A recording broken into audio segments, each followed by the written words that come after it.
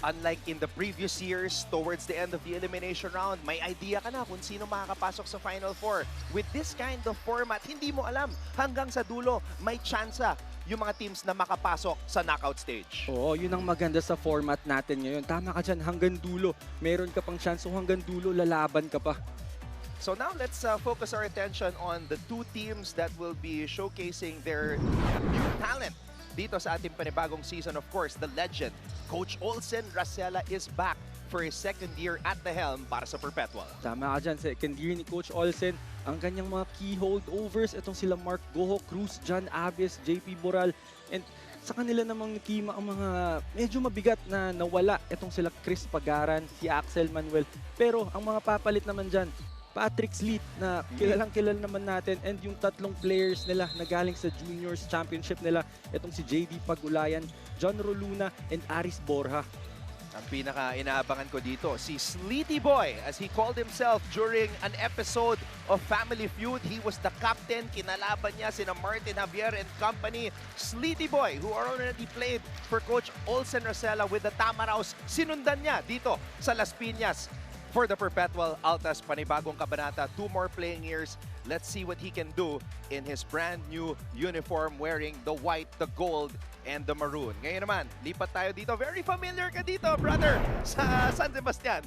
Oo, San Sebastian, naging bahay ko yan ng matagal na panahon. And further, head coach, ang rookie head coach nila, si Coach Rob Labagala. Nandyan pa rin yung mga usual suspects nila na si Paeng Are, TJ Felibrico, Polo Gabat, Leo Velasco, na wala naman sa kanila. Medyo mabigat to. Ito yung partner ni Are, Raymart Escobido, pati Rex Gabat. Pero ang mga dumagdag naman sa kanila, galing din sa juniors division natin, si Ian Cuahaw, itong si Juniel De La Rama, and ito si Jaime Gomez Del Llano. Nabanggit mo, Renzo, si Raymart Escobido, he averaged 13.1 points per game. Partner in crime ni Paeng Are. But remember, Paeng Are was our scoring champion sa NCAA Season 100. He was averaging 17.9 points per game. Ano kaya mga numero ang kanyang mailalabas under Coach Rob Labagala? I'm sure yung scoring niya nandyan na yan. Pero ang feeling kong challenge for him right now is kung paano niya i-involve lahat ng teammates niya. That's a great point. And knowing that Coach Rob was a defensive-minded point guard, baka mas maging pesky itong si Paeng Are. Let's see his evolution dito sa ating panibagong season. Now, let's turn it over to our Coliseum announcer para makilala ang mga starters ng Perpetual at ng San Sebastian. Sa Oil Center, San Juan City. Ito po ang inyong NCAA Season 101, Building Greatness. Live ngayon sa the heart of Asia, worldwide sa GMA News TV at my live streaming sa gmanetwork.com, NCAA Philippines website, YouTube at Facebook. It's the Seniors Division Eliminations. It's the Perpetual Altus taking on the San Sebastian Golden Stags. Let's meet our starting lineups. Starting for the Perpetual Altus. At guard number 9, Sean Orgo. And the other guard, number 19, Mark Goho Cruz. At center, number 21, Jericho Nunez. Forward, number 14, John Abbas. And the other forward, number 10, Patrick Sleet. The head coach of the Altus is Olsen Racela. Starting for the San Sebastian Golden Stags. At guard number 4, Rafael Arre. Ayan po mga kapuso ang mga bibida para sa kobrahan ni Coach Olsen Racela. Sean Orgo is back after suffering that shoulder injury in Season 100. Great to see him on the court. Siyempre, he will be joined by the amazing sophomore who had an exceptional rookie year, Mark Goho Cruz, MGC. Starting center is now Jericho Nunez. Avis, one of the 3 team captains, kasama rin dyan. And of course, Patrick Sleet. Para naman sa kubunan ni Coach Rob Labagala, you have the high-scoring Paeng Are, Lumanag, Leo Velasco, Juniel De La Rama, and Christian Risho. Sila naman po, ating mga officials, Cañete, Faraon, and Tal Placido. We are ready for game day number 2 here in NCAA Season 101.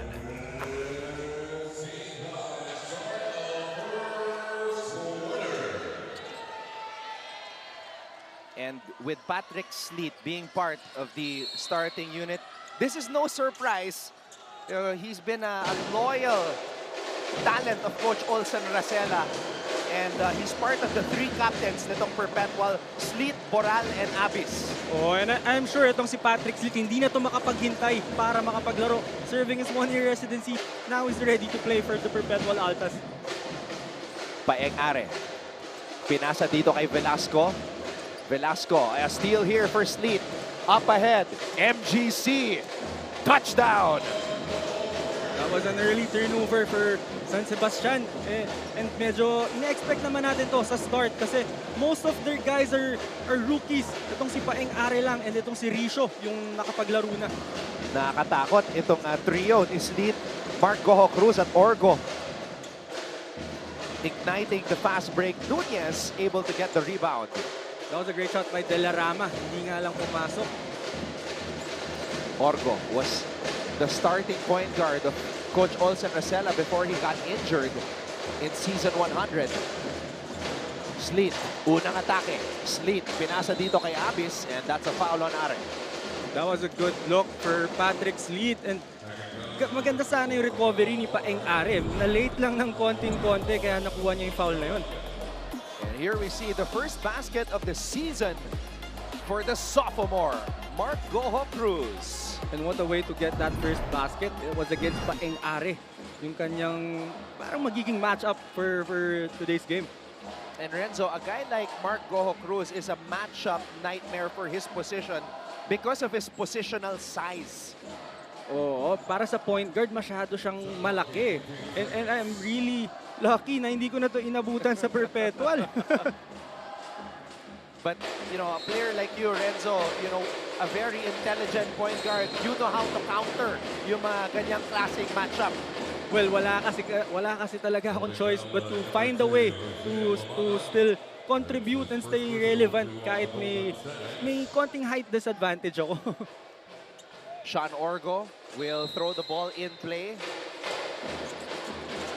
Orgo, binigay dito kay Sleet. Sleet giving it to Goho Cruz.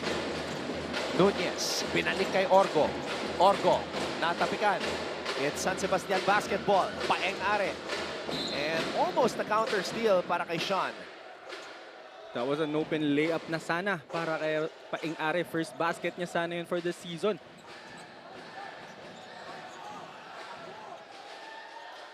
Paeng-Are.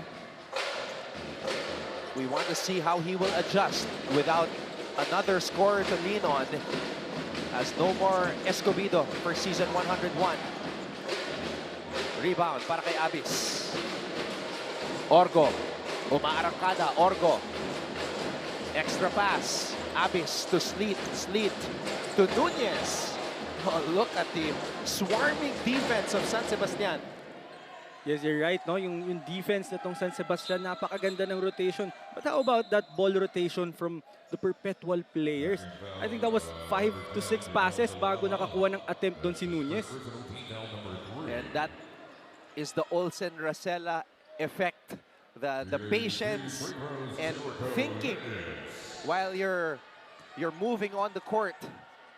You combine that with your natural instincts. Oo, kapag point guard talaga ang head coach mo, most probably extra pass talaga ang pinipreach niyan. Nunez, one of 3 big men na nagpapalitan at the center spot last year. So now, as the starting center, I'm very interested to see how much he has improved. Oh, and Nunez is also a veteran already. I think I had a chance to play against him pa. Pero rookie pa siya nun, so I'm very excited for him for this season. Kasi last year, ang calling card ni Nunez, physicality eh. So now, the question is, what did he add? Did he add more of a finesse game? Does he have a soft touch now around the rim? So tignan natin. So I think pinagtrabahuhan niya yan during off-season. And I'm excited to see kung ano yung mga bibigay niya sa atin for this season. Lumanan against Goho Cruz. Lumanan spin. Nunez with the board. Sleet. Aatake. Sleet with his first NCAA basket. Welcome to the NCAA, Patrick Sleet. Patrick Sleet is almost unstoppable kapag nakabuelo siya. So you really have to put a body on him early. Are killed his dribble. Throws it to the post. 10 on the shot clock. Are steps back. Paeng. Too strong. Rebound Orgo. Ito na naman si Sleet. And look at the patience of Patrick Sleet. Sleet giving it to Nunez. Abis out to Orgo. Sleety boy for three. Patrick Sleet, 5 straight points para sa Perpetual. But you have to give credit again sa ball rotation itong Perpetual. That extra pass by Orgo. Meron na siyang tira dun sa corner. Pero inatake niya muna one dribble bago niya kinake-out kay Patrick Sleet. Are. Risho. Or rather Velasco. Triple on the way. It's good. First basket for Delarama. And now we get our first report of the season from Tati, Austria. Tati, what do you have for us? No time for senioritis, Anton and Renzo. I spoke to the graduating team captains of both teams this morning. San Sebastian, PJ Palebrico is fully locked in on this game day mindset. Ika nga niya, hindi ko inakala ang naibigan ko lamang na laro doon sa Isabela ang makakapagpaaral at makakapagpadala sa kanya ngayon sa Manila. Kaya naman determinado siyang maipakita ang baon niyang lakas for his last season. For graduating Alta, John Abis admits hindi niya alam paano maging kuya figure sa kanilang rookies nung una. But he is betting on them today to bring Perpetual's winning culture over from the juniors. Dagdag niya na dahil wala pa silang championship, sana raw ang pressure from expectations ay magiging motivation. Ano nga ba ang lamang? Winning culture or winning mindset? Anton and Renzo. Maraming salamat, Tati. But I will say both coaches have both. Winning culture and winning mindset. It's just a matter of imparting those things sa kanilang mga manlalaro. Oo, kanina pa natin pinag-uusapan yung matchup nito ni Goho Cruz and Paengare. And I'm also excited dun sa matchup natin sa sidelines. Both great point guards as well nung naglalaro pa sila. And we're looking at some of the players on the bench. TJ Felebrico, team captain for the second straight season para sa Baste. Napakasipag nitong si Patrick Sleet. And he is hyped. He is feeling right at home. Getting comfortable dito sa physicality ng NCAA.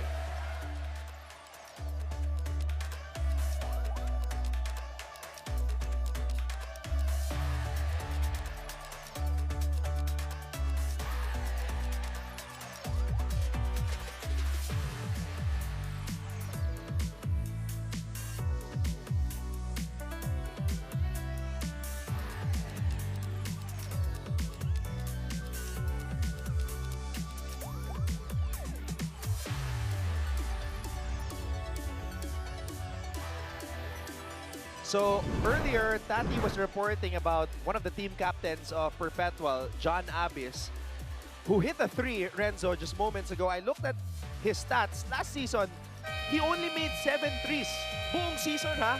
So mukhang nag-extend siya ng range. Oo, and that's something na I think dinevelop talaga nito ni John Abis kasi magagamit niya talaga yan kapag pumunta na siya sa next level. And malaking bagay yan for Perpetual Altus kasi problema mo yan sa ilalim si Abis eh. Yep. And now na meron siyang 3-pointer, panibagong problema na naman to para sa opposing teams. Yeah, si Abis, kilala yan sa yung mga piso-piso eh. Yung around the paint, yung kahit mga one-handed shot. Nung nakalaban Sure ko siya, ang naalala ko dyan, yung offensive rebounds talaga eh. Doon siya kumukuha ng puntos off that offensive rebounds. So now we have at the line, Mr. Patrick Sleet. Ginawang team captain agad ni Coach Olsen Racela. There are 3 team captains, Abis, Boral, and Sleet. Sleet hails from Puerto Galera, Mindoro.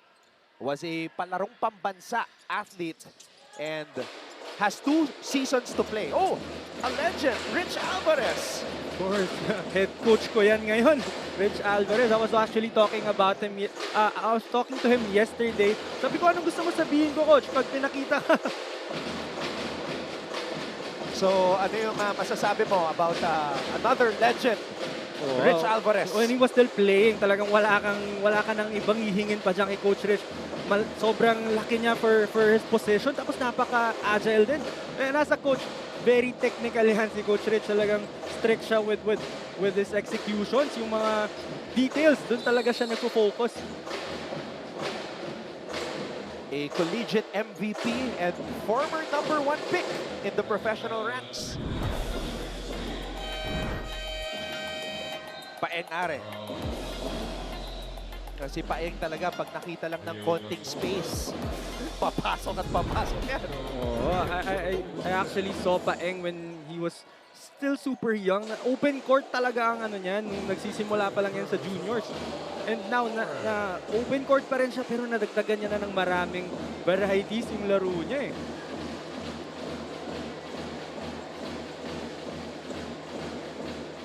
Are missing on that first free throw. Paeng Are last season shot a total for the whole season 121 free throw attempts and was 72.7% from the charity stripe. That number just shows how aggressive he is every time na naglalaro siya. Siyempre, kailangan kondisyon ka. You have to be able to take the contact to get to the line. Oo, and yun naman yung ginawa ni Are na advantage niya. Yung size niya, hindi masyadong lamang eh. Pero yung physicality niya, dun siya kumuha ng strength talaga. Oh, speaking of physicality, this guy, as I mentioned earlier, his calling card, physicality, and now I will add patience. Patience and physicality, Jericho Nunez. Oo, I'm very happy to see yung development nito ni Nunez. Nakita natin, yung pump fake niya in the post, waiting for his defender to bite before rising up. Yun na rin yung natulong ng experience sa kanya eh. Ayan na po.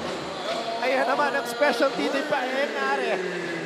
Sleet on the attack. Oh, that's a good defensive stop right there. Oh, what a block. PJ Fenebrico in the game now para sa Baste. Extra possession. Castor titira mula sa labas. And that's a rebound for Mark Goho Cruz. I'm actually familiar with Castor. He can really shoot that three-pointer, pero that was his first shot. So, antayin natin kung kukonekta ba siya for this game.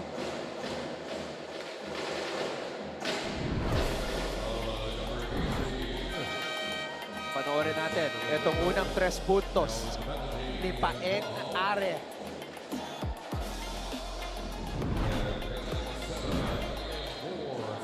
Ito yung sinasabi mo kanina, Ian Cuajao.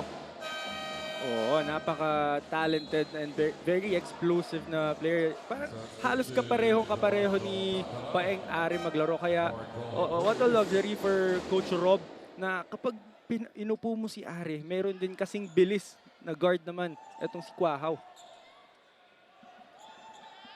Some substitutions here for the squad of Coach Olsen Racela. Alcantara is now in. Boral is also in.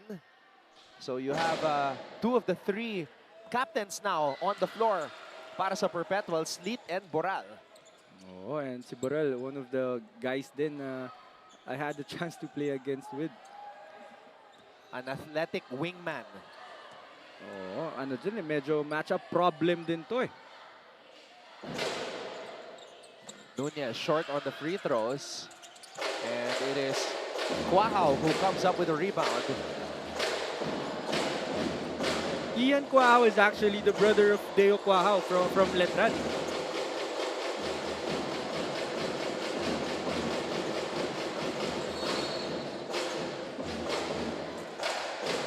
So looking at yung tindig nitong si Ian Cuajao, point guard ba to? Ano to eh, points guard to. Points guard, okay, okay. kaya ako sinasabi kanina na parang Paeng Are rin ng ang style nito. So what he has in common with his brother is yung scoring mindset. Oo, pero medyo on point guard siya yung mag-organize, mag-set, pero look to score pa rin talaga. So So yun yung common denominator Oo. ng mga kwahaw. Scorer talaga. Castor. Felebrico, pinasa dito sa kanto. 6 on the shot clock. Kwahaw. A little bit short on that triple attempt para kay Ian. Perpetual went to a zone that time, no? So medyo, I think, nagkaroon ng konting confusion dun sa opensa ng Golden Stags.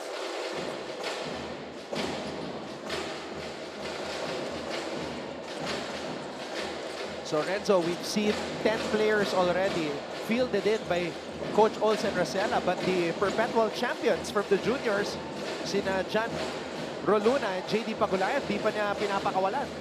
Oh, that's very interesting, no? Knowing na kung gaano kagaling itong mga players na to, kung gaano kalaki yung pwede nilang makontribute para sa team nila.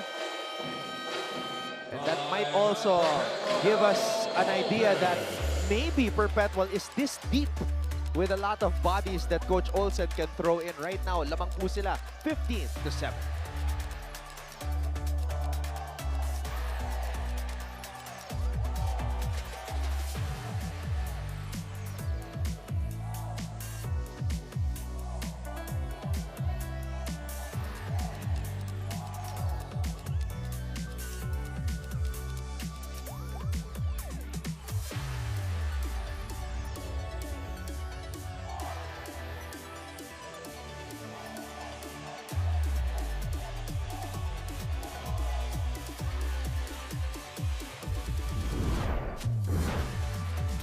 Second straight year as the team captain, TJ Felebrico, one of the toughest players in the NCAA. Oh, TJ Felebrico, I'm very familiar with him as well because I got a chance to play against him dun eh. And for this season, I think merong konting adjustment si Coach Rob sa kanya. Coach Rob is trying to play him as a 3 eh. More, kasi pagdating niya sa next level, medyo undersized siya for a 4. Oo, kasi nung nakaraang season, yung laro niya talaga in the paint eh. So that's what I love about our coaches here in the collegiate level. Hindi lang nila iniisip yung ngayon, pero yung future ng mga bata. Oh, tama ka dyan. They can easily take advantage of Felebrico down low. Pero again, yun nga, yung future nila yung iniisip ng mga coaches natin. That's why they're trying to develop them fast. Here's a full court press being employed by Perpetual. Wow. Depasena popping out, binigay dito sa kanilang kapitan. Felebrico operating from the wing. This is something we did not see often last season. Perpetual is trying to mix it up, no, defensively.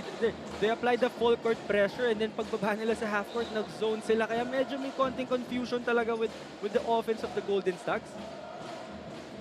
DJ Felebrico also part of the mythical 5 in season 100. Oh, imagine, undersized pero nag-mythical 5 pa.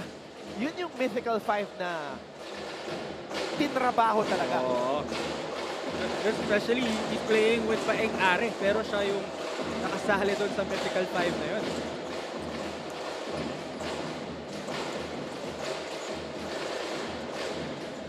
Handoff. Alcantara gets it to Boral. 3 on the shot clock. Boral knows it. Boral shoots it. And may have gotten fouled as well. Ito yung sinasabi ko na problem sa mga matchup ni Boral eh. He's really a guard, pero yung size niya kasi pang big man. He's now playing center for the Altas, pero he can dribble the ball from the outside eh. Oh, good post move and fade away. Polo Gabat showing a new dimension to his game. Oh, I think he's the youngest Gabat, di ba? Meron pa siyang dalawang kuya na naglaro the past seasons. Now Rex Gabat no longer on the squad. So it is now Polo taking up the cudgels for the family here. Para sa San Sebastian, look at that sweet jumper off the glass by Tolabot. That was a good execution for Perpetual. Up to the last second, meron pa rin silang nakitang option. That's a foul on that cut to the basket. Yun yung binabanggit natin kanina regarding Felibrico.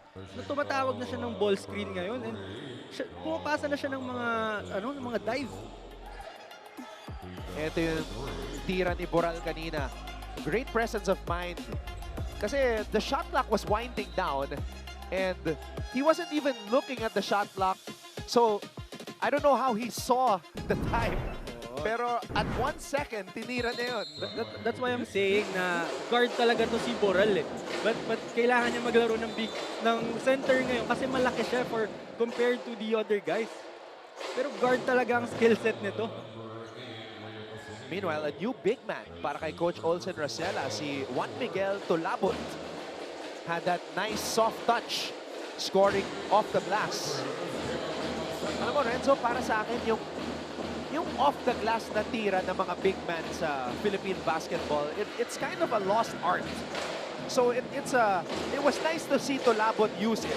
Oh, tsaka yung mga big man na sa perimeter naglalaro kasi usually ngayon 3 points or shaded area lang eh. So yung mga mid-range jumper na yan, it's very nice to see those big men nga na ginagawa pa rin yan. Gabat, wow, working hard for that rebound. TJ. Wow. Short. Boral with the board.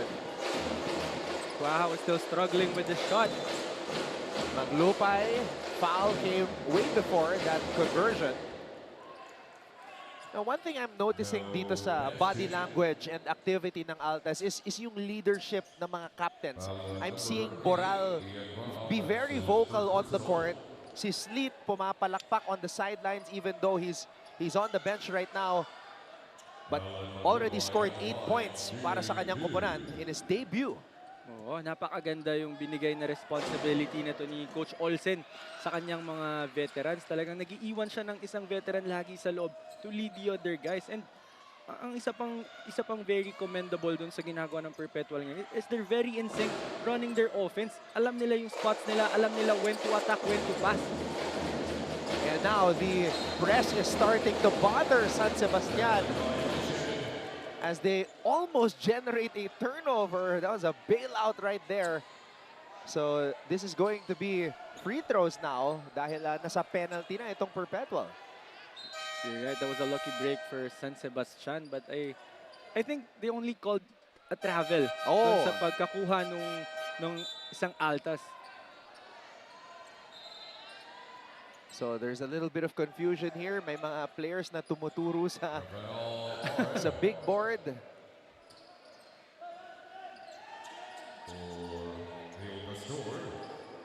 All right, so San Sebastian, no foul call. Renzo's call is correct. It stands travel. And I think Coach Rob is trying to go small for the rest of this period. Are. Are is still one of those guys with that unbelievable ability to make decisions while in the air.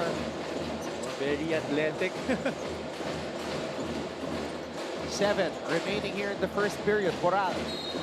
Oh, look at that spin by JP Boral absorbing the contact. Sinalubong siya ng bangga ni TJ Felibrico. It's also an interesting move for Coach Rob to go small, no? Na itong si Boral ngayon naglalaro ng 3 para sa Perpetual eh. So it's really very interesting and that possession Boral took advantage of that disadvantage na meron itong San Sebastian with their height. JP Boral last season averaging 8.7 points per game, 5.1 rebounds per outing, and 1.4 assists. Good on the first free throw. And yun yung leadership na sinasabi mo dito kay Boral, no? After making that free throw, he's asking his teammates kung anong defense natin. So clearly, he is stepping up and embracing the role given to him by Coach Olsen Rosella. Oh, Paeng-Are! Paeng-Are! Just in time! One of the most dangerous players on the break, on the open court. How about Paeng-Are? finishing that layup with contact against 3 guys.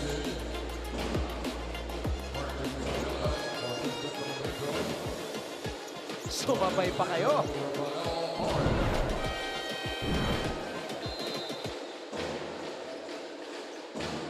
There was a time when RK Ilagan was playing for this San Sebastian squad. Ito ang pumalit sa kanya.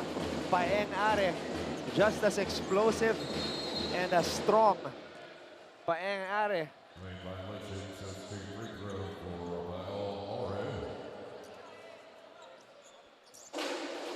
And I'm sure na itong si RK Ilagan nga papayag na talagang ito ang pumalit sa kanya. Kasi nung nasa San Sebastian pa kami ni RK, ito si Paeng Are, nasa juniors division pa to. And parang nakababatang kapatid na namin yan. Are though, missing 2 free throws. Something that he and the Stags have to work on for the rest of this ball game dahil sa puntong ito, lamang ng 10 ang Perpetual at the end of the first quarter.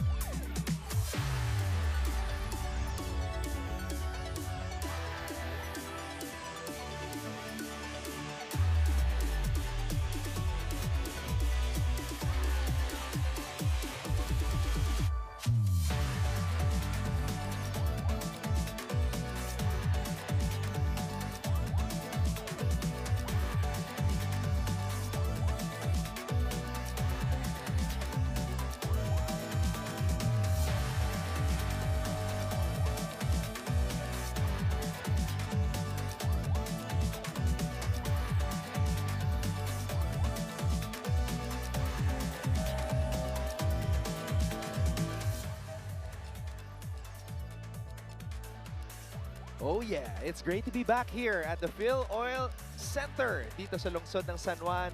This is the venue na i-enjoy natin for the next couple of months because college basketball is back in full swing. At syempre, we are welcoming back lahat ng ating mga kapusong nag-abang dito sa ating panibagong season. This is NCAA Season 100. Maraming salamat sa inyong panonood. Again, we are live on Heart of Asia, and we are also telling everybody to follow our social media accounts so you never miss a bit of the action and of course the write-ups that all of our great writers, mga masisipag natin mga writers, put out on our website and social media pages, GMA Sports PH, and of course, do check us out on NCAA Philippines on YouTube as well. Anton Rojas alongside Renzo Navarro, still playing basketball, but has a new job, a new sideline. Welcome back here to the NCAA. Thank you. Yeah, it's really great to be back in the NCAA. Ano lang, onting adjustment lang sa role ko dito sa NCAA. Pero basketball pa din tayo. You are adjusting very smoothly, my friend. And of course, we also have Tati Austria at Courtside making her debut as part of the NCAA broadcast team as well.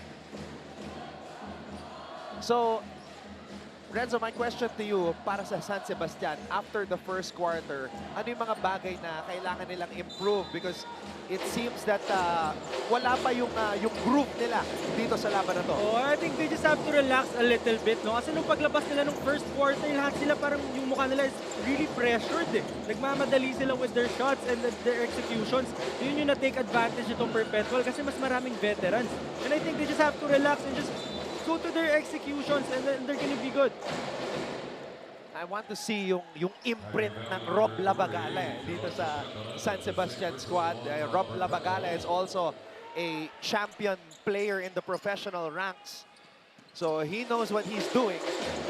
Oh, and yun, kaya ngayon, yung lineup niya ngayon, pinagsabay niya na itong dalawang explosive guards niya. And this is very interesting kasi nung nagsisimula sila, itong si Quahaw medyo may konting ilang pa to kay Paeng Are kasi sino ba namang hindi sa starstruck dito kay Paeng Are, pero I'm really excited for them and kung paano sila mag-work together for the Stags. You're right. Itong kind of like what what was happening last season nung may mga times na pinagsasabay na si Raymart tsaka si Paeng. Oo, pero ito nga, mas explosive itong si Quahao. So, I'm very excited for this combination.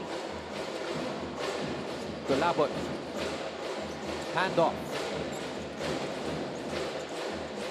Tulabot again. And what a battle for the rebound. Quahao. Ball ends up with him. Are. De La Rama. Left wing 3. Aba. In-acknowledge pa yung San Sebastian crowd. Oh, and he had to take that off his chest kasi kanina pa sila nagsa-struggle. So he really has to let the crowd know na nandito sila sa larong ito. Oh, what a play. What a two-man game. Casinilla finding Tulabot on the roll. Beautiful basketball. Are. Faking the 3. De La Rama cutting. Binigay dito kay Quahao. Siyam na segundo. Natitira sa shot clock. Are with the cut. And the foul away from the ball. A chance to hear from Tati Austria with this report. Hindi lang players, courtside reporter or panel ang magde-debut this NCAA Season 101. Anton and Renzo, I got a sneak peek inside San Sebastian's rebuild with Coach Rob Lagala. And for him, it's all about that grind effort paired with a championship mentality. They are using the all-out resources and support from their school community to their advantage. Kahit aminado si Coach na hindi sila perfectong team and that their main challenge lies in assessing weaknesses and strengths. Bagong bastay identity naman ang nais ipakitang gilas ni Coach Lagala for his Stags, expecting them to give their all-out best effort on the court today.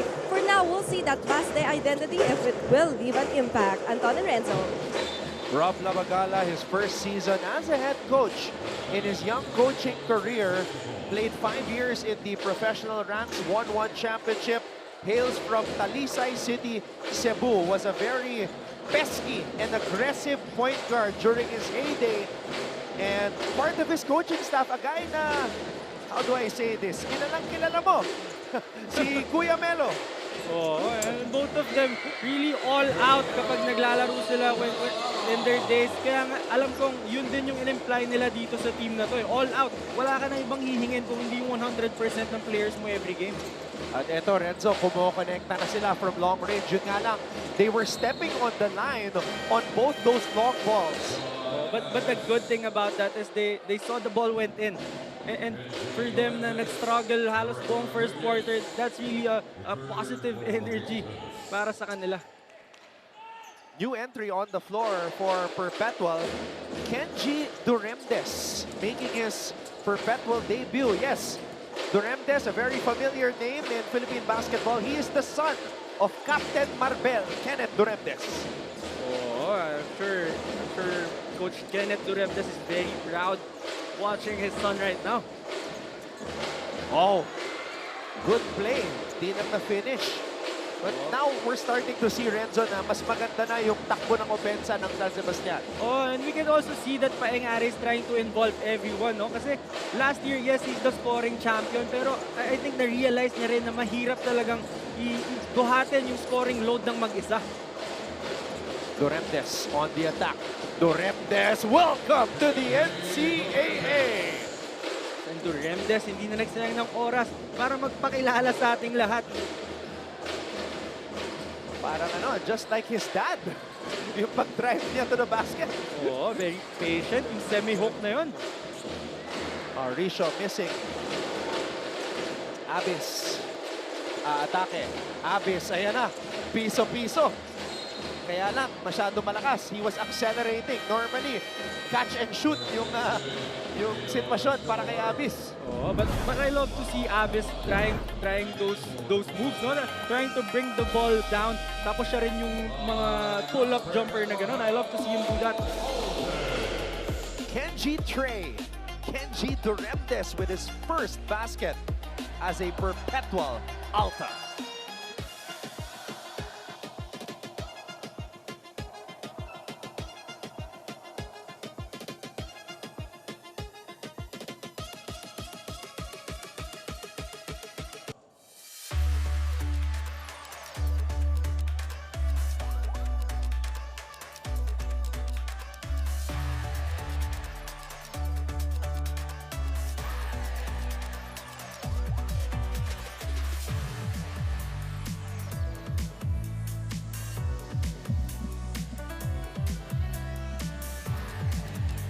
we are once again saying hello from the Phil Oil Center in San Juan. We are loving the energy as collegiate basketball is now in full swing.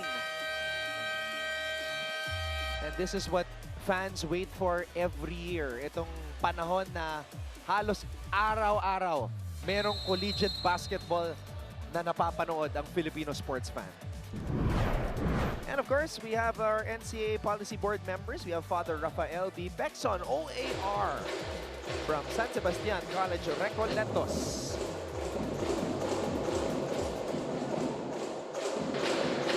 Right now, San Sebastian trailing by 10 with 6 minutes and 17 seconds remaining in the second period.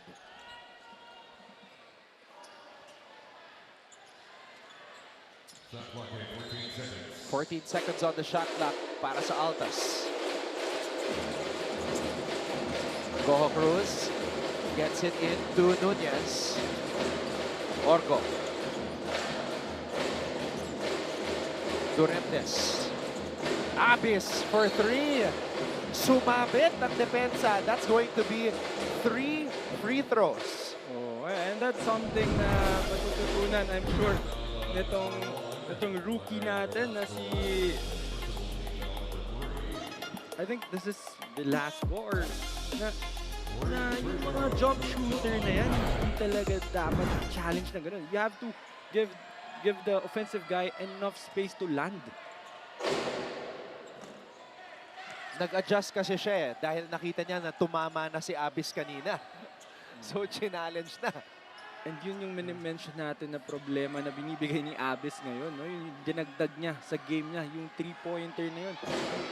You also have to fly out dun sa mga kick-out sa kanya. Abis though missing 2 of his first 3 free throws. Let's see if a third time is a charm para dito kay Abis. And yes, it is. Gets the lucky bounce.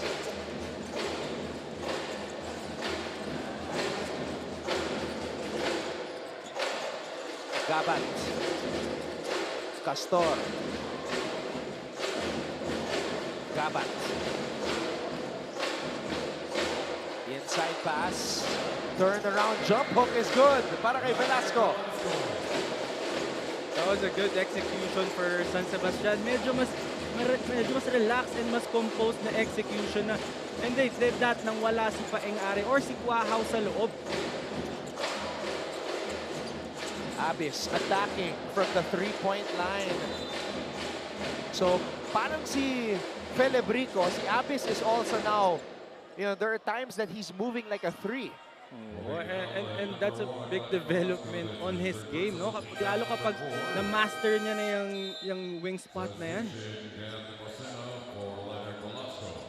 So, Leo Velasco, papahinga muna. And we have Gab Nepasena. But that was a big blow for San Sebastian kasi kakashoot lang nito ni Velasco and he picked up his 3rd foul. So I asked Paeng-Ari, sino ba yung mga bagong players na dapat abangan? Gab Nepasena was one of the players that he mentioned to me. So, let's see what he can do. He's wearing jersey number 28. Oh, and if si Paeng-Ari na yung nagsabi na ikaw yung dapat tignan, hindi mo pwedeng ipahiya yan. Nunez. So possession arrow pointing in favor of the Golden Stags. Exactly 5 minutes remaining here in the first half.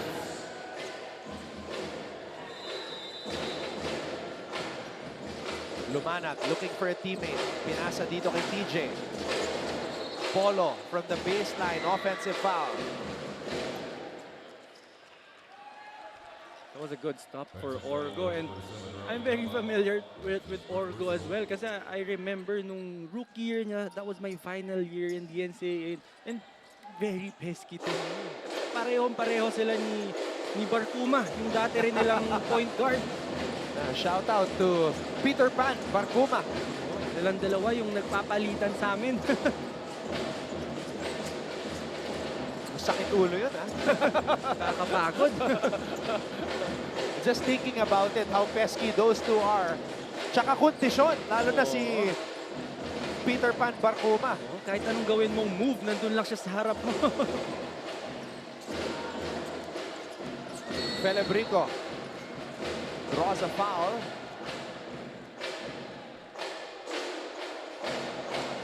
That was a good action for San Sebastian, yung pinch post na yun. Kasi they were trying to do a lot of pick and rolls earlier. Pero nagsiswitch lang itong Perpetual kasi meron silang size to do that eh. Pero yung pinch post na yun, medyo iba kasi ang handling dyan eh. So that time, nagkaroon ng konting confusion dun sa defense. Kaya inatake agad ni Felebrico yun. Kenji Doremdes back on the bench, replacing him. Ray Allen Maglupay. Ray Allen.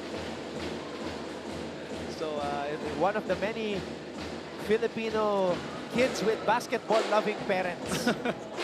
Pinangalan after an NBA legend. Hindi natin makakaila na basketball fan yung parents. And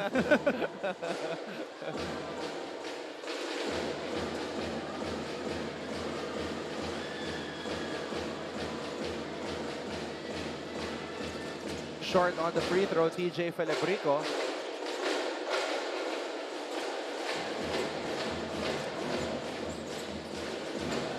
I like the patience of Mark Cruz and Sean Orgo. Nakita nilang nakatrap yung San Sebastian. So imbis na mag-dribble agad, they surveyed the floor and just passed the ball.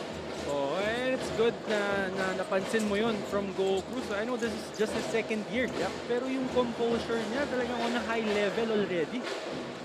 Oh, dangerous pass by TJ Felebrico. Oh. This is not something we want to see, especially very early in the season. Neil Castor on the floor, and he was holding to his right knee. Holding on to his right knee.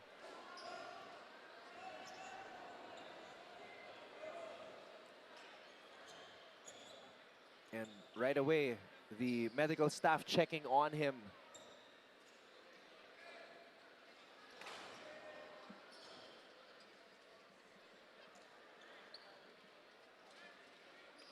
Well, this is a good sign. He's able to stand up now and walk, shake it off to the applause of the Sebastinos na nandito ngayon sa Phil Oil Center. And I think the good thing is nabibigyan niya ng weight yung tuhod na natamaan. Oh!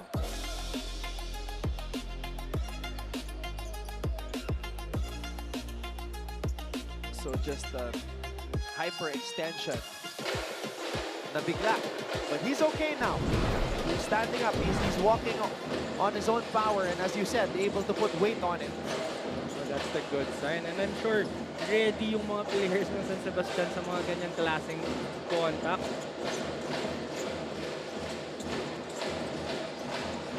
Goho Cruz. Orgo, cross-court pass. Ray Allen. Short on the floater. Ito namang San Sebastian ngayon yung nag-mix up nung defense.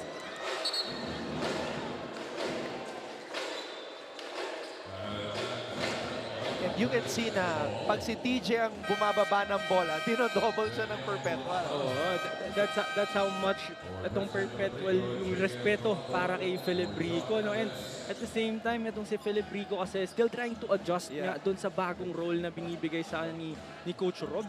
Tinetesting siya ng Perpetual Altus. Naka-transition na ba tong si TJ? Subukan natin.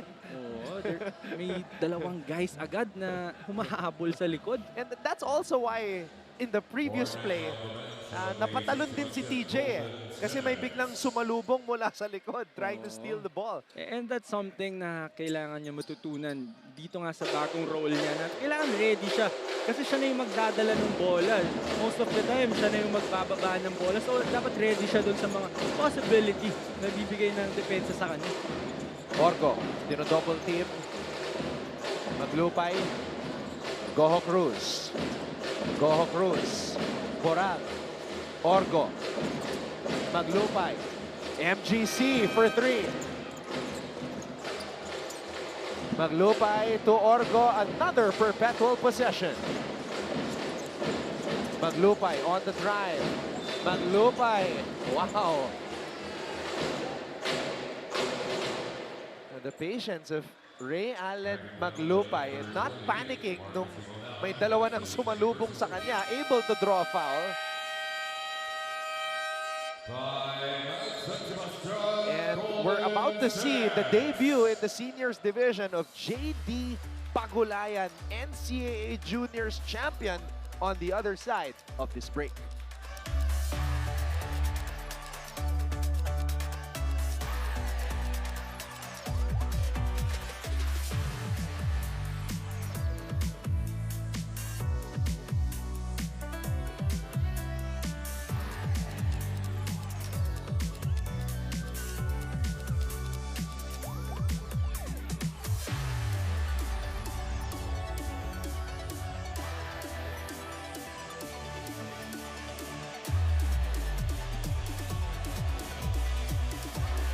Hey, the number 2 pick is here. Juan Gomez de Leaño. Overseas baller. Now making it back here to the motherland. Of course, he is in the NCAA to support his brother, Jaime Gomez de Leaño. And of course, the proud parents, the Gomez de Leaños, the GDLs. Full support.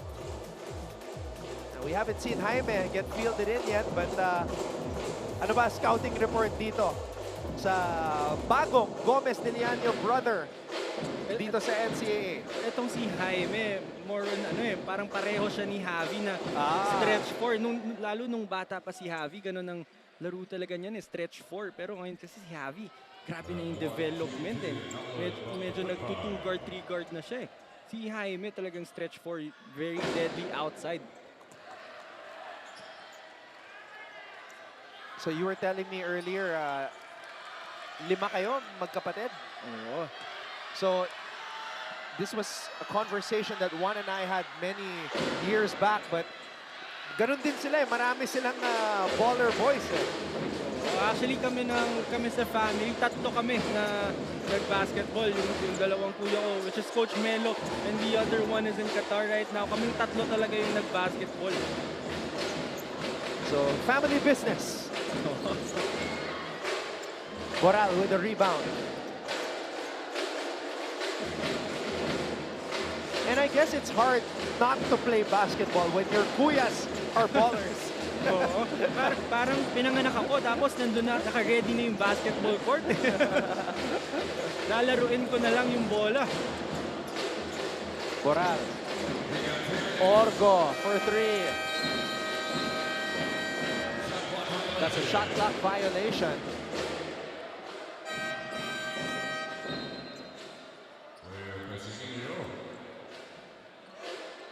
I also love how itong si Orgo was running things for Perpetual offensively, no? Talagang na-execute niya ng maayos, but that shot is something na kailangan niya talagang improve eh, para maging kumpleto yung laro niya. Yeah, last year, Orgo, 29.1% from beyond the arc, but didn't really shoot a lot of threes. Not as much as Mark Goho Cruz. Mark Goho Cruz at 90 attempts in total from beyond the arc. Orgo, 55. Oh, and I think pag ma-develop pa yan ni Orgo, given na kung gaano siya ka-pesky defender and kung gaano siya ka-stable na point guard, magiging problema to ng buong liga. Boral launches. Are with the board. And that's a bump by Tolabot. Well, that's one way of stopping Paeng Are, especially on the break, no? Minsan wala ka talagang magagawa kung hindi foul na lang si Paeng Are.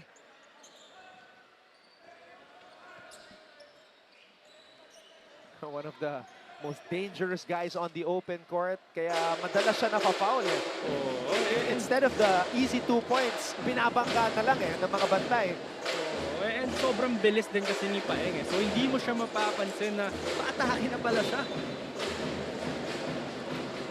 Paeng Are shooting from an imaginary 4-point line here at the Phil Oil Center. And I'm sure yun naman yung sasabihin ni RK Ilagan na lamang niya dito kay Paeng Are. He can easily make those kind of shots.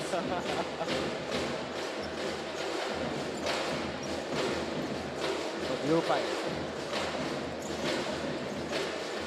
Boral, aatake. JP Boral gliding to the basket.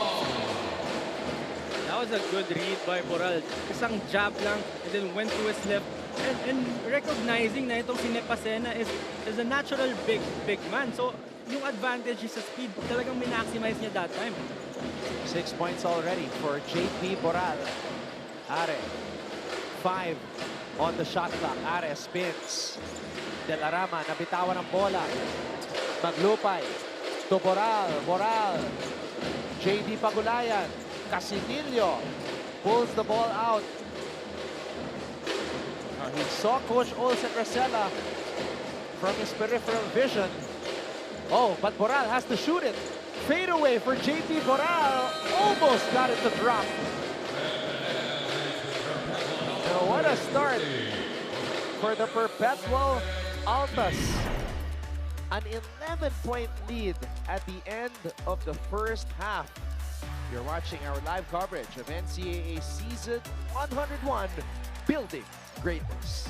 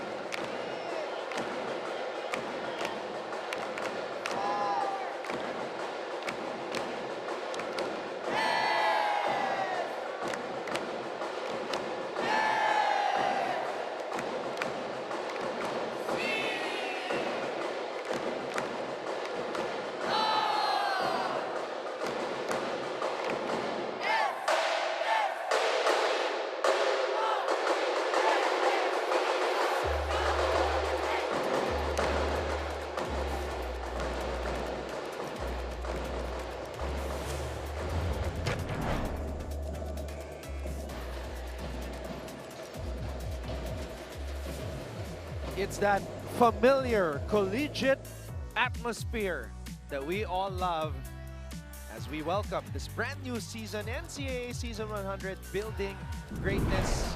And we are featuring this matchup sa pagitan ng Perpetual Altus at ng San Sebastian College Recoletos Golden Stags. Marco Cruz entering his sophomore season, scoring on the fast break. And we also have some new faces on the other side. De La Rama knocking down that jumper. And then, of course, Patrick Sleep making his Perpetual debut. Nagparamdam agad, 8 early points for Mr. Sleep. At syempre, hindi mawawala dyan si Paeng Are. And itong second quarter, tuloy-tuloy pa rin yung magagandang executions ng Perpetual, even with Slit not playing the whole second quarter. Talagang doon sila nag-rely, and dito naman sa San Sebastian, a little bit more composed sa side ng Golden Stag. That's why they got a lot of points off of those executions. Pero yung JP Boral na sinasabi ng matchup problem, really maximizing his advantage. Patrick Sleet did not play in the second quarter as he is saddled with 2 personal fouls. He didn't need to though because his teammates really stepped up as we take a look at some of the important numbers here, Renzo. Oh, and very evident yung mataas na field goal percentage nitong Perpetual with 42% dahil nga sa patient execution nila, sa napakagandang execution, and also their bench helping out with 14 points compared to 4 points from San Sebastian, and those 22 rebounds na kilala natin itong Perpetual. Plus yung 9 turnovers na meron itong Golden Stags really hurting them. That's why they're trailing by 11. So the patience is definitely an imprint of Coach Olsen Racela, being one of the best to ever do it at his position. 9 championships, of course, all the national team experiences. Now, his wisdom, he's sharing it with his players. Ito yung sinasabi natin kanina, Patrick Sleet, NCAA debut, 8 points in the first quarter. JP Boral, one of the 3 captains. Actually, ito yung 3 captain ng Perpetual. Oh, and the veterans leading the way nga para dito sa Perpetual Altus. And it's Patrick Sleet, 8 points despite not playing the whole second quarter. Para naman sa side ng Golden Stags, itong si De La Rama and si Paeng Are, yung mga right spots for them. I'm sure they made their necessary adjustments for the second half, and I'm really excited to see yung kung ano pa yung matutulong ng buong bench ng Golden Stags for them. Juniel De La Rama, one of the many new additions dito sa kupunan ni Coach Rob Labagala. San Sebastian is one of the teams na pinaka nag-overhaul dahil 6 lang yung natira from the season 100 lineup. Oh, that's actually the challenge na sinasabi ni Coach Rob, no? It took them time to accept na at rebuild talaga tong team na to, kasi nga with with all the holdovers na meron sila, kailangan talaga nila ng maraming players to build around that core. So definitely from the ground up, when that is the situation, it's gonna take some time. Hindi yan yung like the percentage of an overnight success is not very high when it's an overhaul and a total rebuild. Oh, and this is the perfect opportunity for them to test kung nasan sila with how great Perpetual is playing right now. Second half officially underway. Maraming salamat sa inyong panonood. Don Rojas alongside Renzo Navarro. And we also have Tati Austria reporting from Courtside. Abis, his third triple attempt. Short sa pagkakataon na yun. Are. Si Paeng, pag nagkakamali, nababawi niya agad eh. Oh, yun yung mindset na meron nitong si Paeng eh. Wala na siyang frustration in between eh. Talagang next play na lang siya ng next play. Cut to the basket and Castor. Nice to see him doing well and moving well after that hyperextension earlier. And it's also nice to see na itong San Sebastian medyo nagka-calm down na ng konti. That's a great execution for them. Nunez, hand off to Orgo, Abis. Goho Cruz.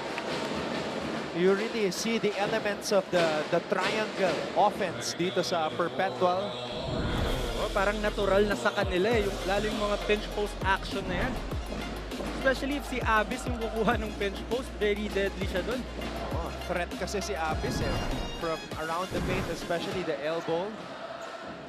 And of course, Coach Olsen Racela, an assistant to the legendary Tim Cone in the professional ranks.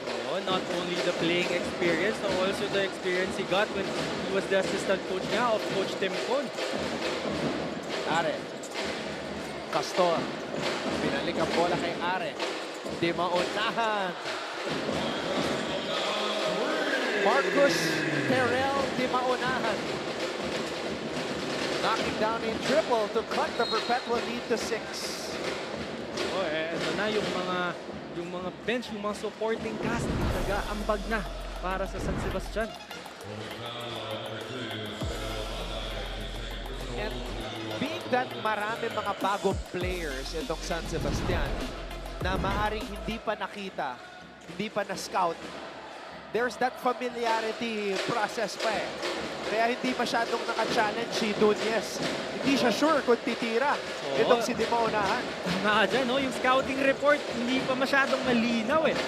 Pero that's the challenge now for Di Maunahan na nakuha niya na yung unang 3-pointer niya. What's next for him? At Renzo, ito na yung sinasabi mo, Orgo, if he develops and becomes a more consistent 3-point shooter, that's another dimension para sa Altas. Oo, given nga kung gaano siya ka-pesky na defender, I'm sure he's gonna be deadly once na ma-fine-tune niya pa yung offensive game niya. Are.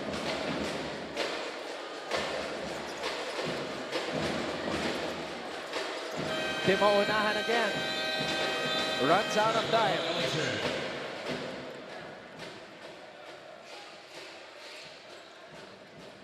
Nabawi agad ni Sean yung 3 points ni Di Maunahan. Now imagine if they were able to get a stop. May chance sila to cut this lead further. Well, that's a big shot for Orgo, no? Especially the timing. Kasi itong San Sebastian is trying to catch up eh. So that 3-pointer by Di Maunahan was really big for them. Pero pinasag agad ni Orgo yung attempt nila sa run na yun. Sleet recovers the basketball. Nunez has to shoot. Nunez, no. Rebound, Are. Ito na si Paeng. Paeng, umarangkada and again. Paeng is like a magnet sucking defenders towards him tuwing siya ay tumatakbo on the fast break. Oh, it's really hard to stop him kasi one dribble niya parang 4 steps, 5 steps na agad. Laging may bumabangga eh. Alright, balikan muna natin si Tati Austria. Class is in session for the San Sebastian Stags as Coach Rob Labagala called out his players at the dugout in a recitation-style meeting. Sabi nga niya, what is our problem? Saan nga ba tayo nagkulang? Ano nga ba ang mali natin? Naniniwala si Coach Rob na dapat lamang ang Stags but continue to fall short in turnovers. Shot selection naman ang naging kryptonite ni Ian Quahaw who needs redirection on where to give the ball in crucial points of the game. Their assignment for this quarter, malagpasan ang backline defense ng Perpetual Altus dahil dedikado ang San Sebastian. Ipanalo ito, what they call a winnable game. Your thoughts on this, Anton and Renzo? Well, number one, it's good that they still have that positive mindset despite being down by 11 at the end of the first half. This is definitely a winnable game, especially when you have an entire second half of play. Now, number two, shot selection, redirection. Referring to Ian Quahaw, yeah, we're still waiting for Quahaw to find this first basket dito sa NCAA. Oh, it's also nice na minention nga yung shot selection nitong ni Ian Quahaw. Kasi he is really used to the ball na laging nasa kamay niya eh. So nasanay siya na talagang yung mga tira na gusto niya makukuha niya. And yun yung malaking adjustment for him coming into the season na si Paeng Are yung main ball handler. So he really needs to learn how to play around that role na meron siya ngayon. 0 for 4 from beyond the arc. Kaya lang, I think half of his three-point shots were off the dribble. Unlike his brother na minsan or kadalasan, catch and shoot. Oh, that's why I'm saying na itong si Ian Quahaw medyo mas point guard compared to his brother na si Deo. Kasi si Deo talagang spot-up shooter eh. Talagang hinahanap ng team niya. Altas running. Oh, Sleet recovers the loose ball. Oh, what a pass. What a pass by Patrick Sleet. That's your veteran for you. That's a very hard pass. Not everyone can execute that pass, and you have to give credit also to Orgo for making that shot. No, he was so open.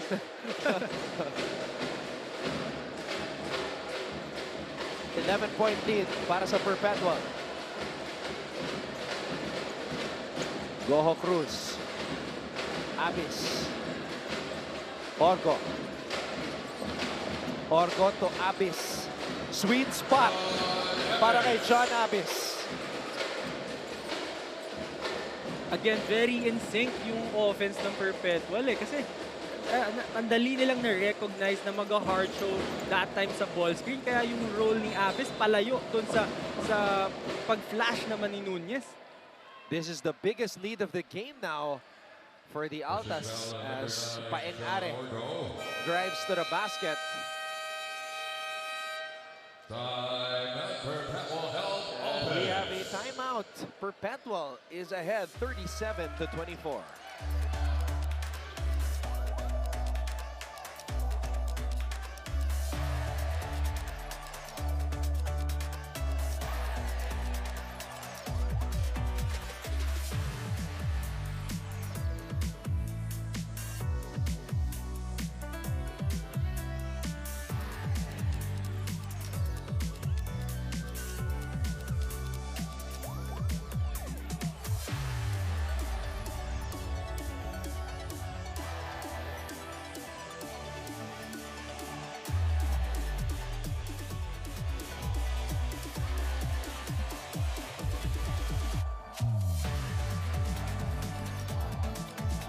They are called the Perps Angels.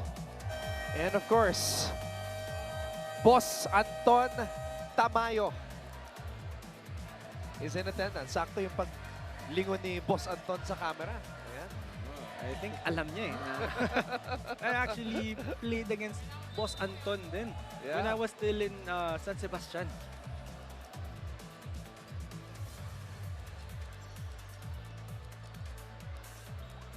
Up to now, malupit pa rin yan. Basketball court. Very deadly shooter. Lefty. Oh.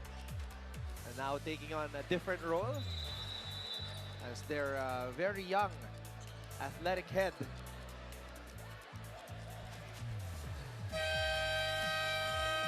At ito naman ang kupunan ni Coach Rob Labagala. Coach Gilbert Lau, also part of his coaching staff.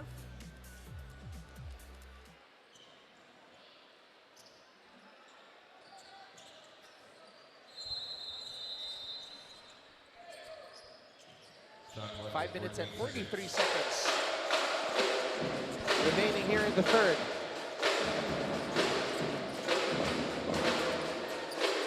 Wow, nagbabalik sa ating karo.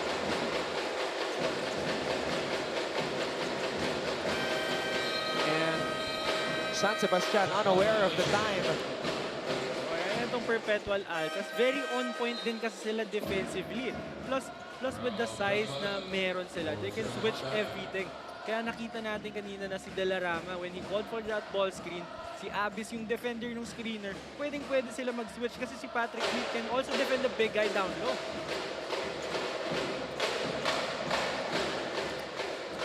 Orgo against Guahao. Sleet. Oh, what a cut by MGC! Marco Cruz, what a catch and what a finish. That was a good cut by Marco Cruz, but that was an even better pass by Abis. Parang ang nilalaro niyang role ngayon for the Perpetual Altus, point forward eh. And just from looking at the eyes of Marco Cruz, alam niyang pupunta yung bola dun. Oh, I think they ran that play for many times already in practice. Marco Cruz, last season's leading scorer as a rookie. 12.8 points per game, right on the money. And I also love yung approach na to ni Marco Cruz. No? We all know that he can score, pero hindi niya pinipilit kasi yung mga score niya eh. Talagang he's just going to his spots, executing the plays. Tapos kapag dumating yung opportunity for him to score, kinukuha niya lang.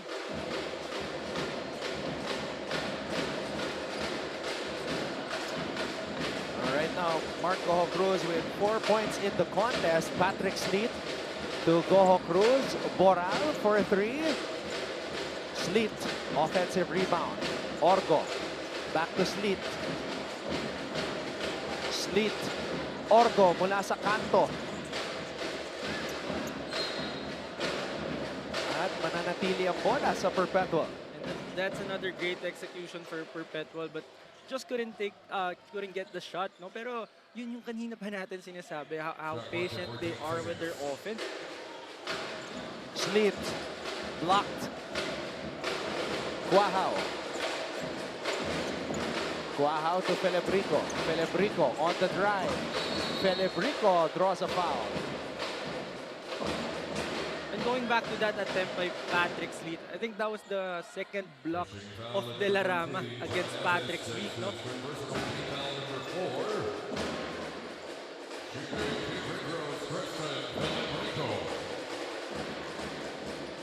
Well, if you are tasked to defend Patrick Sleet and you saw what he has been doing the entire off-season, kailangan mo pag-aralan yan.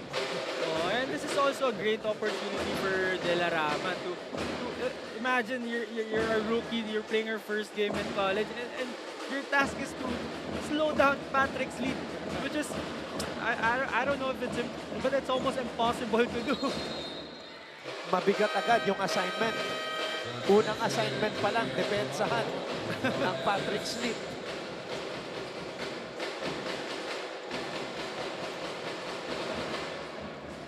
Pero syempre, if you're going to make a name for yourself in the collegiate basketball scene, kailangan sumakses ka dyan sa ganong klaseng assignment.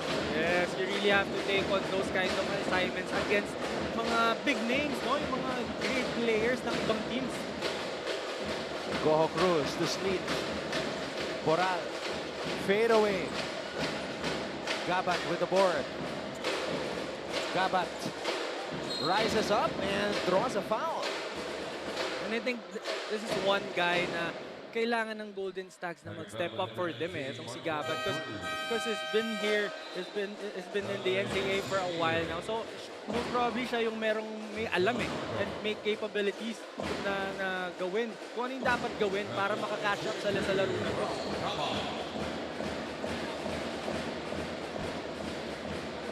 First free throw is good for Polo Gabat.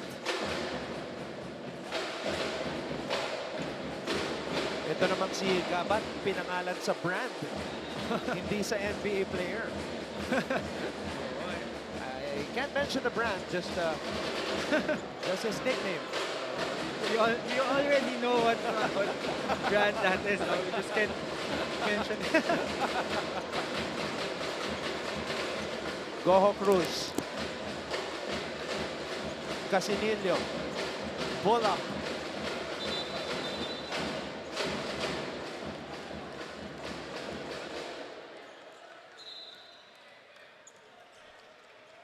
Pushing foul another 18. So it's still Perpetual basketball. That's his third personal team foul number 4. I think there was a foul on Celebrico. Parang pushing foul dun sa rebound play na yun.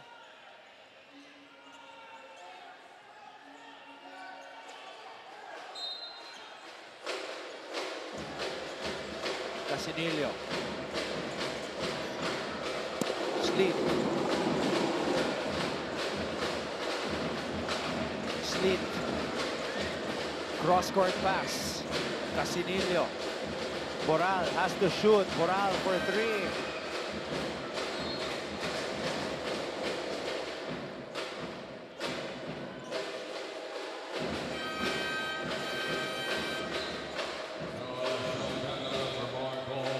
Alcantara. Babalik sa ating laro. Mark Goho Cruz will take a breather. Oh, what a steal! Casinillo, cookies! Oh, and even yung defense nitong Perpetual, kanina pa nga natin sinasabi na very on point Even that one-on-one defense. So very well scouted itong mga players ng San Sebastian. Polo Gabat with a triple. And Coach Olsen asking where the communication went. But Perpetual still ahead by double figures. Now Perpetual help. Okay.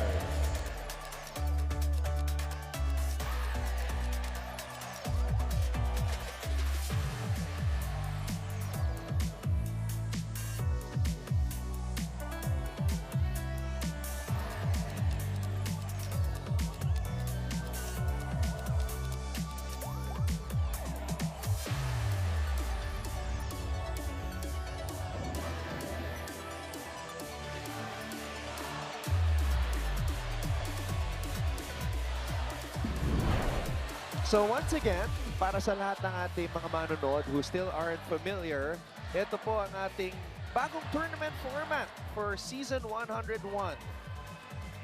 Oo, ayun, again, Group A and Group B, hinati na sa dalawang groups lahat ng teams natin. And each team will play their group twice. And then they're gonna play the other group only once. Tapos, yung top 3 teams natin per group will advance to the quarterfinals with the top 2 teams in each group earning a twice to beat advantage. Tapos yung bottom 2 naman natin, we would still have a chance to fight for a spot in the semifinals sa play-in game na meron sila.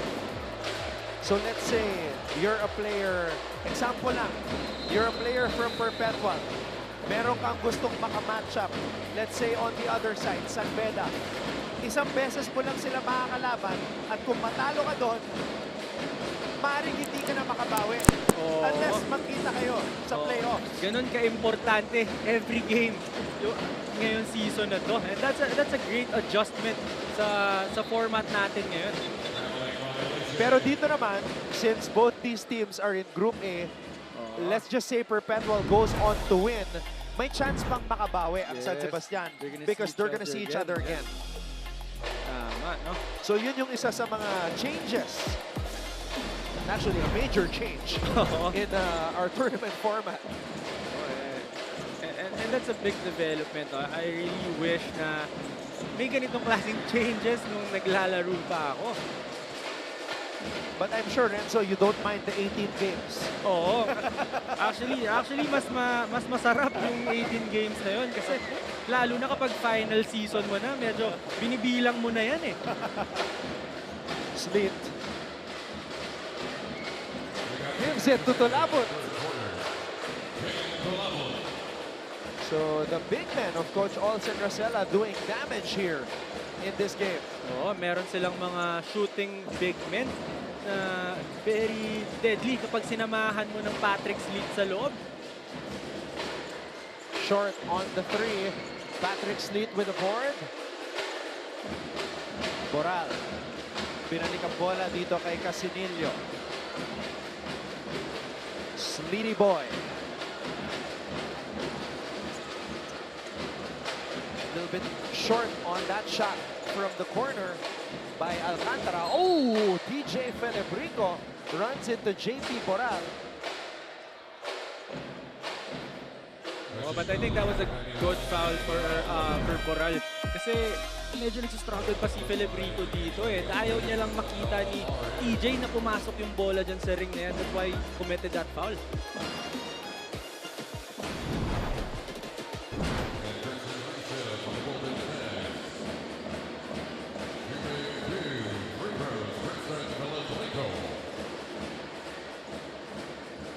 Felebrico is good with the first.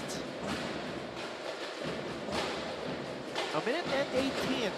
Still a lot of time for San Sebastian to come back in this game. Still very manageable for them, no? Oh, si Kuya Joe.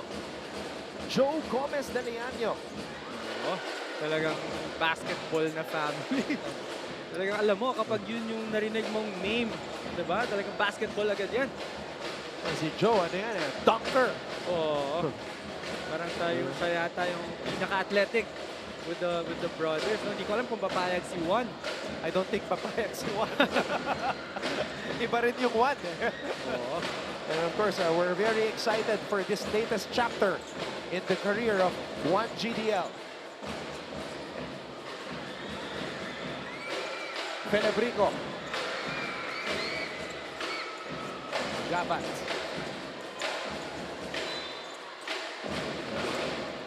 And that's the Felebrico that we know, no? Na crashes those offensive rebounds, asking the ball in the post.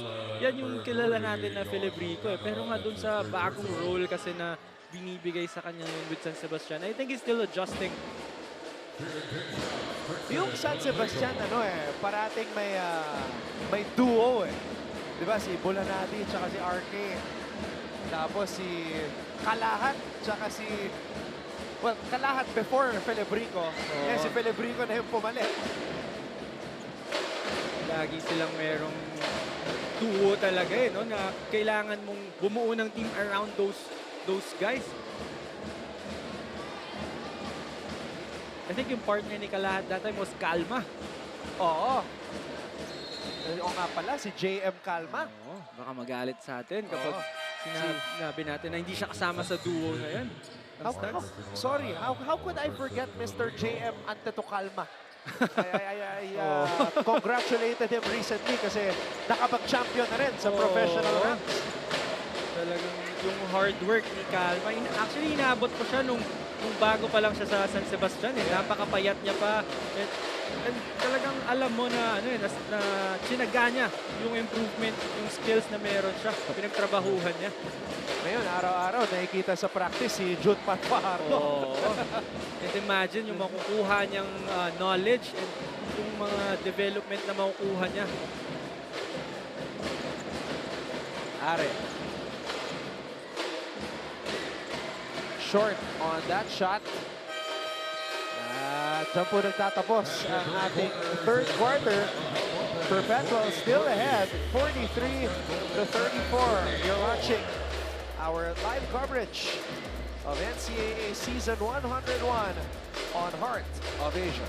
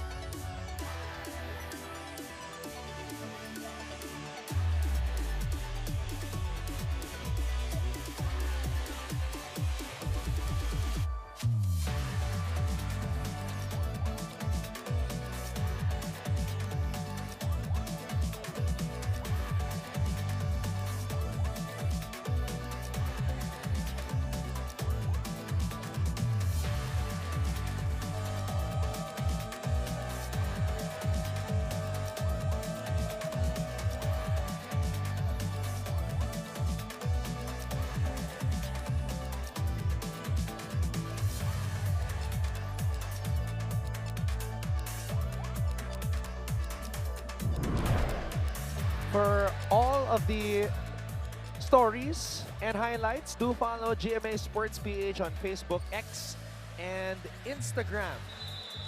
Diyan niyo po mahanap yung mga exclusive interviews with all of our NCAA stars. And if you want to watch replays of the games and check out all of the highlights as well, check out NCAA Philippines. Mag-subscribe na kayo sa YouTube channel.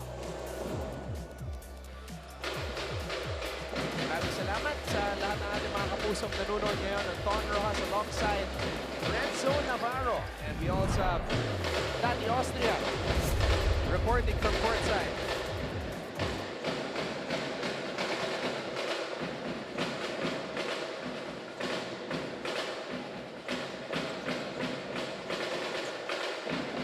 So it's a 9-point lead for Perpetual. They have led all throughout this game.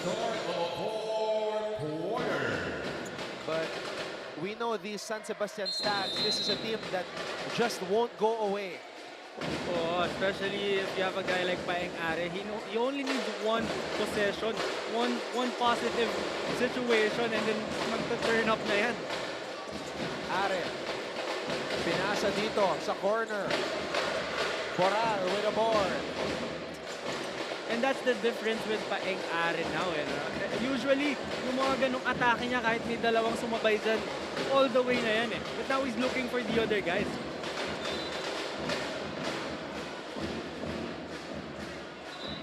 JD Pagulayan getting his first taste of the collegiate level physicality here in the NCAA. But he was one of the most athletic and strong players in the juniors division. Ano yan eh? Three-headed monster. Lebron James Daep, Jandro Luna at JD Pagulayan. I've seen that game, no? Talagang hindi mahanapan ng way paano masastop nga yung tatlong player na yun na minention mo.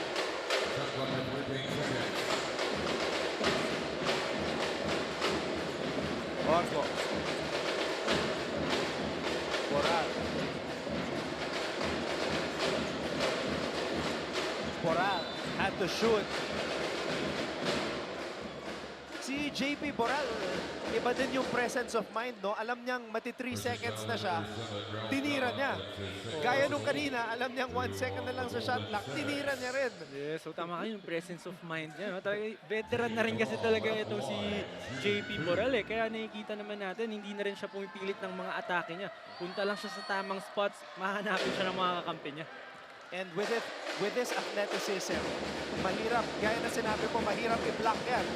Oo, napakahaba nito ni JP Boral and mataas siya tumalon. Tapos, yung kanina pa nga na ito minimension na yung skill set niya kasi pang guard.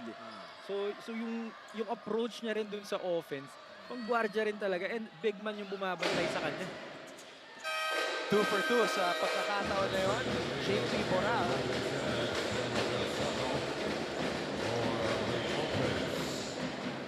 So Boral now with 8 points in this game.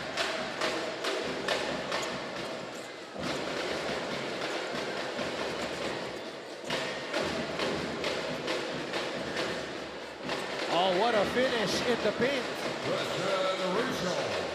Harold Risho. Was a strong move by Risho. Recognizing na kaya niyang i-take one-on-one yung defender niya that time. Angelo Helsano making his first appearance here in season 101. Nakikita natin si Jello excited na excited. Eto na siya. Helsano, unang tira. Bola pa rin ang Perpetual.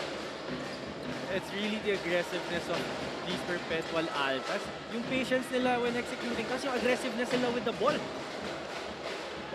Pagulayan for 3. Pagulayan still looking for that first collegiate level basket. The rookie from the Junior Altus basketball program. Patrick Slate for Alan Well, the problem with San Sebastian din kasi, Anton, binibigyan nila ng maraming opportunities sa tong Perpetual eh. Yung mga second chance points, yung mga second chance opportunities. And with the way na nag-execute itong Perpetual, kung gaano kaganda, if you give them multiple opportunities, masasaktan ka talaga eh. Are. Gabat. Baseline jumper, too strong. Felebrico with a board, but a whistle was blown.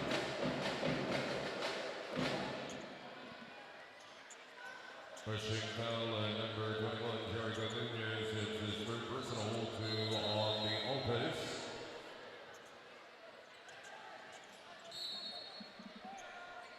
Still a 9-point lead for Perpetual.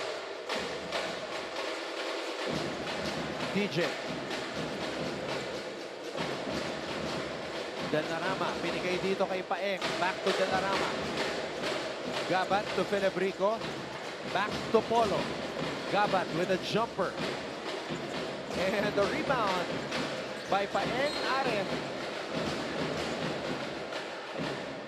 Kalain mo yun? Paeng Are out-rebounding Jericho Nunez. Oh, yun yung athleticism na sinasabi natin na meron itong si Paeng Are. And also, Paeng recognizing na paubos na ng paubos yung oras eh. So it's really time for him to do those things na dinedemand sa kanya nung laro.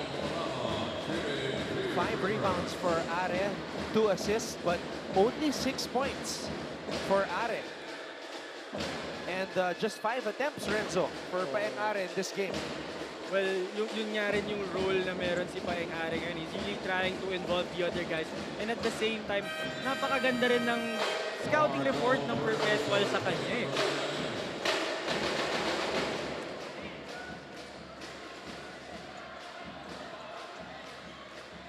Alright, makibalita muna tayo kay Tati Austria.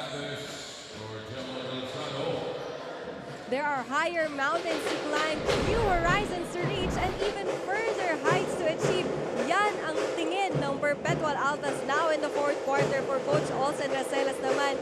Alam niya ang weakness ng San Sebastian side, and he is more than determined to finish well and finish fast. During the huddle, he comments, pinapabagal lang nila ang laro kaya kailangan natin bilisan.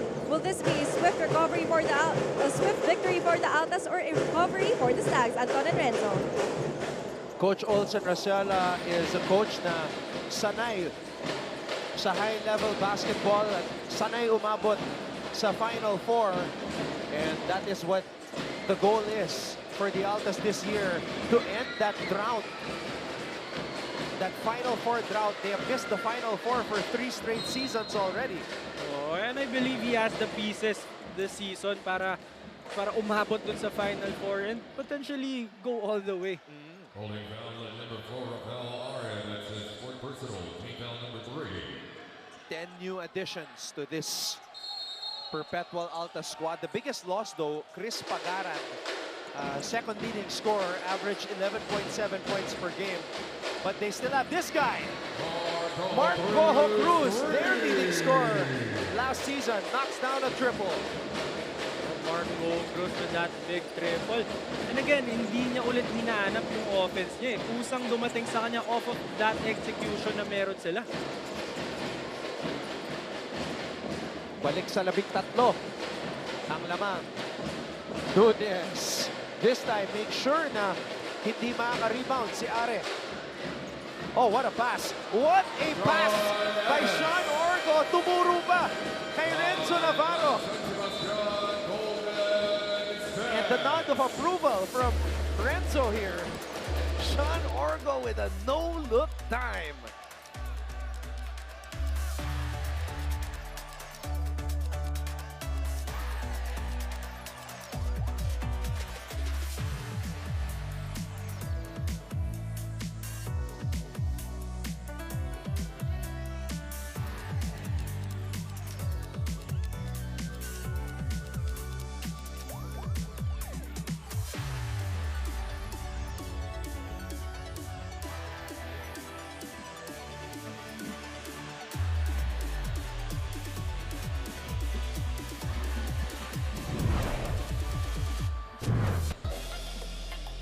Let's take a look at some of the key plays here that has happened as of late.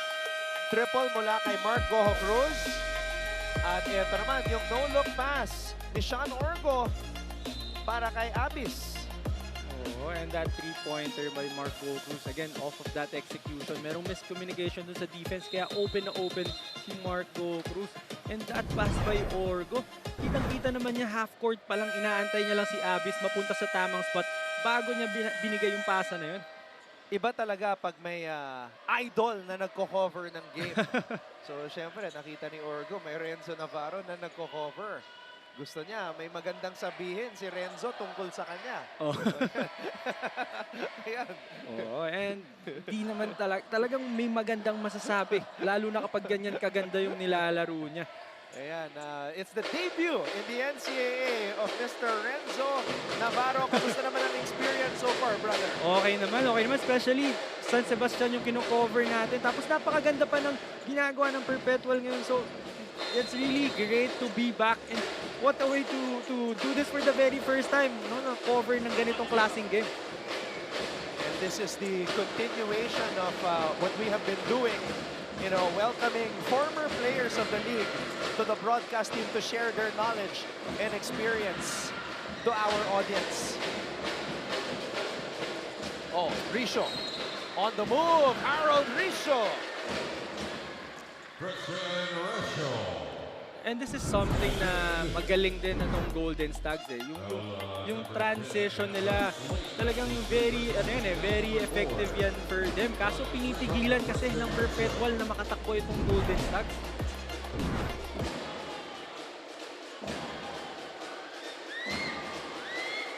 So we have a question here from our Sultan of Stats, Pong Ducanes.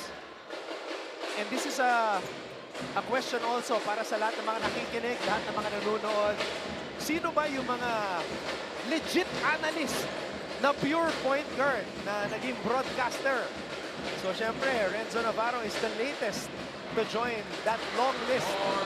Mark Goho Cruz knocks down a triple, another one for MGC. Well, that's another great shot by Marco Cruz, and he's really just enjoying himself right now. No? Very comfortable siya shooting those threes. He's just enjoying. The biggest lead of the game now for Perpetual. Felebrico on the drive. Felebrico blocked by Nunez. Una, natapikan ni Nunez. Itong si Felebrico, and then he completes the block. Extra pass. Another assist para kay Orgo. And I think that's his 10th point para dito kay Marco Cruz. Abis with the board. Goho Cruz steps on the brakes.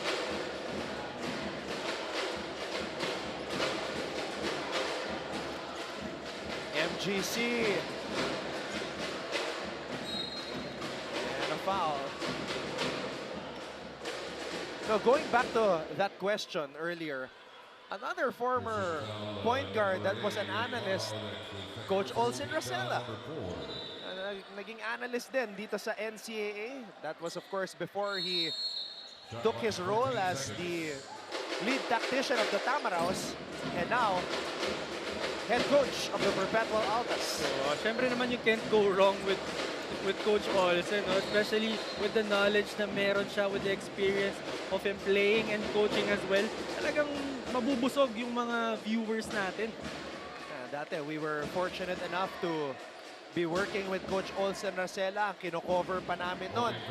Ray ng Batak, JV Mocon, na ngayon kasama na rin dito sa broadcast team. Although si Ray, part of the coaching staff last year of Letran, so hindi siya nakapag-commentator nung season 100. Oh, and those times, no? Yun yung mga maganda rin talagang i-analyze ng mga laro eh. Especially kapag nandyan si Kuya Ray. Napakadaming galaw, and nakikita mo sa kanya when he's playing na he's just reading the situation. Nothing special. There was another player na na-inspire nung nakita niyang nag-a-analyze si Ray ng Batak. I just forgot who. It's in the highlights of GMA Sports PH. Pero ang pinaka hindi ko makakalimutan, yung nag-analyst bigla si Tim Hardaway. Naalala mo, si Tim Hardaway bumisita ng halftime. Robert Bolick scored 50 that game. Oh yeah, I remember that game. I just didn't know na nag-analyst pala nun si Coach Dem. Marco Cruz with another triple. That's his 13th point. Nang walang kahirap-hirap. 58-41. Biggest lead of the game. Ayan na. Tumama na rin si Quahaw. Oh, and a much needed 3 for Quahaw. We'll see kung ito na ba yung kailangan na spark ni Quahaw and ni Coach Rob Labagala para makahabol na sa game na to. So with that triple, Renzo, Quahaw talaga siya. Oh. Quahaw talaga. Yun na lang yung kulang kanina pa. Goho Cruz, mainit. Are with the rebound. Felebrico will head to the line for 2. And Coach Olsen not liking the foul. He feels that Sleet just stood his ground. Oh, pero at that time kasi si Felebrico just went strong to Patrick's lead eh. He went strong to Patrick's lead's chest. Kaya natawagan pa rin ang foul. May dugong Quahaw talaga. Knocking down that triple from the corner. Oh, and I'm sure his brother is very proud and hindi na makapaghintay sa paghaharap nila. Ano bang group yung Letran? Tignan niya natin. Nasa group B yung Letran. So isang beses lang magkikita. At least kasi baka maglaban pa sa playoffs. We'll see.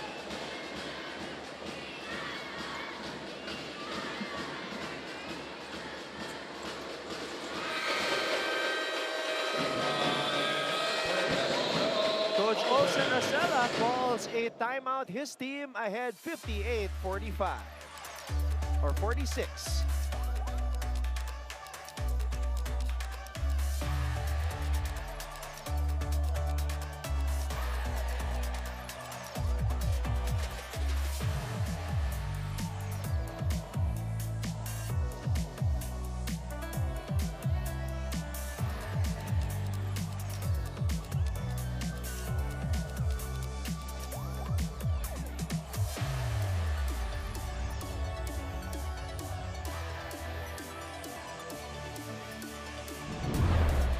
Coming up next, pakpakan to. The Colegio de San Juan de Letran Knights, a team that reloaded for season 101. Maraming nag-antay, serve their residency. Mamaya, magpapakitang gilas na in their brand new uniforms. And they will take on a team na bagong chapter rin. Coach Nani Apondulan, new head coach for JRU. Oh, very exciting for JRU kasi I had the chance to play under Coach Nani. Talaga napaka-talino niya, napaka-galing sa basketball niya. NCAA lifer, Mr. Frank Gusi, Mancup representative para sa Perpetual.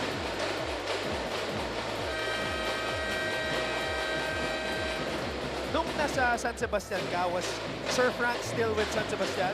I was about to say na very familiar ako kay Sir Frank kasi even when my dad was still playing, siya na yung nandun eh. Yeah. So we go way back talaga. Yung opisina pa ni Boss Frank dati is on the same level as the basketball court. Oo, kaya talagang bantay na bantay siya dyan, hands-on siya. Felebrico. Oh, floats it up and in. Oh, Goho Cruz leaking out. Goho Cruz, Sleety Boy. And I really love how Goho Cruz plays. He's really smart. Talagang yung Golden Stags tumakbo lahat in transition. Siya alam niya nang makakashoot si Felebrico. That's why nag-leak out na agad siya. And nabawi agad yung basket ni Felebrico. Mauricio.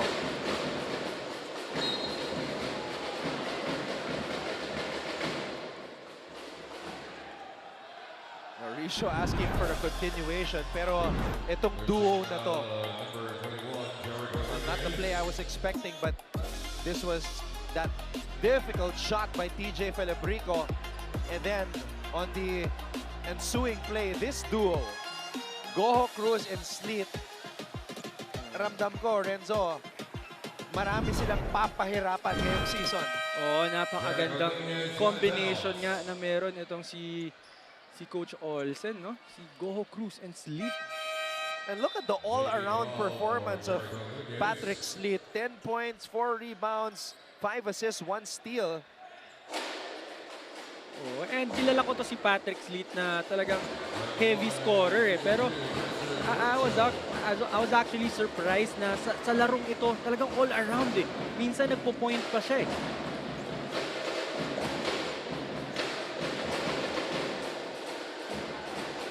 So Jericho Nunez has fouled out of the game. So naka small ball itong Perpetual, which I think they can thrive in. Oo, kasi yung small ball na sinasabi natin, na wala si Nunez, pero si Boral naman yung pumalit. So, just a little bit smaller. I feel like this lineup could be very dangerous. Oh, I think this is their deadliest lineup. Kasi all of these guys can shoot outside. All of these guys can run. Oh wow, Paeng Are fouling out. So not the best day for Paeng Are. Oh, this is a big blow for San Sebastian.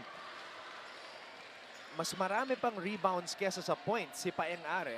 And that's not something you would want to see. But based on the way San Sebastian played, syempre debut ni Coach Rob Labagala, nakita natin na may conscious effort din si Paeng na i-set up yung kanyang mga teammates. Oh, also the respect na nakuha niya from last season dito kay Coach Olsen. Talagang pinaghandaan siya ng buong Perpetual squad. Mark Goho Cruz, as you saw in the graphics just earlier, 11 of his 13 points coming here in the second half. Wow! Indeed! 2 triples for Ian Guahao here in the fourth. Well, I was about to say earlier na na-fouled out si Paeng Are, so wala na yung main man nitong San Sebastian. And who's gonna be the next guy? And ito, si Ian Guahao is one of those guys na very capable to take over a game. Hey, this is just an 8-point game. Orgo for 3. This would be big. Straight away triple. Sean Orgo. And again, during the first half, I was asking kung ano pa, kung ano yung pwede pang gawin ni Orgo. And second half pa lang, nag-deliver na siya. Pamatay sunog. Sean Orgo. Sagutan ng 3 puntos. Yan, that was a big shot by Guahao. But agad-agad sinagot naman ni Orgo. Another player fouling out. I think it was Patrick Sleet. Yung mga stars natin na talagang agresibo, foul out. Oh, Clint Escamis fouled out nung opening day. Paeng Are fouled out. Patrick Sleet fouled out. oh, and expect natin yung mga rookies pa very excited sa mga laro. Sila pa pala yung mas excited. Although si Clint nag-foul out sa overtime. Oh, so extra quarter na yun.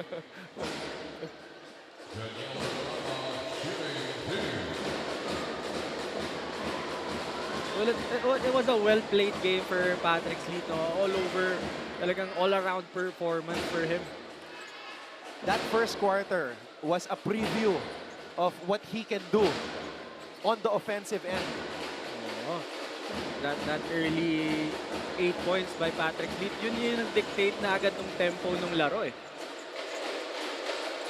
Nung naka-steal siya, tapos lead pass niya kay Mark Goho Cruz, kumbaga yung confidence niya, umangat na agad eh. Oo, kasi 1 year yan na nagpahinga eh. So yung feel niya dun sa court, medyo maninibago pa yan kahit papano. Pero as soon as nangyari yung unang magandang play na yun, wala na agad lahat yun. And ang maganda sa pagpasok ni Patrick Sleet, even though this is a new team and a new league for him, he has Coach Olsen Racela and he has Mark Goho Cruz, JP Boral, and John Abis to lean on. Oo, Kumbaga yung pressure, hindi talaga sa kanya eh. There are other guys na pwede niyang sandalan. Yes, and ang isa pang maganda dito kay Patrick Sleet, alam naman natin kung ano yung kaya niyang gawin eh. Pero tinatanggap niya yung role niya, which is an all-around guy for the Perpetual. Kasi nga nandun pa yung mga guys like Abis and Marco Cruz na kaya ring mag-score eh. And shout out to the whole Perpetual community, okay? Like, they always come out here to support, coming in big buses all the way from Las Piñas para supportahan ang kanilang koponan. Yes, actually on the way here, nakita ko yung mga bus nila sa labas. And naalala ko kung gaano kasarap kalaban itong Perpetual. Gusto mo yung pinapatahimik mo sila eh. Oo, yan ang pinakamasarap na feeling for every player. Ang mahirap lang dyan kapag natalo ka.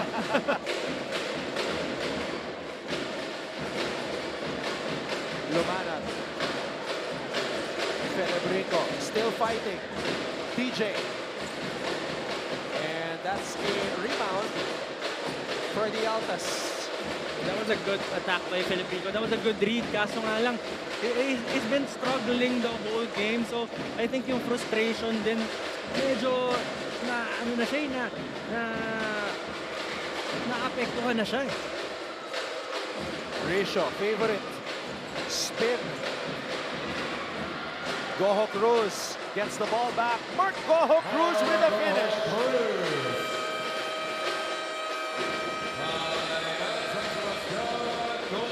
Putting the finishing touches to this impending win. Perpetual 67, San Sebastian 52.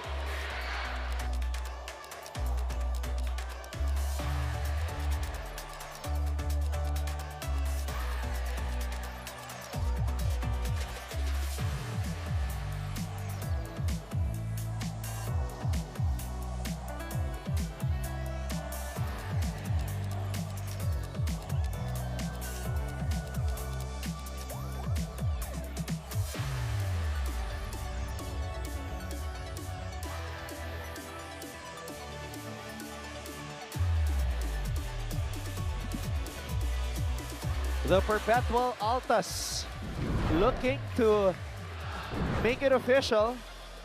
They have a very comfortable 15-point lead right now, and Mark Goho Cruz, leading scorer last season. This game, leading Perpetual again in scoring. And some key stats here. In the first half, the Perpetual bench outscored San Sebastian 14-4. That set the tone. That created the separation. Sa second half naman, yung starting five ng Perpetual in-outscore yung starting five ng San Sebastian 29-8. Oh, and it's really all about that when you have a guy like Paeng Are. It's about the other guys, kung paano mapapadali yung buhay ni Paeng, kung paano magko-contribute sa buong San Sebastian squad para medyo mas magaan-gaan naman yung pressure for Paeng. And I think that's something na they would work on, they would address in practice. Paeng Are, the scoring champion, limited to just 6 points today. DJ Felebrico, Mythical 5 member. Siyempre, yung game plan ng mga kupunan, naka-design na yan para pantayan itong dalawang to, Are at Felebrico. Oh, that's why I said that it's really up to the other guys kung paano sila mag-step up for these two guys na would be heavily guarded dahil nga sa nilaro nila last season.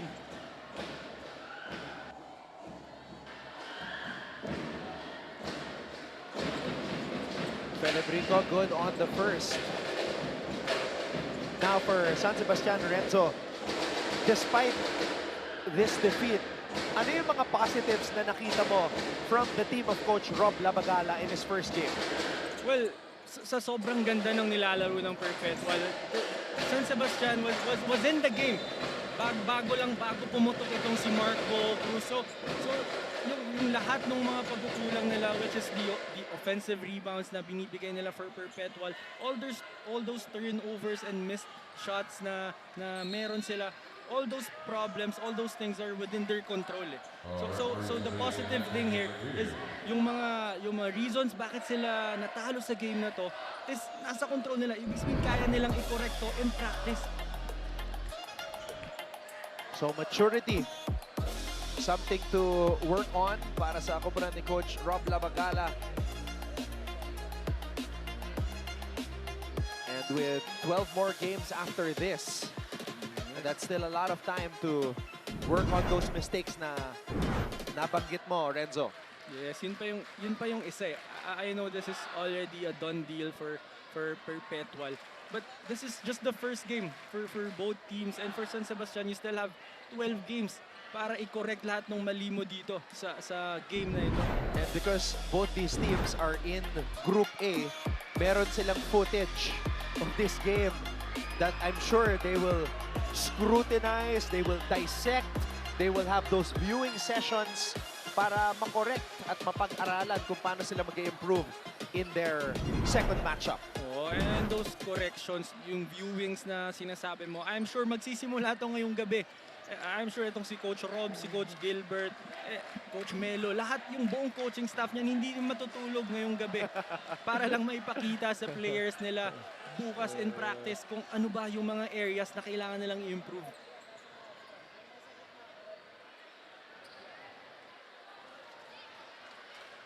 The referee is just reviewing something here as I look at the schedule up ahead. Ang susunod na mga kalaban ng Perpetual is LPU. That's on Sunday. So, one-day break lang, Renzo. Oh, and para naman sa mga players natin, I know they're very well conditioned. So yung mga one-day break na yan, mga ganyang gaps sa mga games nila, walang problema sa kanila yan. And that's gonna be a great game against LPU kasi I really believe na kayang mag-match up ng LPU sa speed and size nitong Perpetual. Boral picks up the loose ball. Orgo just brings the ball out. And Go Cruz looking at Coach O, Coach Olsen, saying no more.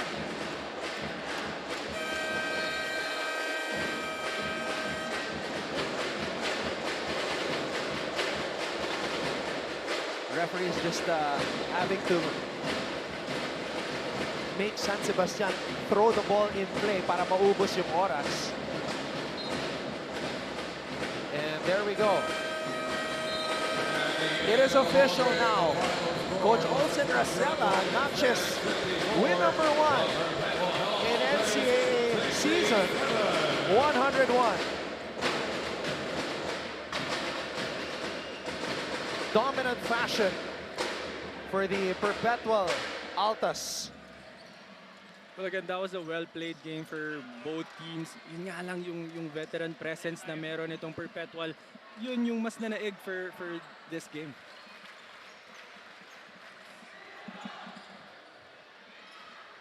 So we will hear the alma mater hymns of both schools. Again, Perpetual wins against San Sebastian 67-54.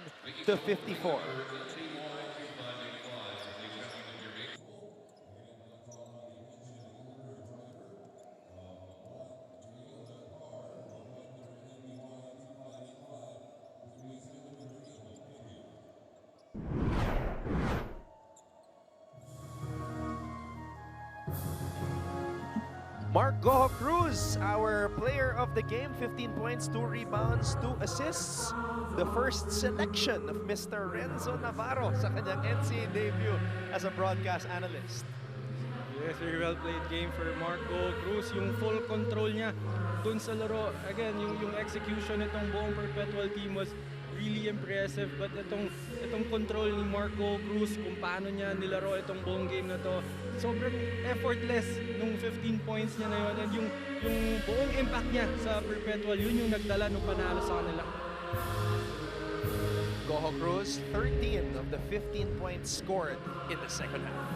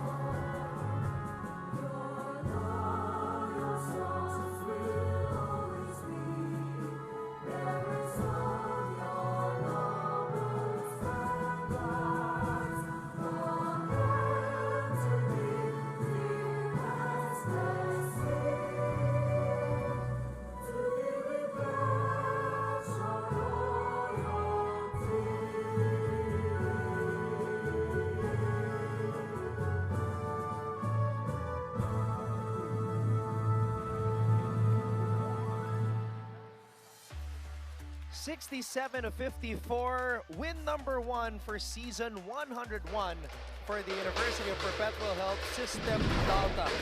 At sa aming pagbabalik sa Heart of Asia, makakausap natin ang winning coach ng Perpetual na si Coach Olsen Racela. Don't go away.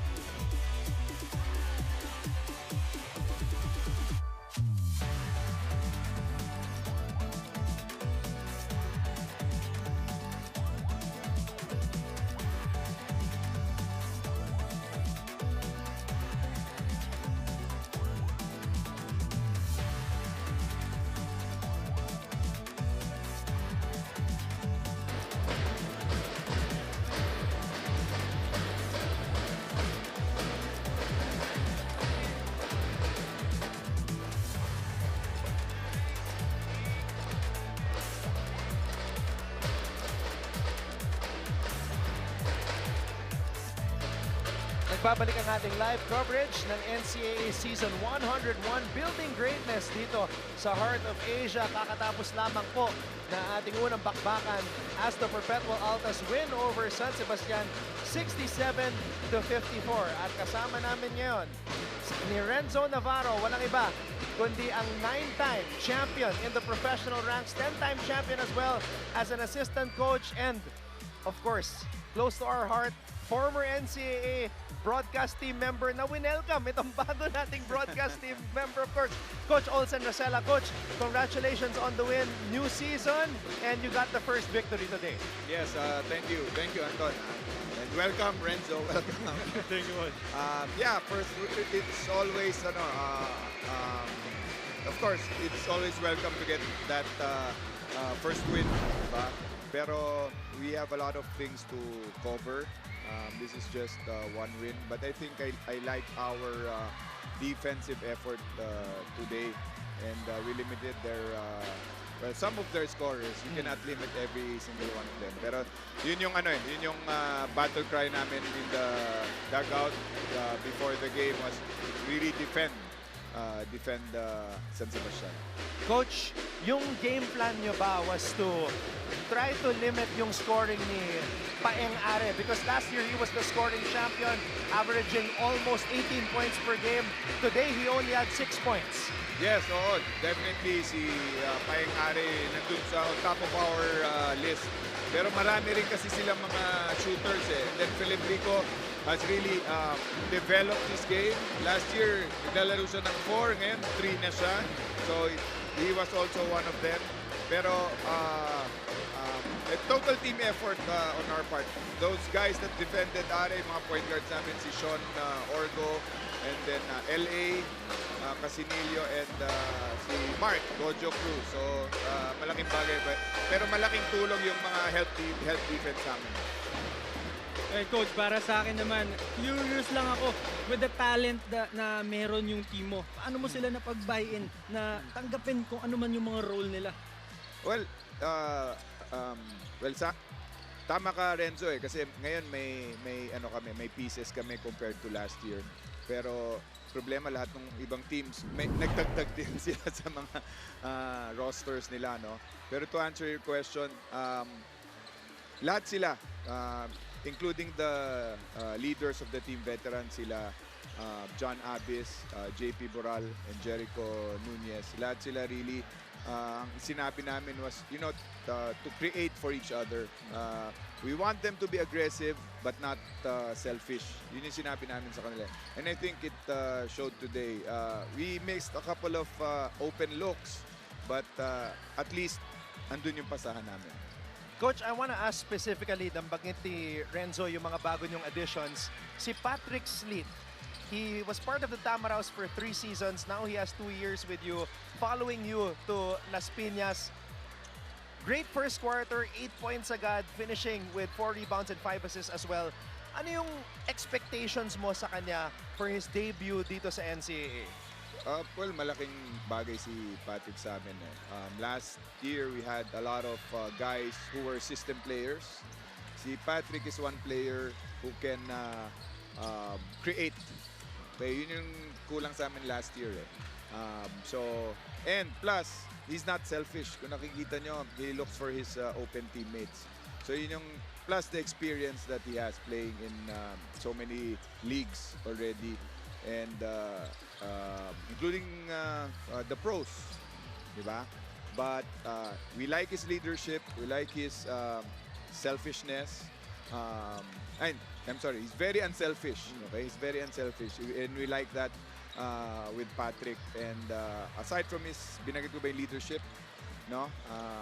So we expect a lot of things from him, and all the others really follow his lead. He's a two-way player as well. So lahat sila, they look up to him. Malaking bagay siya sa team namin.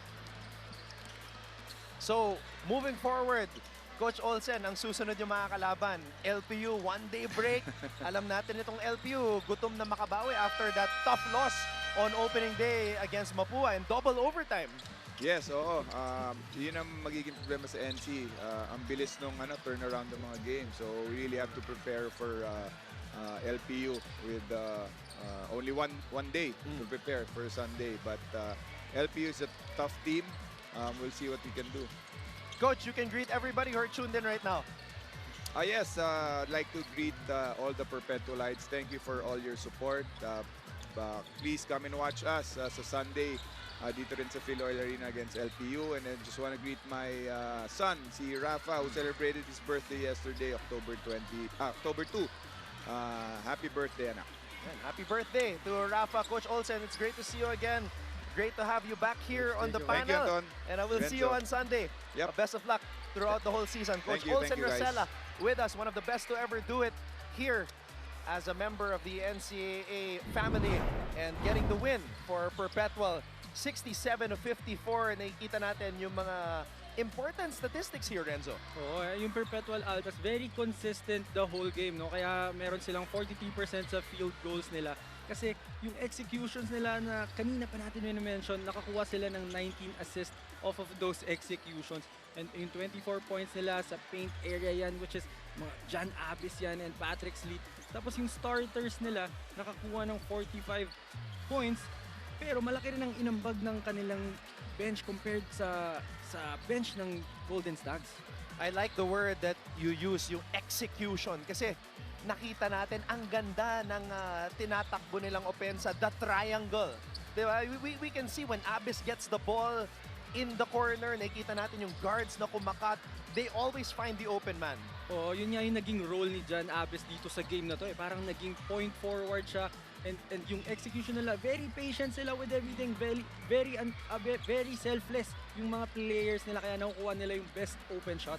So that was just game number 1 of 13 games para sa Perpetual, and of course, San Sebastian. A lot to look forward to as we move along dito sa ating tournament. Renzo, welcome to the NCAA broadcast team. Great job on your first day. Thank you.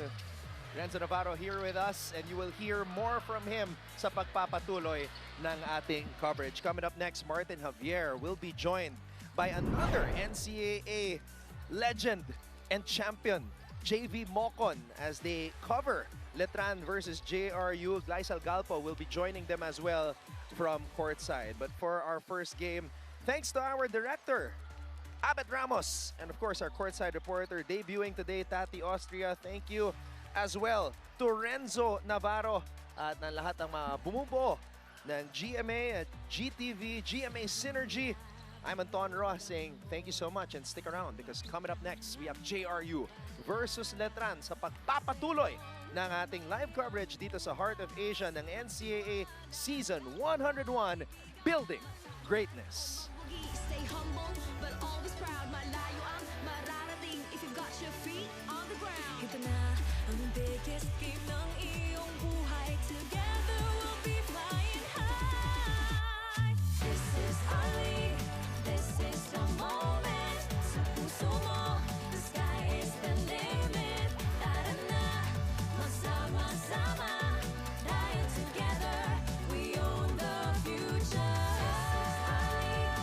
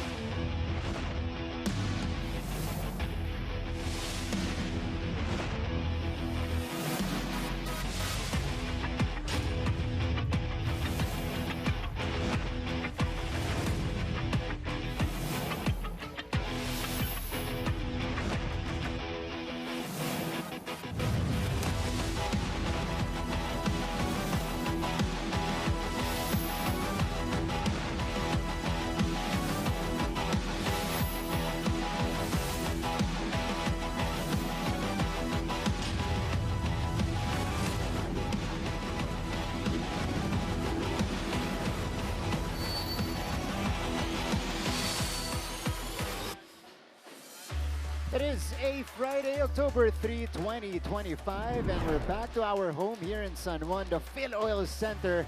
We proceed to our second game today, but before that, here's our first game result. Perpetual getting their first win of the season, 67-54, winning against San Sebastian. Best player of the game was MGC, Mark Goho Cruz, leading Perpetual with 15 points. And that brings us to this game.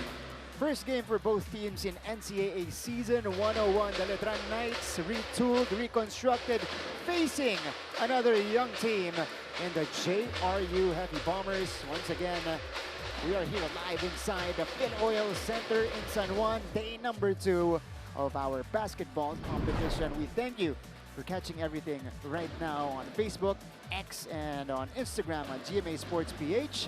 Nandyan din tayo sa NCAA Philippines via live stream, so you better catch us there as well. Nandyan tayo Facebook and YouTube. All right, so first game for Letran and JRU. This is how you'll access us through NCAA Philippines, Facebook, YouTube, and on Instagram as well. Hello everybody! Mga kapuso, magandang hapon po sa inyong lahat. My name is Martin Javier. Happy to be at your service today, working alongside Santeda legend, NCAA legend, NCAA champion, now a family man, Mr. JV Mocon. Welcome to the broadcast. Thank you partner. Magandang hapon, maulan na hapon sa inyong lahat. Ingat kayong lahat mga kapuso. Maraming salamat sa inyong pagtutok. Pakilala muna natin ang ating courtside reporter today, the one that will bring us the stories from the sidelines. Andito si Glycel Galpo to bring us the latest on Letran and JRU. Very eager to know how these two teams prepared kasi daming bagong player, madaming bagong mukha dito. Oo. Naging busy sila sa kanilang off-season, JV. Oo, maraming, pwede ba natin tawagin trades? Pwede. Parang trades na nangyayari sa ngayon sa college, no? Pwede. Kaya mamaya pag-uusapan natin yan. But JV, this is a brand new season pero a new era as well for the league and in our basketball competition. Dahil ito na po ang susundan nating format for Season 101. It's gonna be interesting, JV. A spicy competition. Sige, paano siya maglalaro ngayong year? Ito nga, for the first time in league history, para siyang NBA play-in tournament. Kinaya na rin natin yung US NCAA Division 1 men's basketball tournament. 13 games each for all 10 teams. So, double round robin, Group A and Group B. Ayan, and then the top 3 teams will get to advance to the quarterfinals. And then itong top 2 teams earning the twice to beat advantage. So that's gonna be the situation there. Siyempre, yung top 3 teams natin. May play-in pa tayo sa dulo.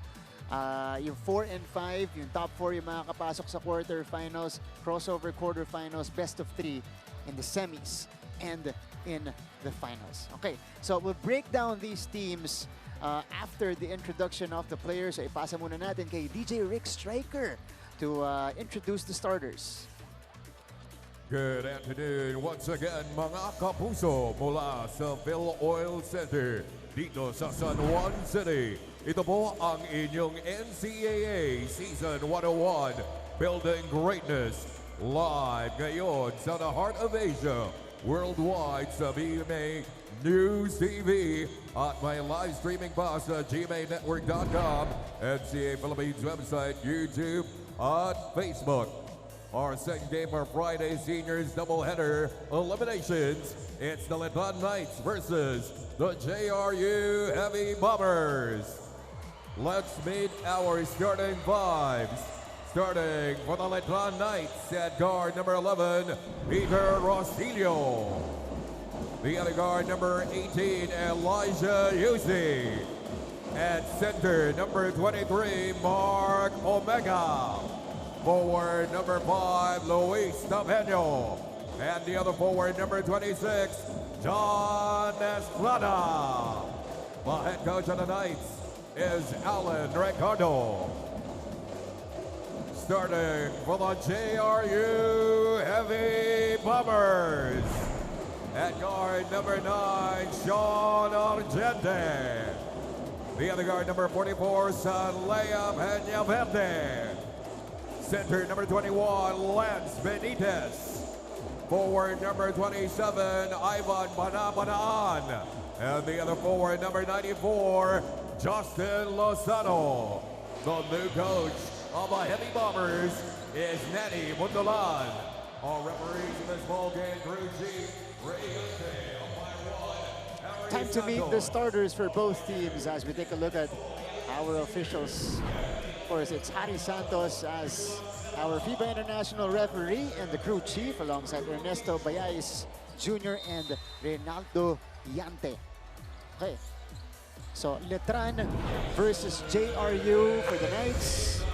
In the starting unit are 2 transferees, 2 rookies, and 1 holdover from last season, and that is Jimboy Estrada. On the other side for JRU, 3 holdovers. Yan, para dito sa lineup ng JRU, alongside a couple of rookies as well. Lance Benitez getting a touch right away. Argente heavily bothered. Clean up mula dito kay Ivan Panapanaan, who is poised to have a bigger role this season for JRU, James. Exactly, Martin. Kita natin, JRU, daming nawala. Onti lang yung naging holdovers. Natira dito, returnee for the JRU. Pero on the other side naman, itong Letran, ang daming bagong mukha kita natin dito. Tapeño scoring that 2 points in inside.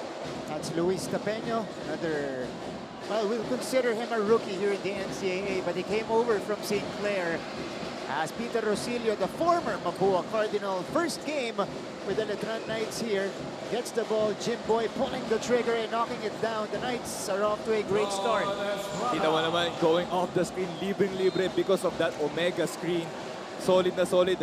Speaking of Omega, iba rin yung confidence niya coming into this season kasi alam natin na drop na siya ng rain or shine. So technically, he's almost part of the professional ranks. Yeah, that's right.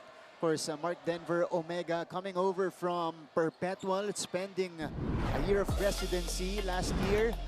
At ito talaga yung original home, alma mater, as we see this offensive foul called against Argente.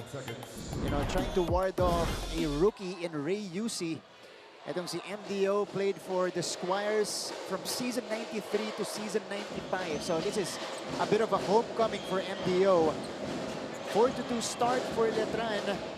And again, if you haven't read the predictions yet or the previews, Letran is one of the deepest teams that we have in the league. Yeah. Justin Lozano able to flip it up in JRU. Wow, nag-iingay din dito sa ating first quarter. They are headed by their brand new head coach and former NCAA MVP, Coach Nani Ipundulan. More on JRU's side. Ito, hanapin natin ang istorya mula kay Gleisel Galpo. Gleisel, go ahead.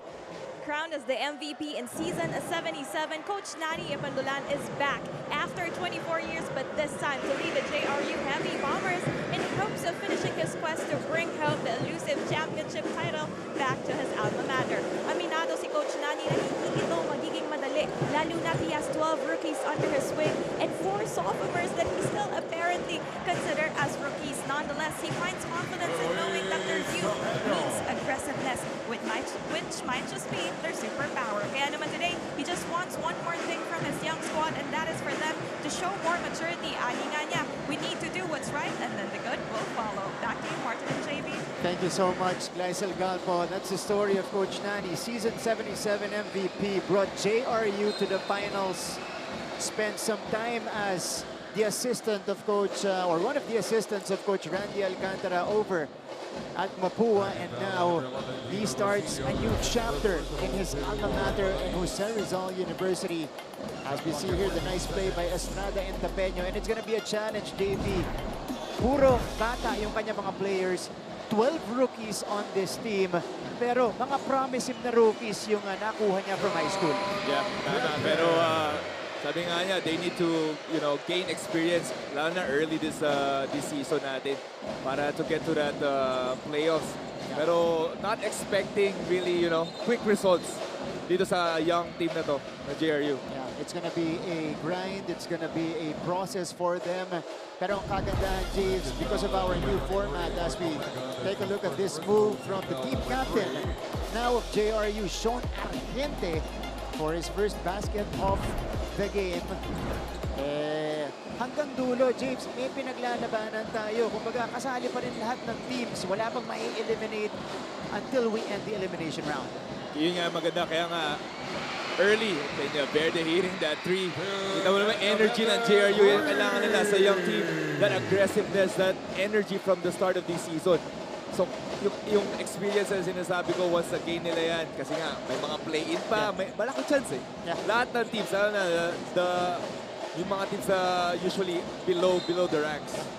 At yung mga teams din na nagpipik sa dulo, JV.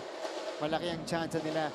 By the way, you saw earlier the first basket in the seniors division for this guy, Sanlea Peña Verde, the star of the San Sebastian High School team, the leading scorer of NCAA juniors basketball last year.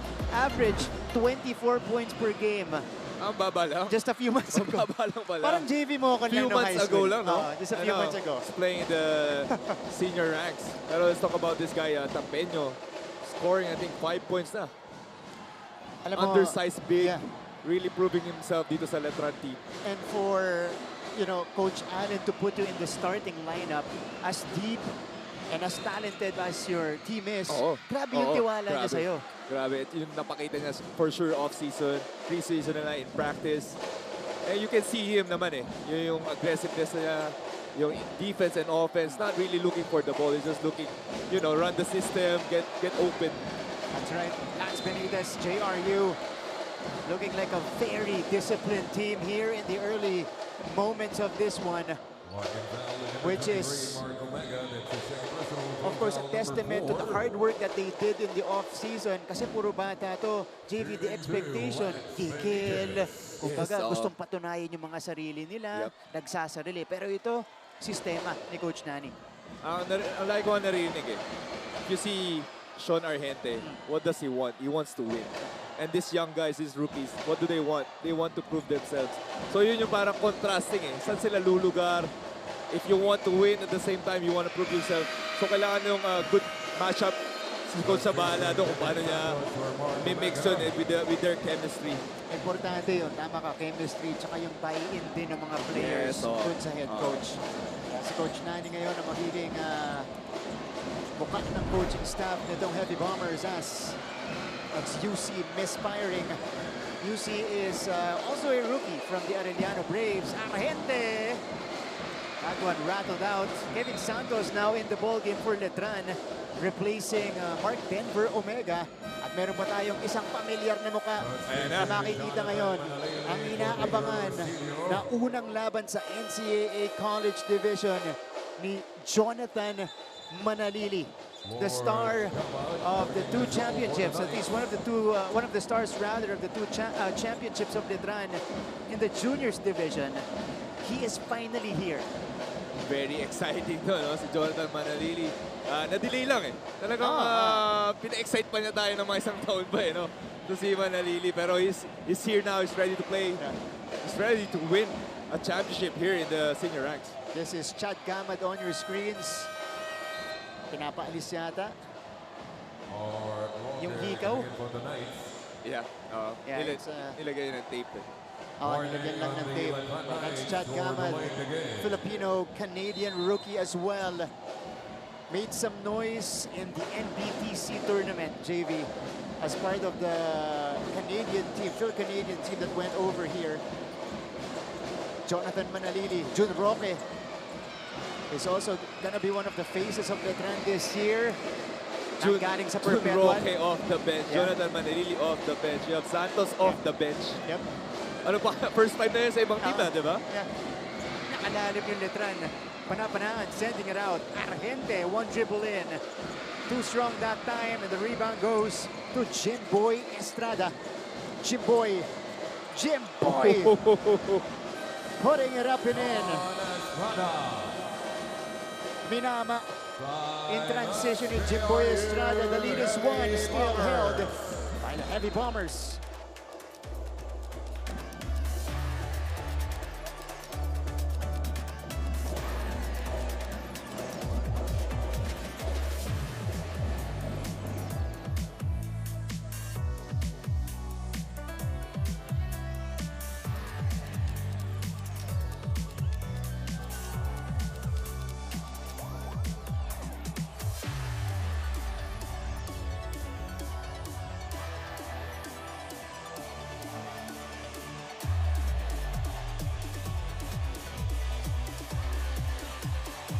We're back to the ball game, and this is, well, the Letran Knights, the summary of their season 100 and the moves they made in the off-season, JV.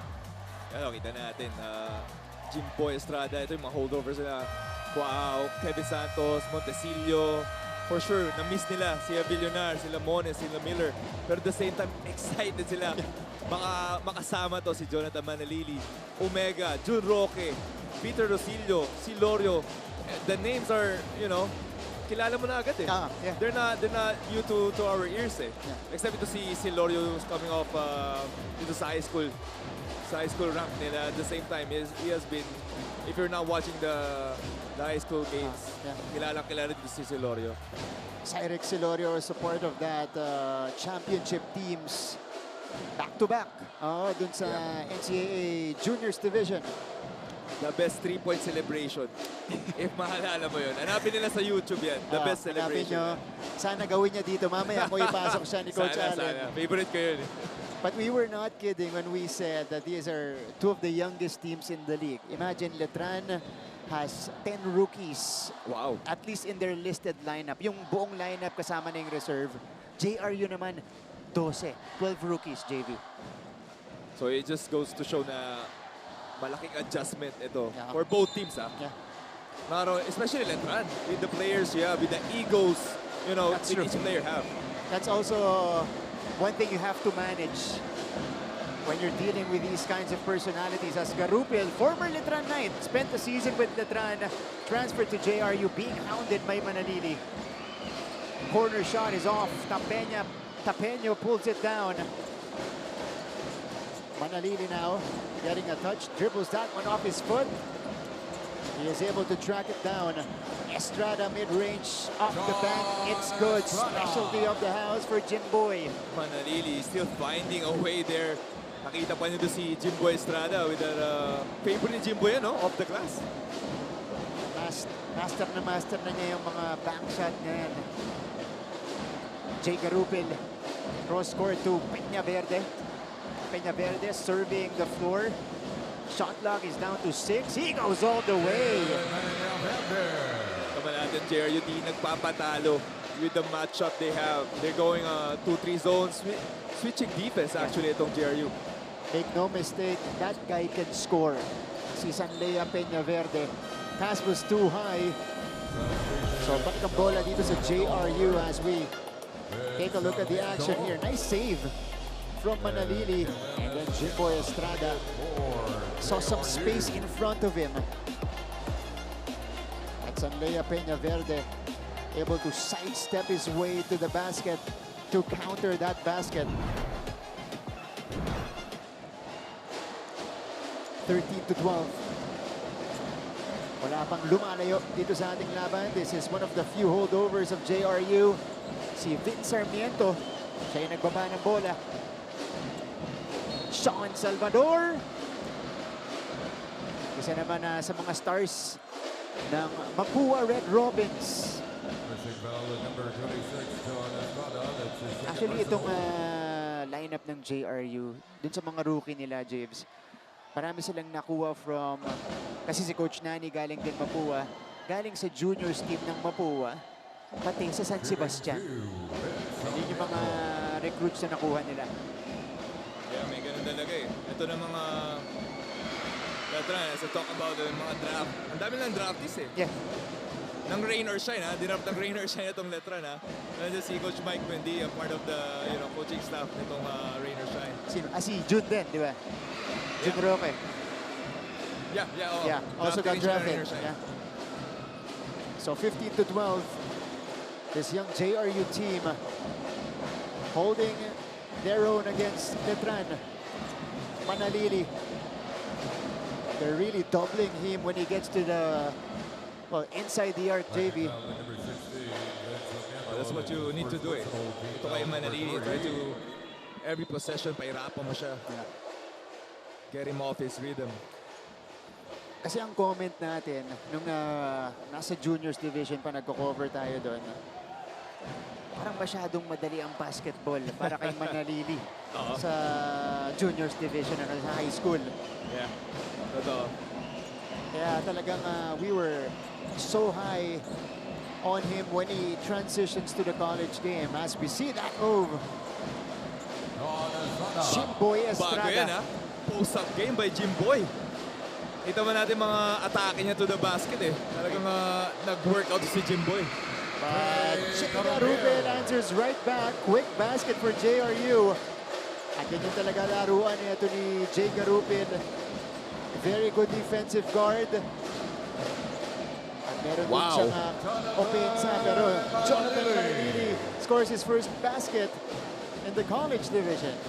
Yeah, two great scoring guards between ito si Jimboy Estrada and Jonathan Manalili. Pero hindi nagpapatinag itong JRU. Dikit pa rin laban natin.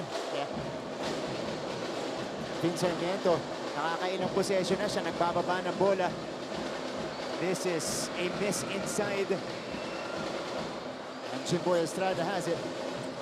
Manalili crossing over, hard screen provided by Santos. They go to the other side. Jun Roque has it. Jun Roque goes for the reverse.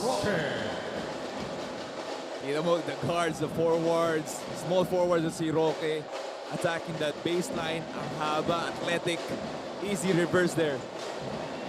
Inaabangan natin kay Roque. Na-miss natin nung Perpetual Day siya, yung mga dunk niya. Oo. Diba? Points in the paint, both teams doing work in the painted area as Herrera misfires. That was good contest coming from Tapeño. Roque.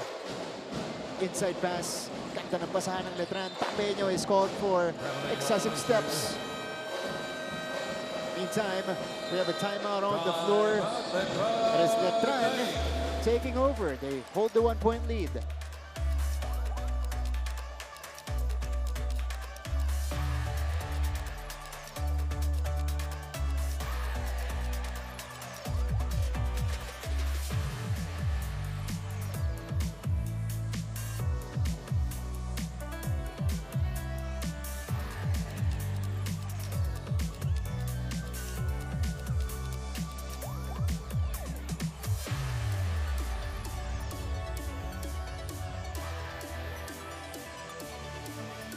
Balik sa ating laban, still inside the first quarter of this match between Letran and JRU. And this is the JRU Heavy Bombers, 4-14, dead last in the team standings in Season 100. Yan yung gustong bawiin ni na Coach Nani in this new chapter with the Heavy Bombers. Yan, kita natin dito, natira lang si Argente, Sarmiento. Sobrang daming nawala sa kanila. Really big names for the JRU squad. Pero we can see here, Sean Salvador Peña Verde, who's a rookie scoring guard.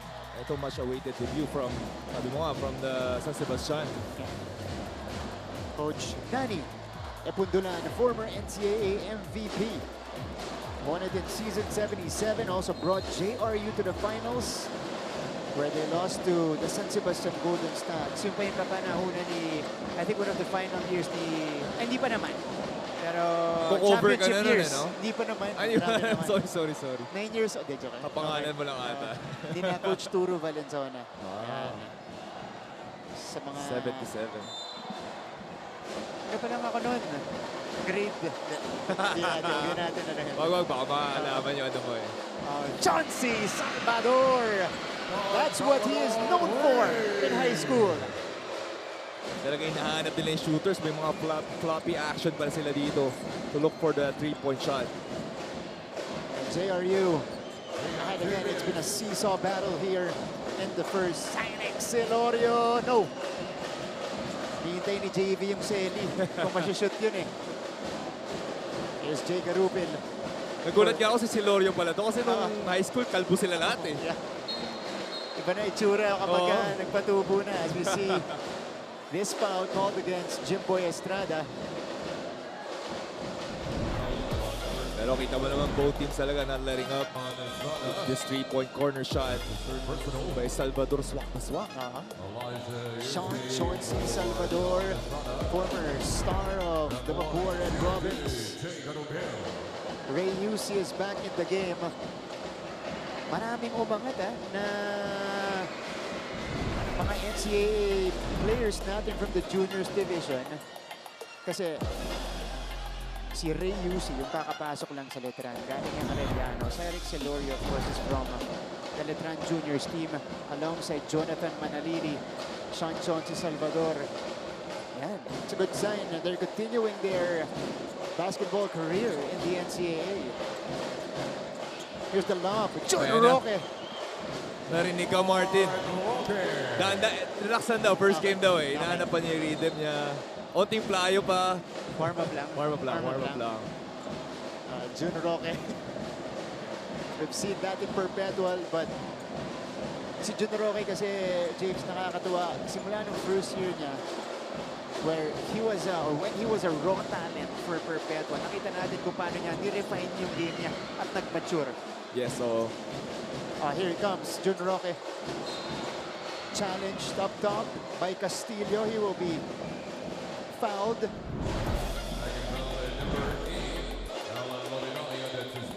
As the dust settles here in the first, here's the Manalili going to Jun Roque up top. Oh, this is tough catch. Ganda rin na kamay na ito ni Roque. But as you can see from, from all the players, rookie going into the, senior year nila, you can see yung learning yung experience na kuha nila. They're not playing instinctively. Now the game is getting slower for them. Kasi si Roque. I think in his first year with Perpetual, napawaw tayo sa athleticism neto ni Jun Roque. Of course, the leaping ability, high-flying action. And then in the second year, he was one of the go-to scorers already for the Perpetual Altus. So there was a big jump for Jun Roque. And that's a testament again to his hard work and, his perspective of the game. Nagkaroon talaga ng progression at maturity. Pero ibang challenge sa mga yun si Roque. Yeah. Getting these minutes, getting all the minutes that he can. Para doon sa loaded Letran squad. I correct myself, the foul was called on Alan Lorenaria.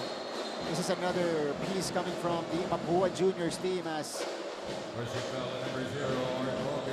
Jun Roque is called for a push. Letran has taken over the lead, 22-21. Yeah, si Coach Allen didn't like that call. Kasi almost a turnover there. Yeah, it was a bump. Malinaw na ba? Ivan Panapanaan to the free throw line. Saw him way back season 98 for the Arellano Braves as we see the kids from JRU. From not so far away, dyan lang sa Mayshaw Boulevard. Traveling even if it's a rainy day. Diba?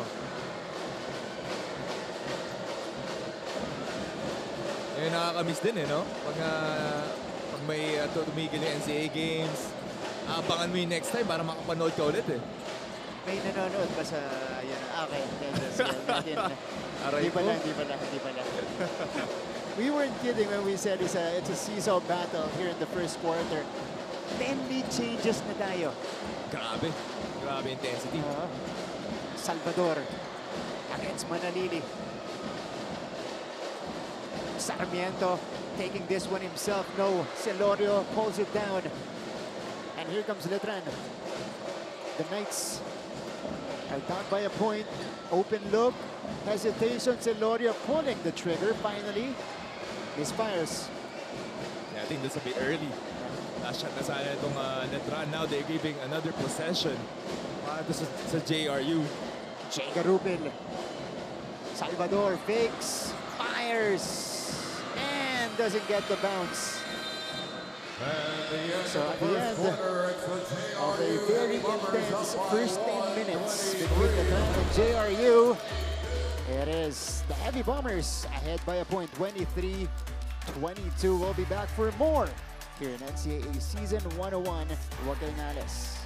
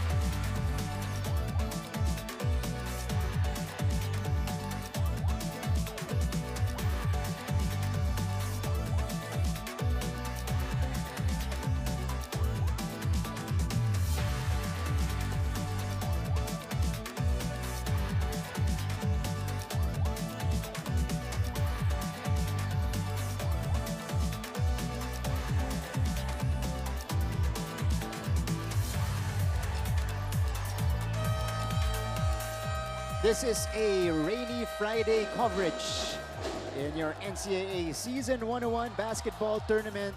And the kids are having so much fun on the sideline. So much energy from our JRU kids. Oh, very creative pa. Kita mo naman yung hawak-hawak ng mga posters. Yan. Galing yan sa mga art classes nila. O, ito yung project nyo last week. May grade pala. Dadali niyo yan this week. Okay. Graded pala. Kaya pala maganda. Kaya maganda. Baka graded as we begin the second quarter of this game. Letran and JRU just separated by 8 points. Kevin Santos immediately drawing a whistle. So they have so many weapons itong Letran and they can milk this every time. Itong Manalili Santos ball screen, empty corner. Every time it gets to the drive kasi sobrang threat nito ni Manalili. He's gonna get 2 players at the same time. Ito si Santos naman, he needs to really, be ready for the ball and finish that play. Imagine, your center position, ang depth chart mo, Mark Denver Omega starting, off the bench, second line, Kevin Santos. Diba? Ang exciting makita din, yung practices. Yeah. Diba? Kung gaano ka competitive. Siyempre, everybody is working for that starting spot, diba? So, panigurado, they go through battles. Kaya siguro pagdating sa NCAA, hasang-hasa, sanay na sila sa intensity. Oo, kasi yung pressure sa practices nila eh. Okay. So, ipasa muna natin sa ating courtside reporter na si Glycel Galco. Glycel. Martin and Xavier, one of Coach Alan Ricardo's signature is his players getting the zero haircut at the beginning of every season. Pero gaya nga ng nabanggit niya kanina, we are entering a new era and seems like the Knights are doing the same because they bargained during their team building to get the haircut after their first loss instead. Para kay Coach Alan, this haircut signifies that they are going back to zero at handa sila to do whatever it takes to win. Pero biro nga ni Coach Alan sa akin kanina, wala naman raw problema sa kanya if this time matapos ang season nang hindi sila nagpapagupit. Kumpiyansado raw siya that his team is much more cohesive and connected compared to last season. Unfortunately, veteran Deo Cuajao, Lex Gazingan, and John Alejandro will miss this game because they are down. But all for now, Martin and JB. Thank you so much, Glycel. Parang pareho ng haircut si Coach Allen tsaka si Kojak Miligrito sa bench. One of the assistants of Letran. Oo nga eh. Parang sa kanila yung pabor eh. Oo. No? Pero halos pareho naman ang buhok yung Letran Knights dito. But after their first loss, syempre magiging serious mode na sila. Back to zero. Back to zero. Yan. Balik lupa naman yun eh. Mga ganyan eh. Para maging grounded ulit sila. A nice reverse coming from Lorenaria. No Deo Cuajao today for the Letran Knights. That's usually a staple in their starting unit. Manalili! Nice move. Pintis lang. Too much sauce. Sayang. Eurostep. Ang ganda nung eh. Kahit mag-under yung ball screen, nababasa pa rin ito ni Jonathan. Jumper. It's off for Castillo. 23 apiece here in the second frame. Manalili. Ano yung sinasabi ko, Martin? Deadly itong ball screen between Santos. Coach Kojak Miligrito. Diba? Pareha sila ni Coach Alan Ricardo. Parang sila yung nag-usap sa haircut. Ito yung gagayahin. Kapag nakuha nila yung kanilang unang gold talo. standard. Yan. Ito ang gold standard. Pero talking about ito si Santos at si Manalili. Transition ball screen, hirap depensahan eh. Kasi babantayan mo si Santos or si Manalili. On that occasion, kita natin all the way. Ito si Manalili kasi 2 players going to Santos. Alam mo, mas masakit ang ulo pag nagsabay si Manalili tsaka si Estrada. Oo. Kasi ang daming problema nun. single coverage, kaya ni Jimboy. Diba? That's also a guy that you have to double at times. Yeah. Pero kita natin dito, si Estrada, mas relax eh. Yeah. So he can focus more on the offensive end kasi now you have a playmaker with Jonathan Manilili on the court. That's true. Si Jonathan ay pumapasa sa kanya sa post eh. Oh, nice stop coming from Chad Gamad. Bothering Peña Verde and forcing him to turn the ball over. 25-23. It's been a slow start for both teams. In the second frame, Manalili, no. Lozano gets it. Ito na si Sean Argente. Argente only has 2 points in the game. He'll look to pick up his offense here. Lozano, Peña Verde. Clock reads 7. He is doubled. And Letran again forces the turnover. That was a perfect defense by Letran. Defending itong ball screen, defending itong staggered screen. Na-cover nila all bases on that possession. They're really pressuring the rookie. Itong si Sanlea Peña Verde. 2 straight turnovers. Oh, nice spin off the post. Little out of control though for Manalili. Forward pass, Argente. Taking it straight to the cup. Second field goal for Sean Argente.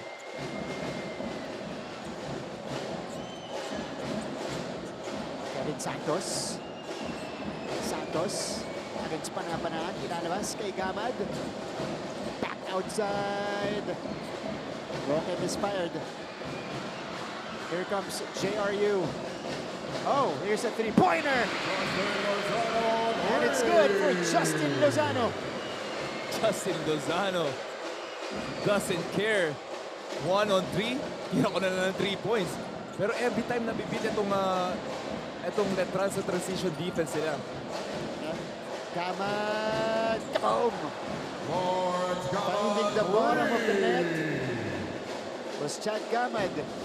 I was able to talk to the Mancom representative of Letran, si Father Vic Calvo Jr. OP. Isa sa mga abangan daw natin this season, itong si Chad Gamad.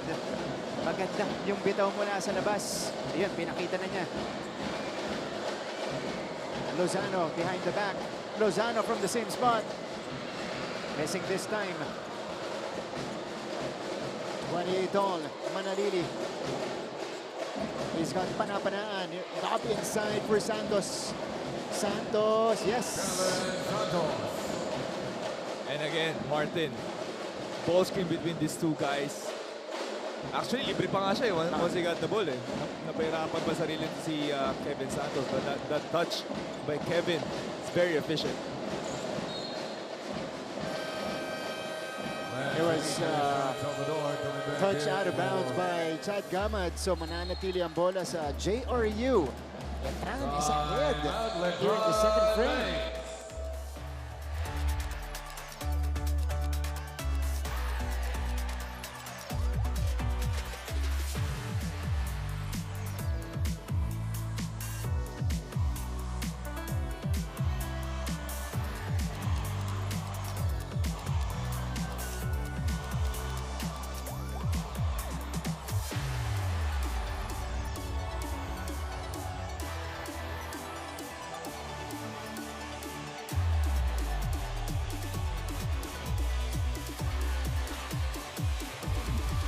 Welcome back to our coverage.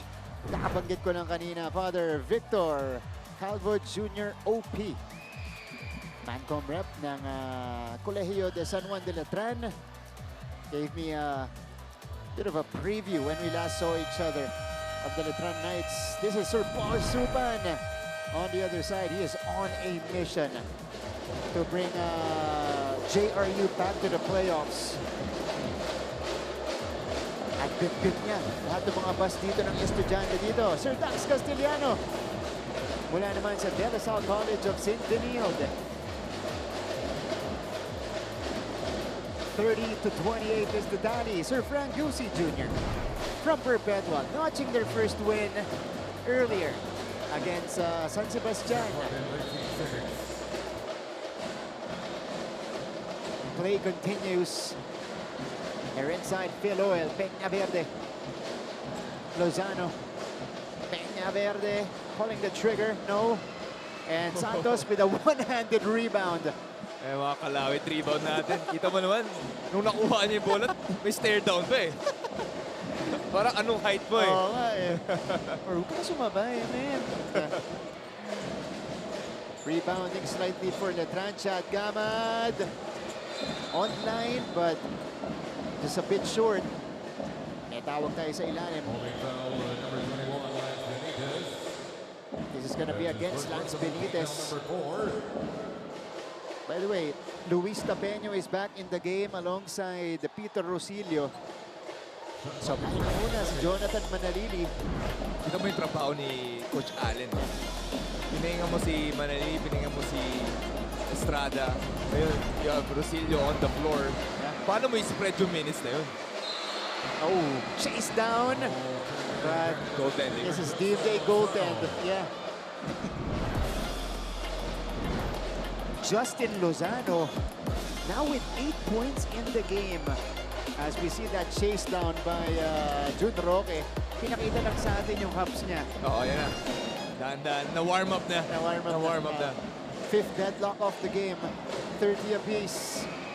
Ball is taken. JRU forcing a ton of turnovers here. Salvador from the outside. Lozano scoring, assisting, defending here para sa JRU squad. That's gonna be a long two. Sayang. Para kay Chauncey. Roque puts it on the floor. Inside pass. Whoa! Benitez. Pero tip in para dito kay Kevin Santos. Ang tangkad eh. Ang haba nito ni Kevin eh. Kita mo naman, putback eh. Yeah, when he extends, walang nakakaabot. Oh, a turnover forced by Chad Gamad. Not just his shooting, pero pinapakita niya sa atin yung kakulitan niya sa depensa as we see this basket from the rookie, Sean Salvador. And the celebration from the kids here in the stands. 32 all. So what's working for the JRU, for the JRU team, siguro yung transition offense nila eh. Yeah. They really need to push the ball, pass forward every time makita nila yung teammate nila nauna. And they do it quickly. Yeah. Kasi hindi nakakabawi sa depensa itong Letran. We usually, like, 2 straight plays already, JV. Dalawa yung ahead para sa JRU. Tama. Tsaka yun yung ano eh, parang ka-counter mo if you're not, you know, talented team, the strongest team, the tallest team, you really need to push the ball. Yeah. Kasi walang half-court set dyan eh. That's right. Also, I guess, similar to Mapua's system, I guess, kasi doon ang galing si Coach Nani when it comes to coaching. Takbuhan din yung style. Inside pass. Benitez couldn't handle the ball. Kasi Peñaverde. Oh, it is stolen. 2v2. Peñaverde somehow gets it back. Rosillo has it. Oh, na kay Herrera naman. Herrera! Challenged by Santos. But he draws the foul. That's Harry Herrera, the rookie, challenging the veteran and the ultra-athletic Kevin Santos. Tumingin pa eh. Kita mo naman tong rookie na to. Grabe yung kumpiyansa. Feeling ko bumabawi to kay Kevin, no? Ah, sige, sabay siya. Sige, sabayan natin. First time playing dito sa NCAA season 101. Also part of the San Sebastian Juniors team. Itong si Harry Herrera. Hindi natatakot, no? Yeah. At parang ganyan yung nagiging trend sa mga rookies natin, JB. Pagdating dito, kahit galing high school, kumpiyansa agad. I think malaking factor yung nag-change yung system eh. Yeah. Yung K-12 eh, di ba? So added experience for them. That's true. So once makapasok sila dito, alam mo na, parang they're not really a rookie anymore. And age-wise, JV, they're also more mature. Kasi before, makakapasok ka na, college ka na, freshman ka na, 16 or 17. Di ba? Tama. Ngayon, 18, 19 yung range nila. If you're directly coming from high school as Rosillo, too much juice on that attempt. Salvador, hand time, Herrera! Alam mo, JRU up by 3 points because of their fast break, their transition offense every time. Pero kita mo, once they set in, itong half-court set sila, nahihirapan sila na to turn over nila yung bola. 12 fast break points already for JRU. Roque from the corner. He rattles it home. This is now the 11th deadlock, or no, the 7th deadlock rather, of the game. 35 apiece as we go to this timeout.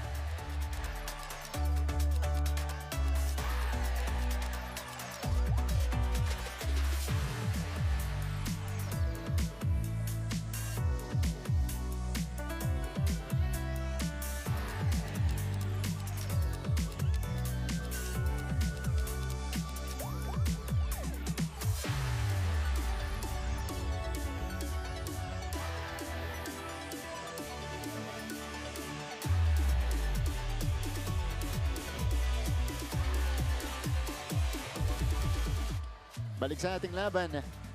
And we see the crowd here from still Jose Rizal University. They brought everybody today.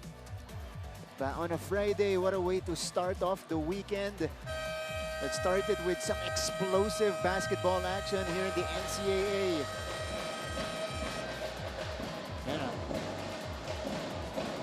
Good-sized crowd inside Phil Oil. Despite the weather outside. Ingat tayo mga kapuso, lalo na sa mga nanonood sa atin from your cellphones, yung mga naka-livestream sa kotse. Ayan po. Pakinggan nyo lang kami. Oh, masyadong tumingin, no? Masyadong... Pero on traffic, silip-silip lang. Silip, ganun lang, konti lang. Focus pa rin sa driving. Ingat po. Kasi medyo maulan sa labas. Oh. Herrera is holding on to his left leg.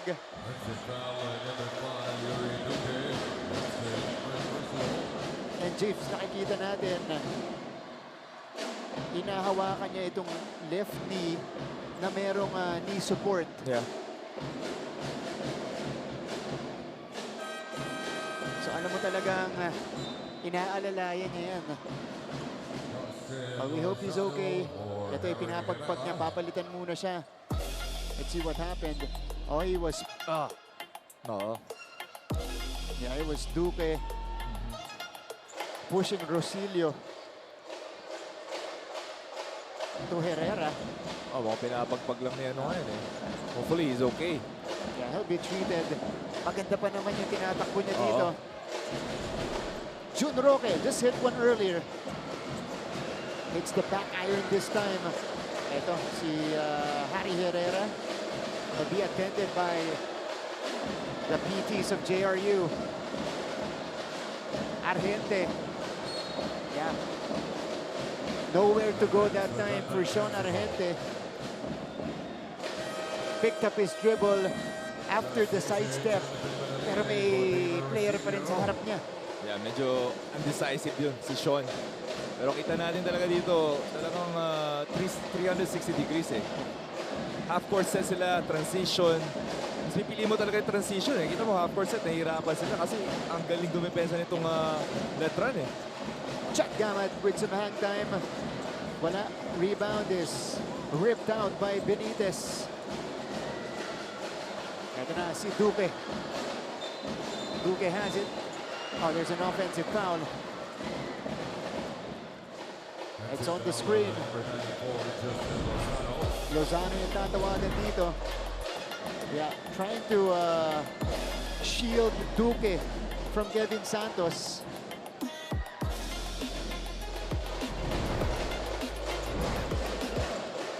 Gamad! No. Santos gets the offensive board. Masyado lang malakas yung putback. Nakuha ni Santos sa teammate niya eh, no? Kay Tapeño eh. Nanggigil tuloy. Napalakas eh. Yun, hindi niya i-sister down yun. Hindi. Baka magpa-sorry mamaya eh. Ayun, no? But over everybody that time, just missed on the follow-up. And Roque is called for the foul. ito si Lozano. Lozano looking for a teammate to bring the ball down, and that's why he was being hounded by Tapeño. Naghahanap siya ng release doon, pero tumakbo na sa kabilang court itong si Duque. The Letran Knights will opt for one coaches challenge. 3 Mapua Red Robins, or former Mapua Red Robins on the court for JRU. Ayan si Alan Lorenaria. Tsaka si Sean Salvador. At tsaka itong si Yuri Duque. You know, all first-year players for Coach Nani. So they're reviewing this kung kanino last touch to. Oop. I think it was off the foot of Tapeño. Yeah, oo. Parang kay Tapeño. Pero, talking about itong press break na ginagawa ng JRU, you shouldn't leave Lozano, you know, bringing down the ball. It's not, probably not the best ball handler out there para dito sa JRU squad. Naiwan siya dun eh, no? And gustong ng Letran yan. Yun, oo. Talagang wala nang help. Di na kami magdo-double, go one-on-one. Si Tapeño pa yung naiwan sa kanya. Tapeño is a very good defensive player, knows Yes. how to use his body, even, you know, when pressuring the ball at the backcourt. Para lang ilangin yung mga ball handler.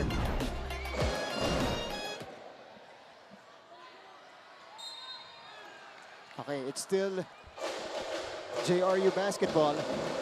Modern day challenge is unsuccessful.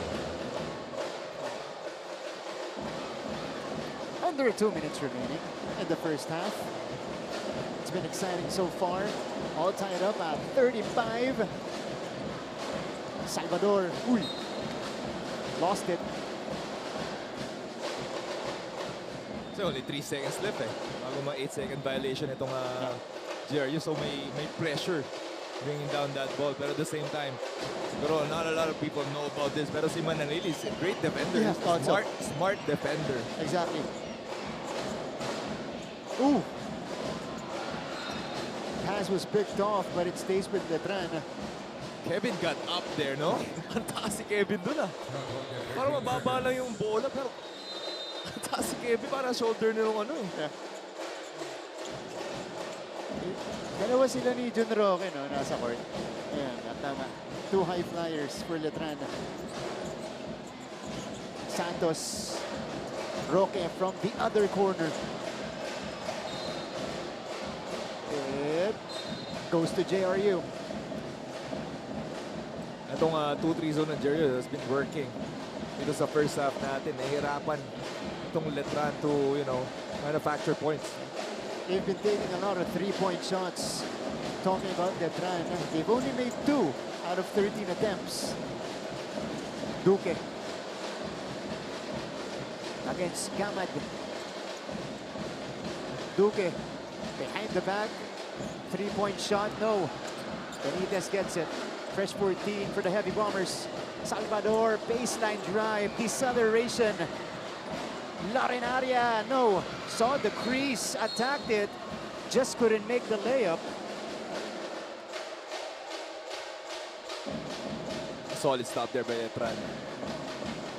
Kita mo naman, a lot of penetration there, pero yung rotation nila, nandun pa rin sila.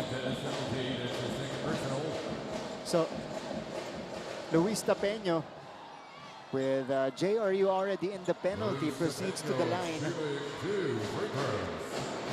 Luis Tapeño has 4 points in his NCAA debut, along with 3 rebounds. Came over from St. Clair. Itong si Tapeño. Hindi pa natin nakita ulit si Jimboy, no? I think former teammates sila, James, sa St. Clair.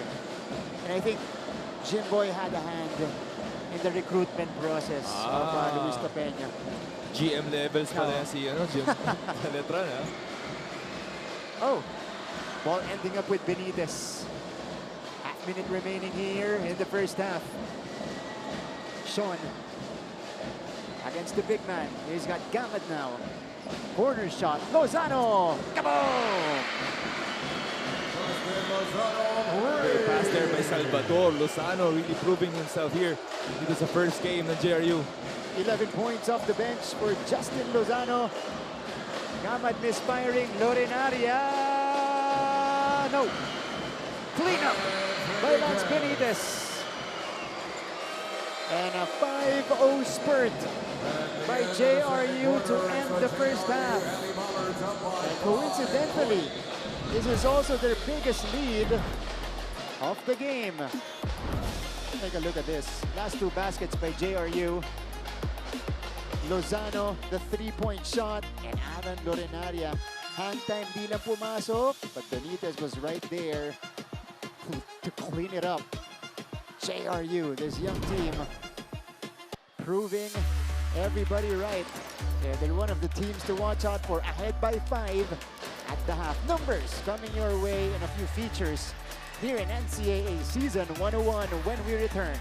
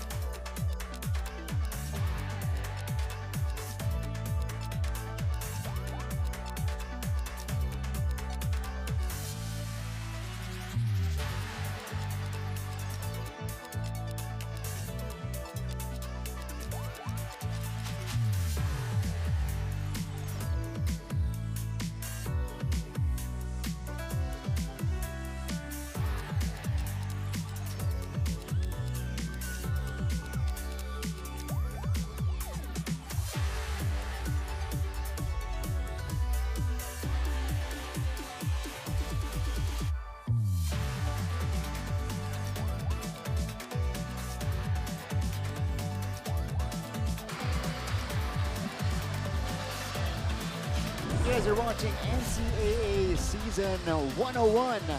This is our basketball competition, day number 2 and game 2 of our Friday doubleheader between the JRU Heavy Bombers and the Letran Knights at the half.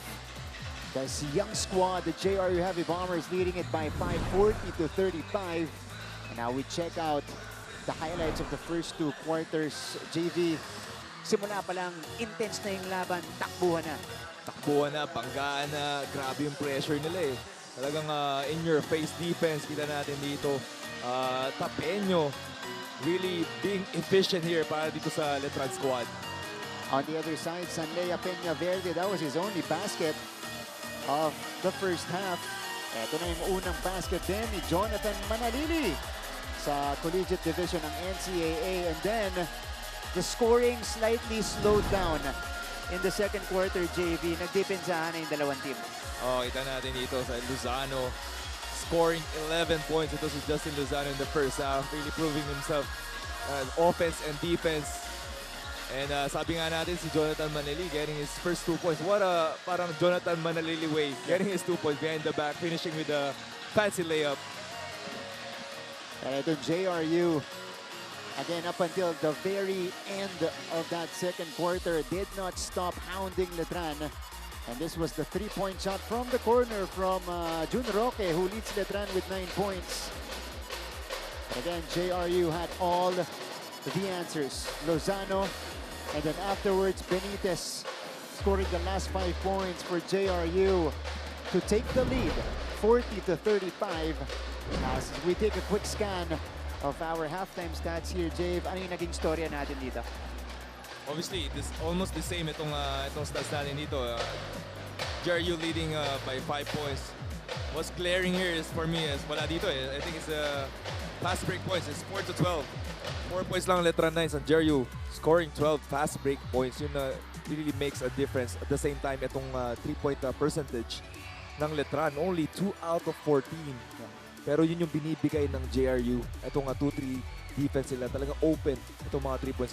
Once ma-convert naman ng Letran Knights, mababalik na ditong game na to. That's right, Letran, you mentioned 2 out of 14 from long distance. Itong JRU, 4 out of 14.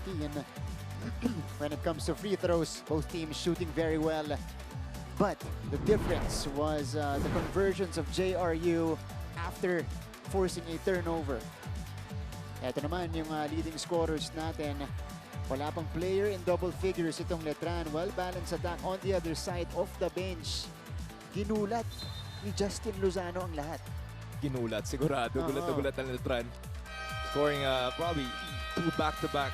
2 3-point shots, 2 out of 3. Very, very efficient. 4 out of 5 in the field. Pero not only that, is defending, stealing the ball, assisting. All-around game para dito kay Justin Lozano. Special mention din natin dito si Lance Benitez. Yeah. If I may, para siyang enforcer. Getting all those rebounds, setting those great screens para ma-open itong mga teammates niya. You saw Mark Denver Omega just moments ago. He just played 3 minutes in the first half, JV. Siya yung nagsimula para sa Letran. But once he went out, did not come back in the first half. Also, nagiging problem din ng Letran eh. Itong quick foul sila eh. Mark Omega playing only 3 minutes. 2 quick fouls for him. And also Jimbo Estrada, 3 fouls na. So, abangan natin ito or check natin itong foul situation nila. Of course, JRU is very much aware of that. So, expect their players to really go at Jimboy and MDO in the third quarter. And it begins here inside of Philoel Center. JRU ahead by 5. Mark Denver Omega attacking once he touched the basketball and he drew the foul. So a chance at the free throw line here for MDO, who has yet to score in this one. Mark Denver Omega, during his time with Perpetual, he was one of the top rebounding bigs in the league, consistently on top of the offensive rebounding department. And he gets the bounce on the first. He comes home to Letran. Of course, this is his high school alma mater. Kapatid niya, naglalaro din para sa men's volleyball team ng Letran. Vince Sarmiento will replace Lance Benitez, who picked up his third foul. Peña Verde against Jimboy Estrada.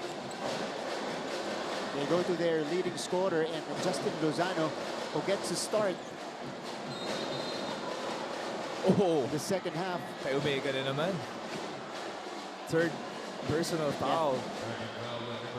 Early in the second half. Yeah.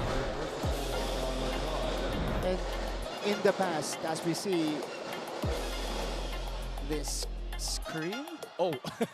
Oh, hindi. Ayun, Sa ball okay, handler. Okay. Okay, natisod niya. Akala ko sa pag-swipe eh. Pero James, yan din yung tendency dati ni Mark Denver Omega. Many games for Perpetual. Lagi siyang ilalabas ng maaga because of quick fouls inside. If you're a big man pa naman, you really have to be smart with your fouls.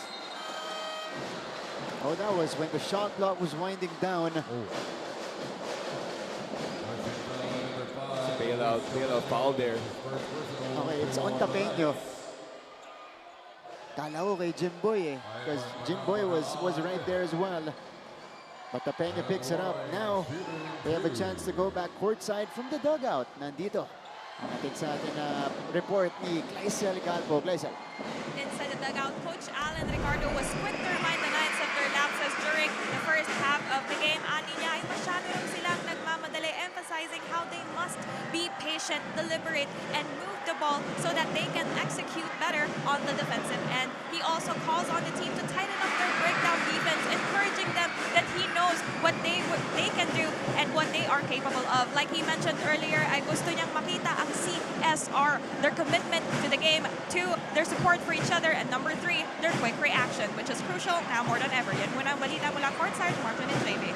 Thank you so much, Gleisel Galpo. Key words and key instructions from Coach Alan Ricardo. And this team is actually gleaming with potential. Kaya alam niya yung kakayahan ng mga manlalaro niya dito, especially against a young team like JRU. Almost a steal. Lozano steps back. Comes up short. Sabi mo nga, start of this game, it's buying in para dito sa Letran squad. Obviously, they got the talent. And yung report ka ni Gleisel is CSR. Yeah. Commitment, support, and react. So that's another term for, buying in sa gustong takboy nito ni Coach Allen. Hindi pala CSR courtside reporter. Oo. Okay. Di ba? Nag-iba naman, ha? Okay, iba pala. Yun na pala yun.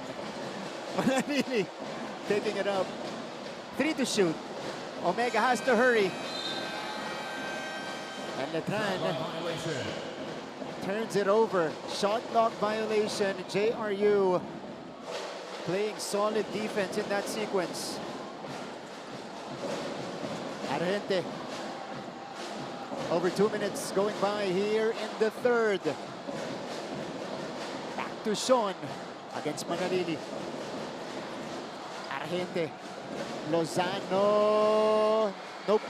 Rebound for Panapanaan. Fresh clock for the Heavy Bombers. Argente from way out. Not that time. Sean Argente has been struggling quite a bit. 2 out of 5. Oh! Panapanan rejecting Estrada. Tapeño almost taking it back inside to Peña Verde. It's the same story, Martin. Fast break points, transition points, and on that end, it's turnover points. This is a JRU squad. A great block by Panapanaan. Jimboy misses. And a foul on the rebound as we take a look at this block from Ivan Panapanaan. Vince Sarmiento with a heads-up play, finding Sanlea Peña Verde underneath. And this has allowed this JRU team to establish their biggest lead of the game, 44-37. Aaron Buensalida in for the first time for Letran. This is a transfer from La Salle. Okay. Pero Martin, at this point of the game, it's a bit alarming na. Lamang 7 points. Almost half of the third quarter. Itong JRU. Si Lorenaria na. Yung nagbaba ng bola dito. But you're right. There has to be more sense of urgency from Letran side. Lorenaria misses the floater. And Jimboy gets it. Estrada to Manalili. Nagsabay na sila dito. Oh! Manalili dribbles that one off his foot. 2-on-1 break. Sean, drop off. Ooh! A missed chance for the Heavy Bombers. Sayang lang, pero you can see the aggressiveness. Itong mga players ng JRU diving for the ball, attacking the hoop, bilang nila na finish. That was the right decision though for Argente. He waited for the defense to bite.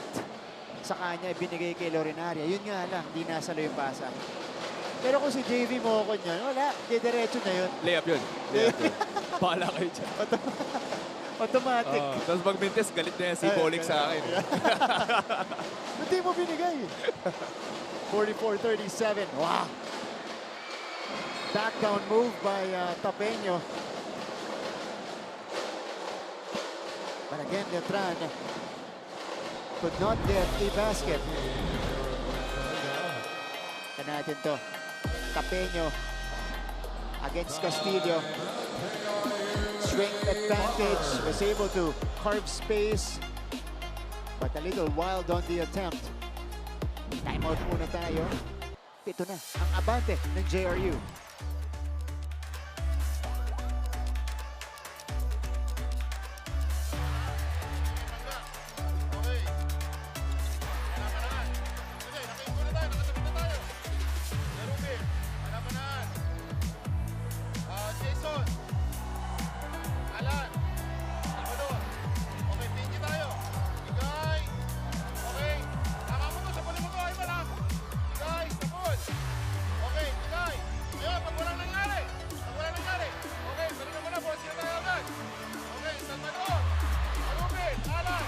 Our coverage continues inside the Federal Center. Narinig niyo yung boses ni Coach Nani Epondulan, brand new head coach for JRU. As we check out the kids, having fun. Mula to sa JRU. Double fun pa dahil nabante yung kanilang team dito. Their team has done a great job so far. 44-37. Jay Garupil is back for JRU. Garupil, the former Letran Knights. Ooh!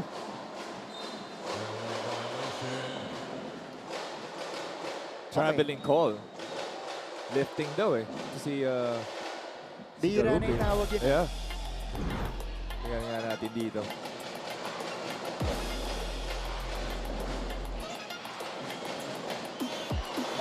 Yeah. Okay. Pwede. Dahil ba hindi niya inilipat sa kabila? Masyadong mahaba yung... Yeah, baka sa angle ng referee. Buensalida going to work against Panapanaan.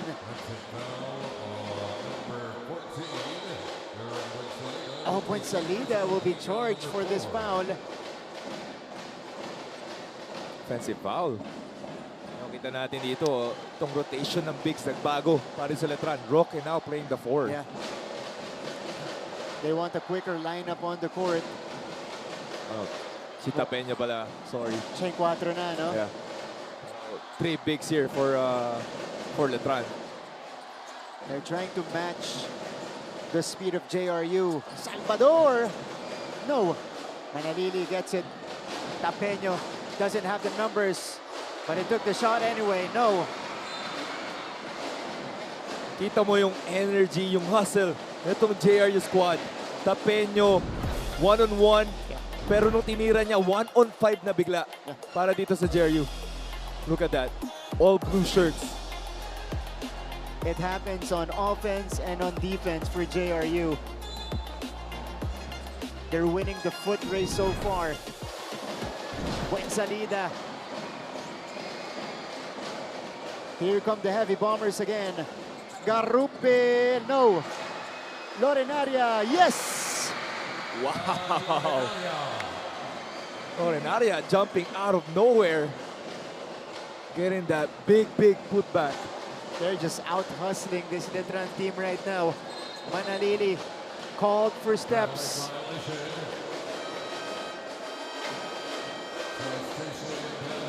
Hindi siya makapaniwala dito. If he took, same foot eh. yeah, The Yugo step. if he took off and landed on the same foot, it will be called for a travel. Hindi naman tong hustle ni Alan Lorenaria. That's another rookie working hard for Coach Nani. 9-point lead. Under 5 minutes remaining, we are beyond the halfway point of the third. Garupil. Sean looking for a screen. Garupil steps into a three. It's good. It's now a double-digit advantage for the Heavy Bombers. It's probably a revenge game para dito kay Garupil. Spent a year with Letran. Now he's back in the NCAA for JRU. Definitely something to prove. Yeah. Ito si Garupil. We can see here, kanina nag 1-2-2 itong Letran. Now they're back onto man-to-man defense. Lorenaria snatched away by Roque. Letran needs a basket. Chimboy smothered. Garupil the forward pass. Sean doesn't have the numbers, but he took it in. No. Here's Tapeño. Back the other way we go. Estrada waiting for his teammates. Peter Rosilio will look to restore order on this side of the court for Letran. Rosilio, cross-court pass. Ilalapit ni Jimboy. Turnaround fadeaway. No.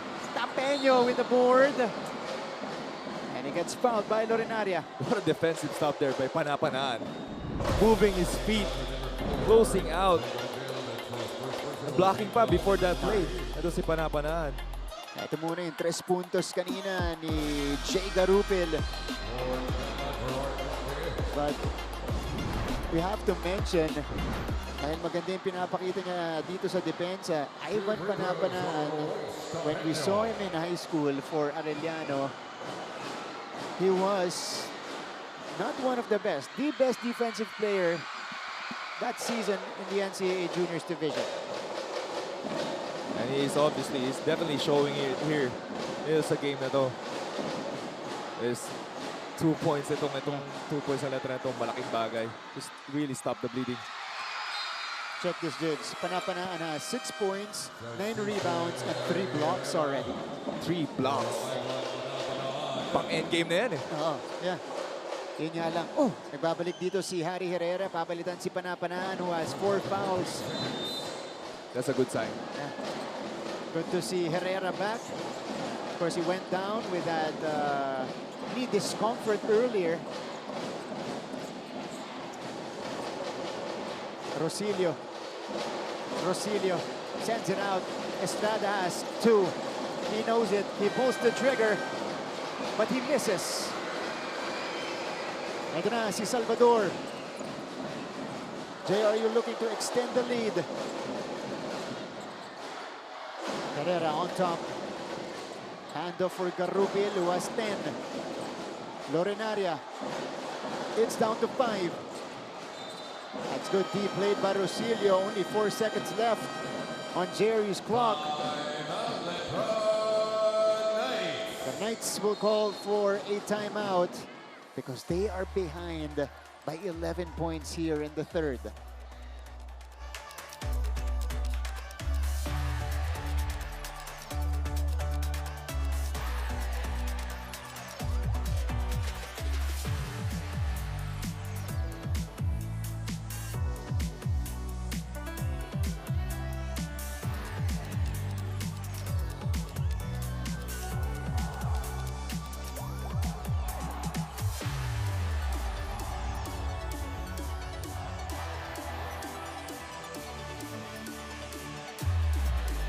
Back to the coverage. The JRU Heavy Bombers cheering squad is here.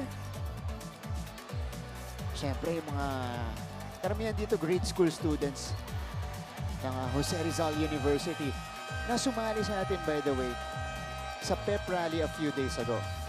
Ayan, nandun silang lahat to support their teams. Yan, diba, kahit hindi pa, mga, ano pa yan, potential JRU students. Oo nga. Hindi pa. Nire-recruit na. Nire-recruit na. Yun, Kasi expose na sila dito, no? Sa, sa school spirit. Yeah. Sa basketball Iba yan, scene natin. Iba yung nailalapit ka sa ganitong klaseng environment, because it really piques your interest. Yes. And you imagine yourself being out here on the court as well. Lorenaria, Salvador, as we proceed with last 2.5 minutes of the third. Wow! Bailout shot coming from Herrera. Big shot by Herrera. He looks okay. He looks good. Okay naman, Chad Gamad drops in his second triple of the game. So just tit for tat here. 3 for a 3. Garupil, last 2 minutes of the third. Salvador off the screen. Johnson knocks it down. Mahina pa rin daw hinahanap Salvador, corner 3 points now. Palabas naman sa wing. Salvador, another big 3 para sa JRU. 14 puntos ng abante ng JRU. 8 points for Sean. Santos face up Jay. Answers right back for Letran. But the Knights need stops. JRU non-stop ang energy dito. What a pass. Castillo underneath off a beautiful setup job by Salvador.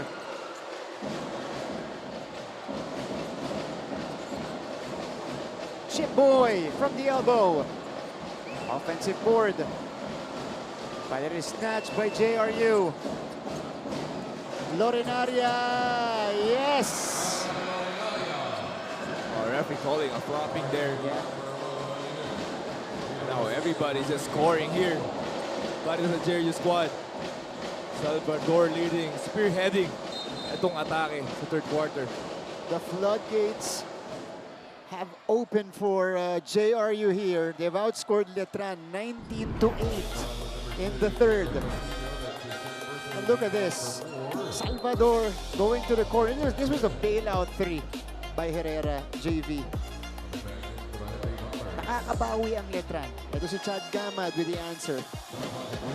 But JRU, Salvador, they're, not just in transition, even on the half court, they're executing.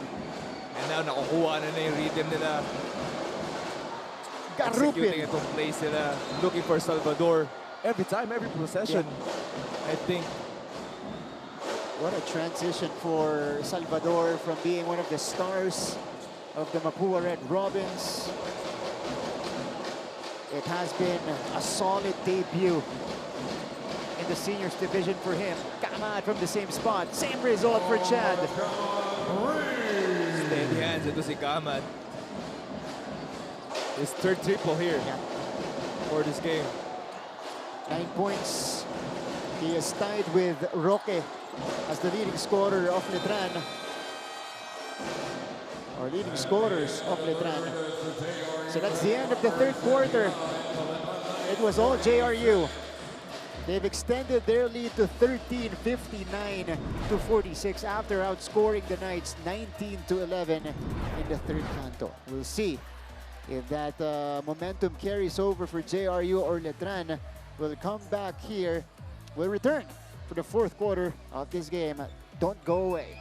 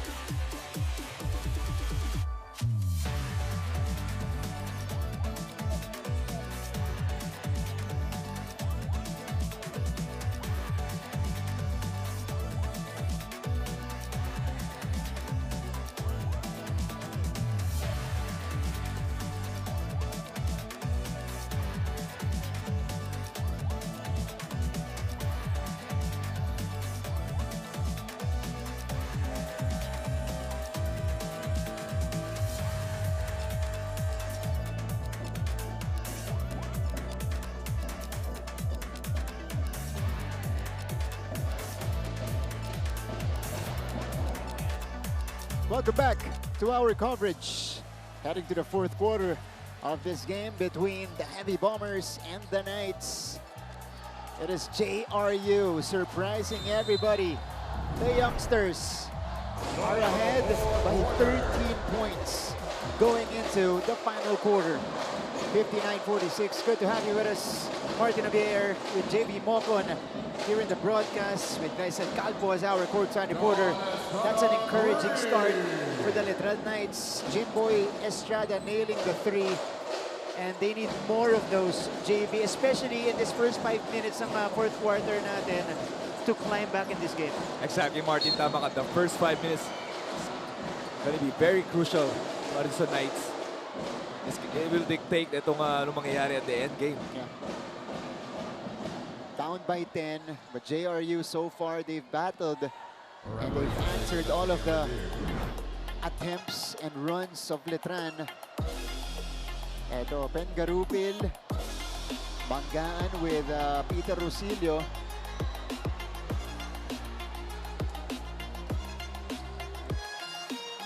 So our referees are reviewing if there was excessive contact. Mukhang incidental naman, nakaangat lang ng kamay si Rosilio.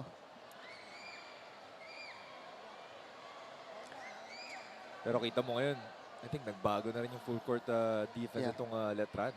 James, anong key dito para sa Letran Knights? This is gonna be an ordinary foul. Energy, obviously, kasi yung nagiging kulang nila eh. Transition defense, running back. Hindi mo naman tuturo yun eh, di ba? It's just effort on their side. They know they're very talented. Itong Letran, they just need to, you know, give more effort, show more effort here in the fourth quarter. Okay, this is our chance to go back courtside. Fourth quarter report mula kay Gleison Calpo. Gleison? The JRU Heavy Bombers are playing explosively as they continue to ride on this momentum. Gaya nga ng nasabi sa akin ng team captain nila na si Sean Argente kanina, the biggest difference of having Coach Nani as their lead is how they feel more angsty and more confident in calling the game because apparently he gives them the green light to take the shot and attack whenever they see an opportunity. This remains true for Coach Nani in this final frame as he demands more assertive shots and for them to seize all chances at the baskets from all sides. They might be young, but they've got the confidence, they've got the skills. The only challenge is how they'll contain their emotions to keep the same intensity and composure until the end. Martin and JB. Thank you, Gleison. That's a good report from JRU side. Binanggit niya na yung presensya alone, ito ni Coach Nani Epundulan, nagbibigay sa kanila ng energy at ng kumpiyansa sa court. Na wala silang, you know, dapat i-worry kasi napaghandaan nila at nandiyan si Coach Nani sa sideline. That's a good advice pa dito kay Coach Nani. Obviously, a very young team. That's what you need. They're really looking up to you on what to do on the court because you've been there. Yeah. Diba? MVP nga eh. That's right. Let's see what happened underneath. Ooh. Oh, okay. It was... Lorenaria. Yeah, Lorenaria falling down with the ball. When you say energy, you can see si Lorenaria agad eh, no? Attacking the basket every time. Jumping out of nowhere. Mukhang talagang he has accepted that role for JRU. Oh, kita mo. Tapping that rebound. Salvador. Argente. Swiped by Kevin Santos. And, okay, ahead ang JRU ng 10 puntos. Yung leading scorer nila last season at team captain nila ngayon, si Sean Argente, just has 4 points. 2 out of 7 from the field. Pero kita mo si Sean not really looking for his shots eh. Naging veterano na eh, naging captain, leader of this team. I think at the start of this ball game, he just wants to win whatever ways that this team can. Jonathan Manalili able to fish a foul. This is gonna be against Ivan Panapanaan. So, pang-5 na. Neto ni Panapanaan.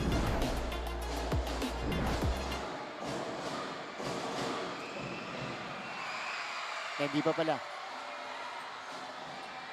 I correct myself. I was looking at the FD side. So, malayo pa sa foul trouble itong si Panapanaan. Kinabahan ako eh. Ang ganda Di pa ba naman pala? pinapakita niya eh. Correction Shot lang, blocker correction. nitong JRU. He's only taken one shot, by the way, si Panapanaan, but he's made so much impact Oo. on the court. 6 points, 9 rebounds, 3 blocks, and 1 assist. Wow. Grabe. That's how you impact the ball game without even scoring. Argente. Ball is with Salvador. Sean. Oof.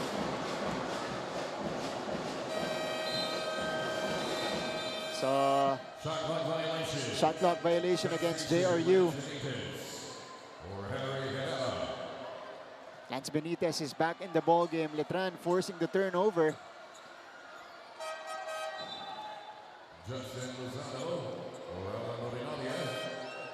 Lozano replacing Naria. Yeah. Lozano has 11 points to lead the Heavy Bombers. Karupin is also back inside.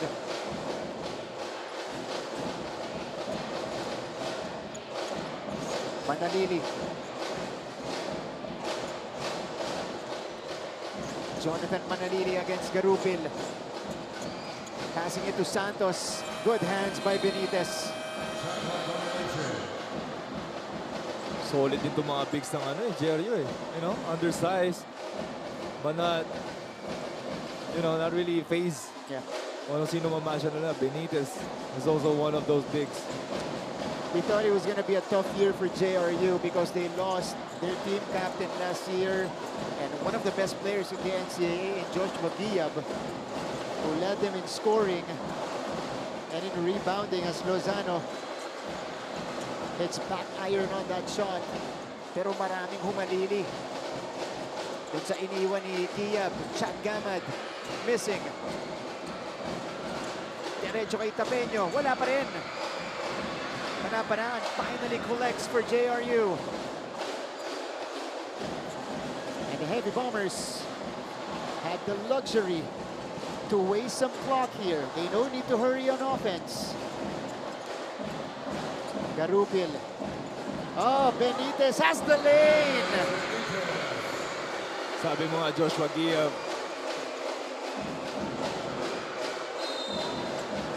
Almost defensive rebound there by the Jerry squad. Sabi mo nga, Joshua Guiab, laking nawala nila.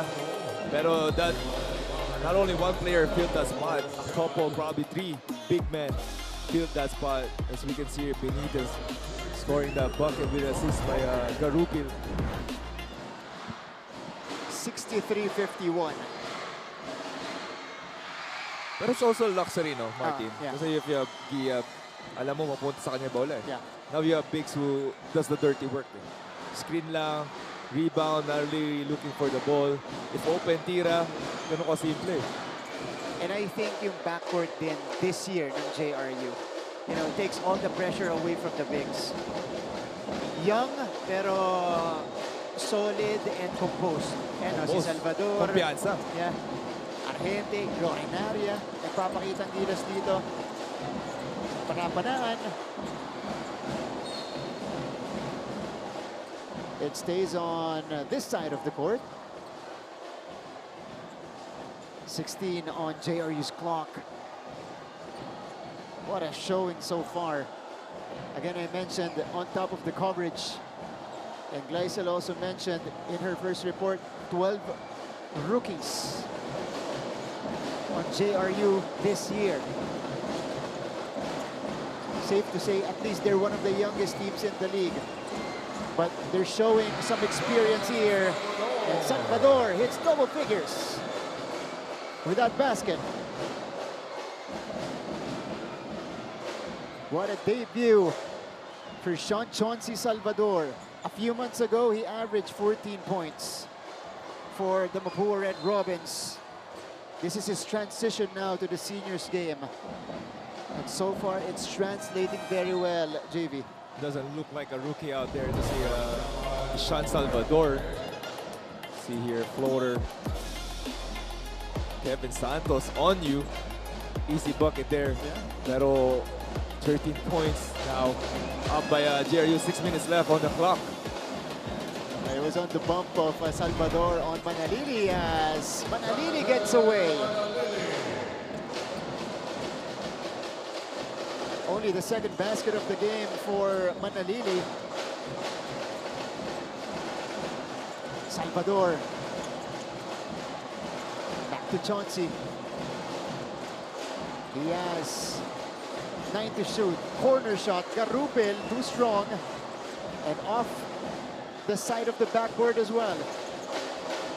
Estrada to Tapeño. Tapeño fades away. Yes. High arc jumper for Luis Tapeño. It's a soft shot by Tapeño. Half spin, a bit of a step back there.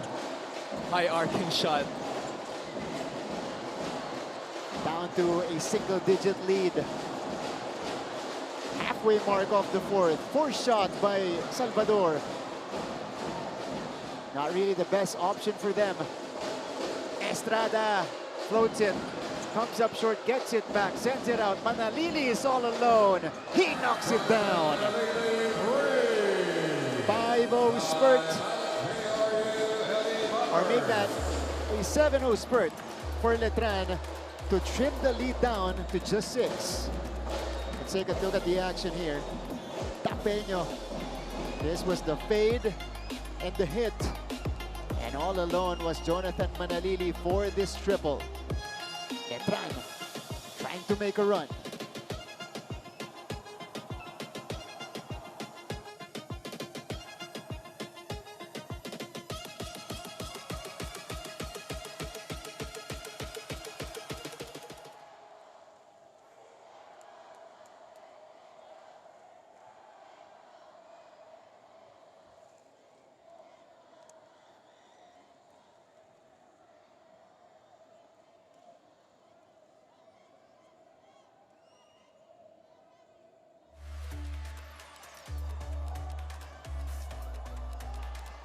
Back inside the Philoil Center for the final 4:47 of this exciting matchup between JRU and Letran. Right before the timeout, as we see the beautiful faces in attendance. Po, mga estudyante ng Letran at JRU nanonood dito.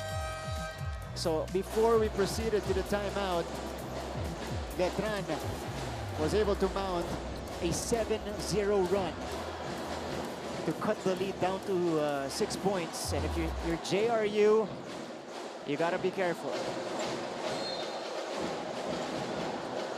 Ito, usually, pagkabata yung team JV, lumalabas yung youth sa mga gantong klaseng sitwasyon. Oo, tama. Yung maging inexperienced eh. Diba? Kita natin dito sa Letran, they have players who can really, you know, go-to guys. It's a crunch time. Yeah.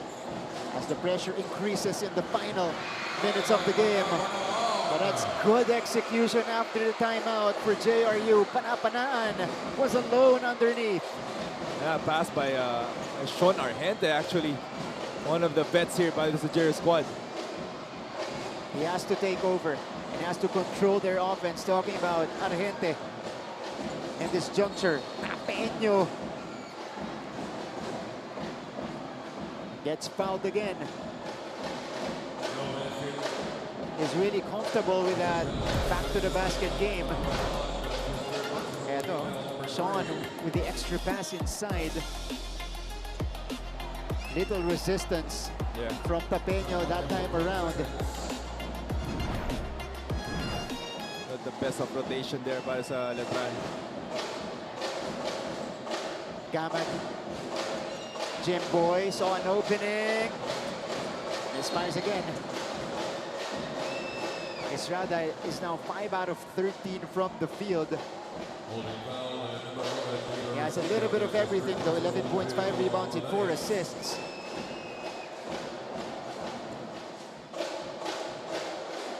Sean Argente. He's got the rookie Gamat on him.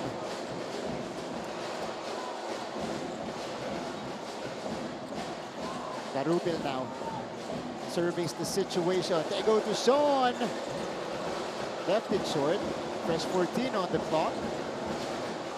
One more time here. Replay for Argente against Tapeño. Argente, drop off. Masyadong masikip. That's an open lane there by Sean Argente. Yeah, that's lefty finish na sana, pero pana-pana. Giving them an extra possession. I think that's the second time na meron ng layup si Sean. Pinasa Yes. pa niya, no? 2 to shoot for JRU. They need a quick one. Here's the lob. Broken up. And Letran has it. Rosilio. Peter Rosilio goes around Benitez. And it lands. Whistled for this foul. Ooh. Fouled out na to si Benitez. So -1 big man. Itong si Coach Nani Ipundulan. Vin Sarmiento will replace him. Ito, Peter Rosilio. That's the switch. Oh, parehong bumagsak. Even Santos and Yeah. Argente collided in that sequence. Jim Boy from the corner. Big time hit from Jim Boy Estrada. Great execution there by Letran. Big triple by Jimboy Estrada. Now they're down by only 5 points. Estrada is up to 14 points now. Panapanaan. Open look. Lozano. Kaboom! Tit for tat. Lozano. With also a big time hit. Jim Boy. Too strong. Garupil. Cross court. And JRU recognizing the situation, pulling it back. Garupil to set the table. He takes the shot. Off to the right. Offensive board. Ball tapped around. But the whistle will be blown here. This is going to be against Panapanaan.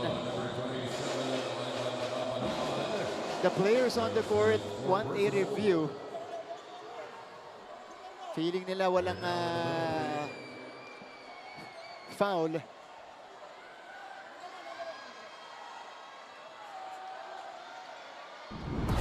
Yeah, pero kinonfirm ni crew chief Harry Santos. Yeah. Meron talaga. Meron. Panapanaan on his way down. Hit shot Gamad.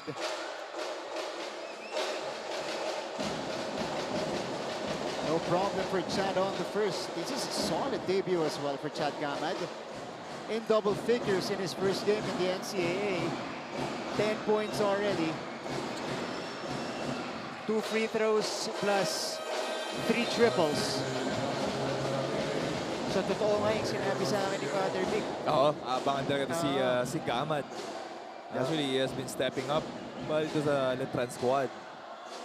Now, Filipino-Canadian Chad Gamad got recruited when he was in action for the Phil-Canadian team in the NBTC tournament. 70-64. Big possession here, Martin. Final 2 minutes deep into the trenches. Oh, Garupil, Lozano, short, Panapanaan hustling. Wow! what a recovery there by Panapanaan. Ivan Panapanaan. We gotta see that again. Look at him. Here's the miss, but he rushed to the ball. Heads up play Wow, to bounce it off Manalili. just pure effort para dito kay Panapanaan. You can't ask for more. Yeah. Yung impact niya, pareho. Kita sa stat sheet, ramdam sa court. 8 point, 13 rebounds, 3 blocks. Argente from way out. Kanina pa sinusubukan niya ni Sean. Tapeño. Tapeño with the scoop and the hoop. Down to a 4-point lead. What an attack there by Tapeño, attacking it si Panapanaan on the break. A minute and a half left. Lozano gets fouled in the act of shooting. So 2 shots coming up for Lozano. Nasa din yung Achilles heel itong Letran. Si first year to si Tapeño with an up and under move against Panapanaan. Pero yun talaga yung Achilles heel ngayon ng Letran. Yeah. During itong game na to, the transition defense has been glaring. Lagi silang nauunahan nitong JRU. And it's been happening since the first quarter, JB. Yes, so di sila adjust eh. Yeah. Just pure effort, just running back, touching the paint. Kita mo, Lozano is just one-on-one na bigla eh. And Lozano takes care of the first. And the JR squad knows it. Si Coach, he knows it now. Pina-forward nila yung bola, nakita lang libre, or kahit onti lang yung puwang eh. Pinapasa nila agad eh. 2 for 2. Lozano showing composure. He now has 15 points, or make that 16 for JRU. The lead is back up to 6.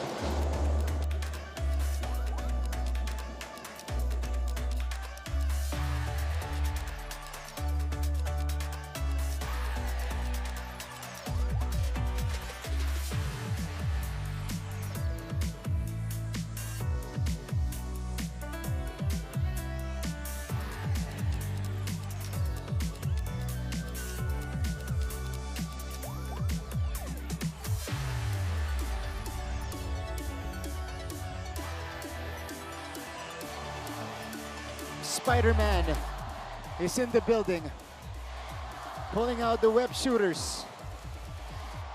He's part of the JRU crowd. Yeah, one of the kids here from Jose Rizal University. They're happy. They're not anxious because their team is ahead by 6 points right now. 72-66 with a minute and 23 remaining. But Letran, in this final stretch, JV, nakakagawa ng run. Nakakapunto sila dito.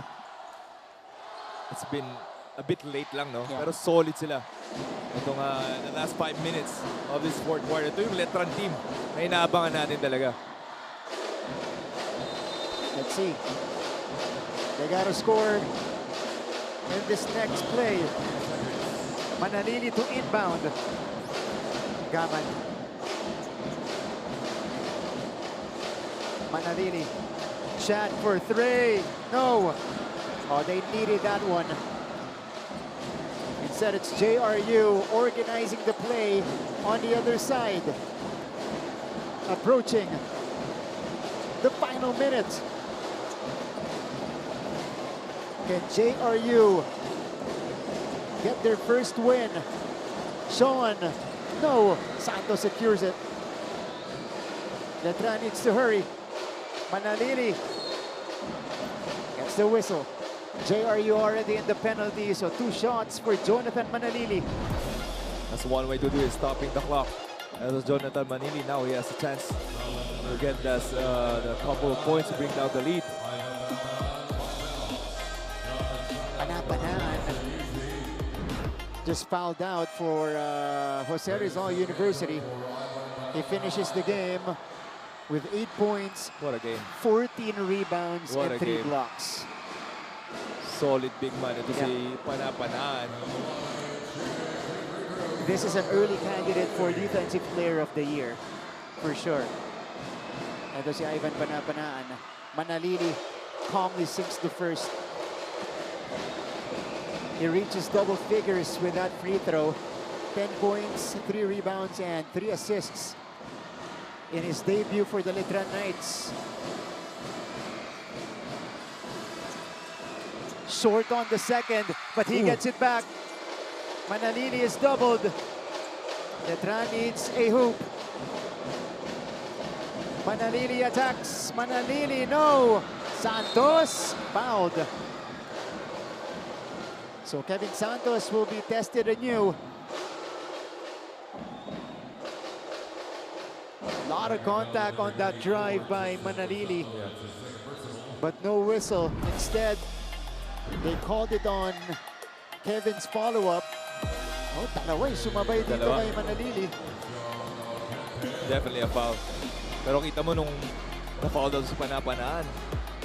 2 offensive rebounds or straight para dito sa Letran. Yung factor na wala ngayon in this crunch time sa panapanaan. Gonna be crucial for them. Precisely. Santos at the free throw line.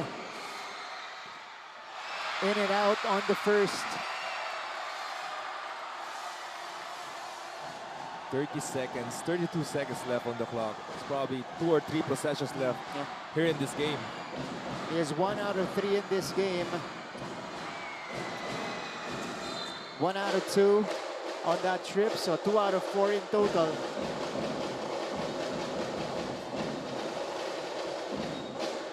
Last year actually okay si Santos sa free throw line, 78%. That's a good clip, especially for a big. So James, 2-possession game. Yeah. Crucial dito sa Sarmiento eh. Yeah. Kasi it's being guarded by Kevin Santos. O siya yung magbababa. Binigay kay Garubil. Oh! There's a foul.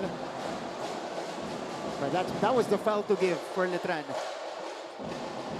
Next one, they'll be over the limit.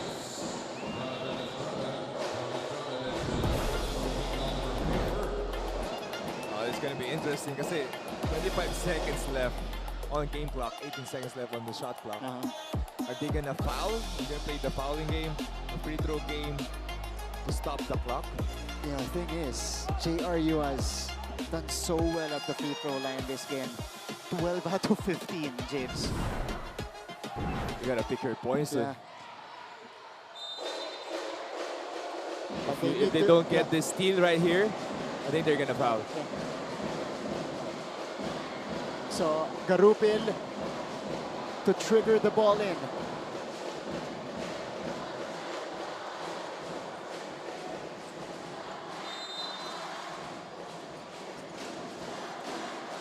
Former Letran Knight, Jay Garupil,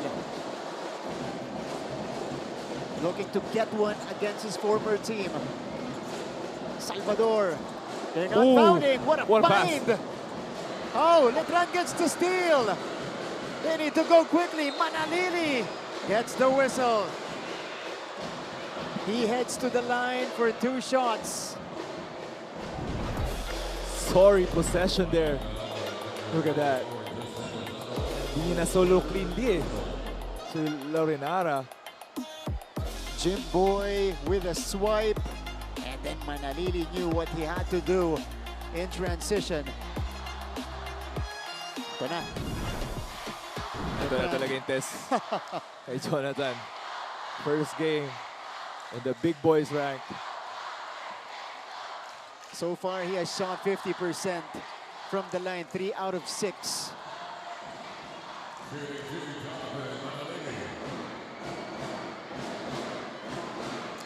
And a wall of JRU rather supporters in front of you. And, that's the challenge now for Manalili.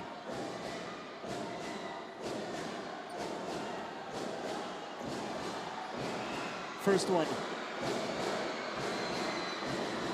Ooh! Big miss. He needs to make this one. He says two ball possession, 2-possession game.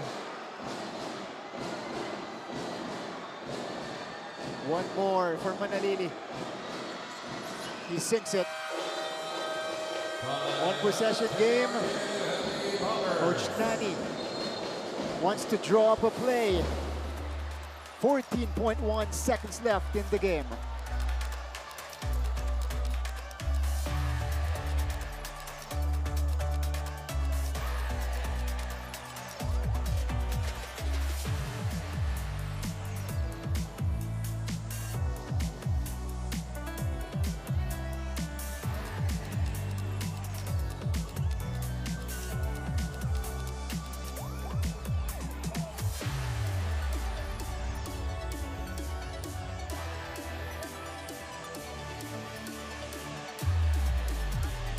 We're back for the final 14 seconds of our second game today between JRU and Letran.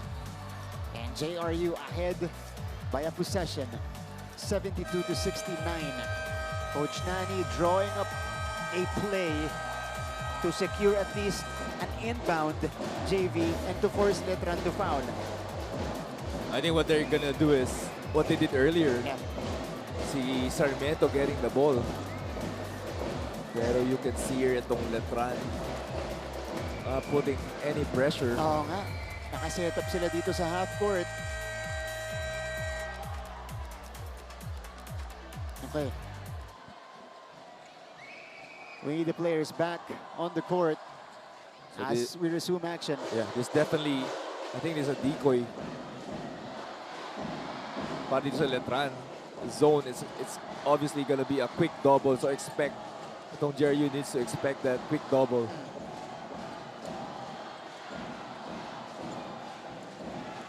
Kapit braso, kapit kamay. Itong mga players ng JRU. They're on the verge of their first win. Of getting their first win. Oh, Lozano with the catch. That was important. Yeah. Yun yung niran talaga ni Coach. I think he wanted the ball on Lozano. The leading scorer for JRU. 16 points today for Justin Lozano. 3 rebounds, 3 assists. What a well-executed play by Coach Nani. Tatlong 3 puntos din para kay Lozano. Oh, he misses the first. He just needs one. Just one. Just one to make it a 2-possession game and to put the game out of reach. That's He got it. the free throw he needed. 4-point game. The Knights call for time.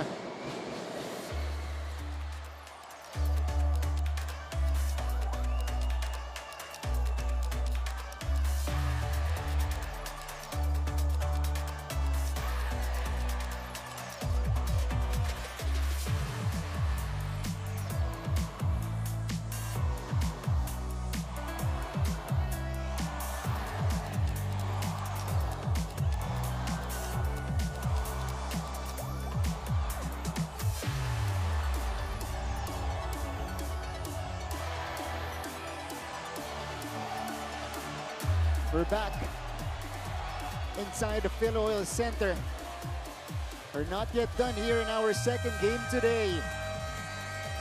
Letran, susubukan pa nilang makalapit dito.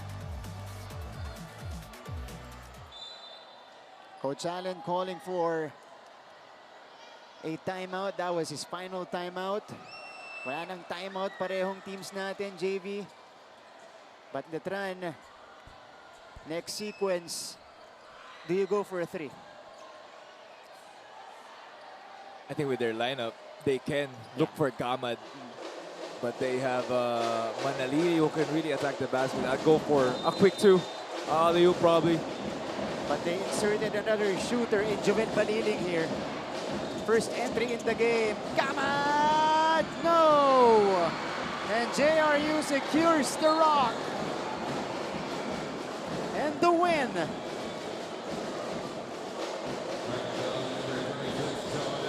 What a way to win your first game.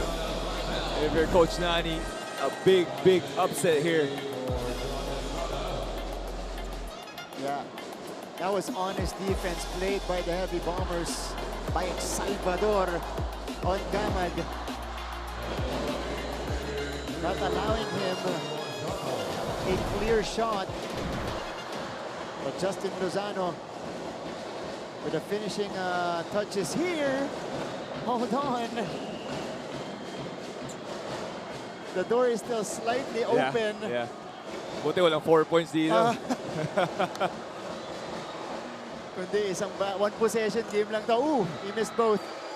But it needs to be a full court sequence for Letran. Too strong for Manalili. And that's all she wrote. The JRU Heavy Bombers win their first game of the season at the expense of the Letran Knights. What a game. A lot of heroes here by the JRU squad. Just pure collective effort here.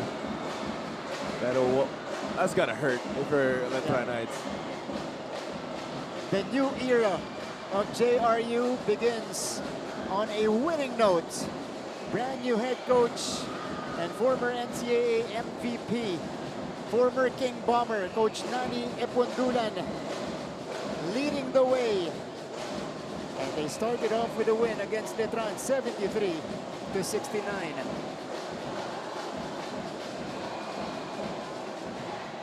What a game, and such composure shown as well by the youngsters of JRU. JB, we were expecting a comeback from Letran, and they did.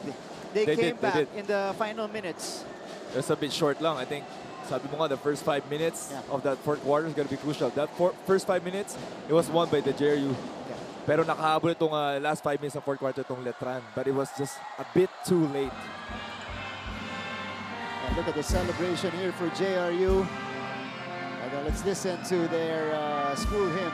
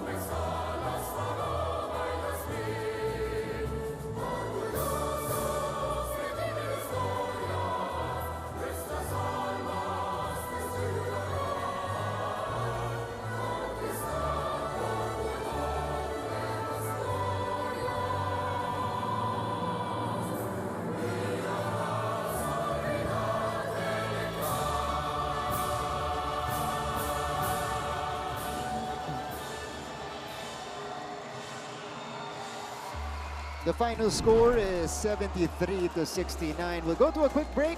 Pagbalik po natin, kakausapin natin ang winning head coach and the best player of the game.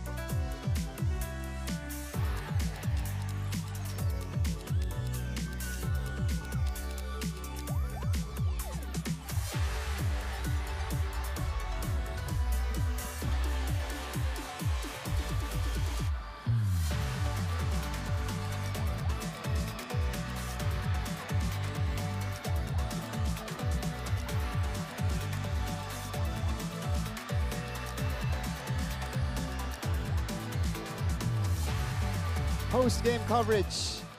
In our second game, panalo po ang JRU Heavy Bombers kontra sa Letran Knights 73-69, notching their first win of the season. As I mentioned earlier, starting off the new era of JRU basketball on a winning note.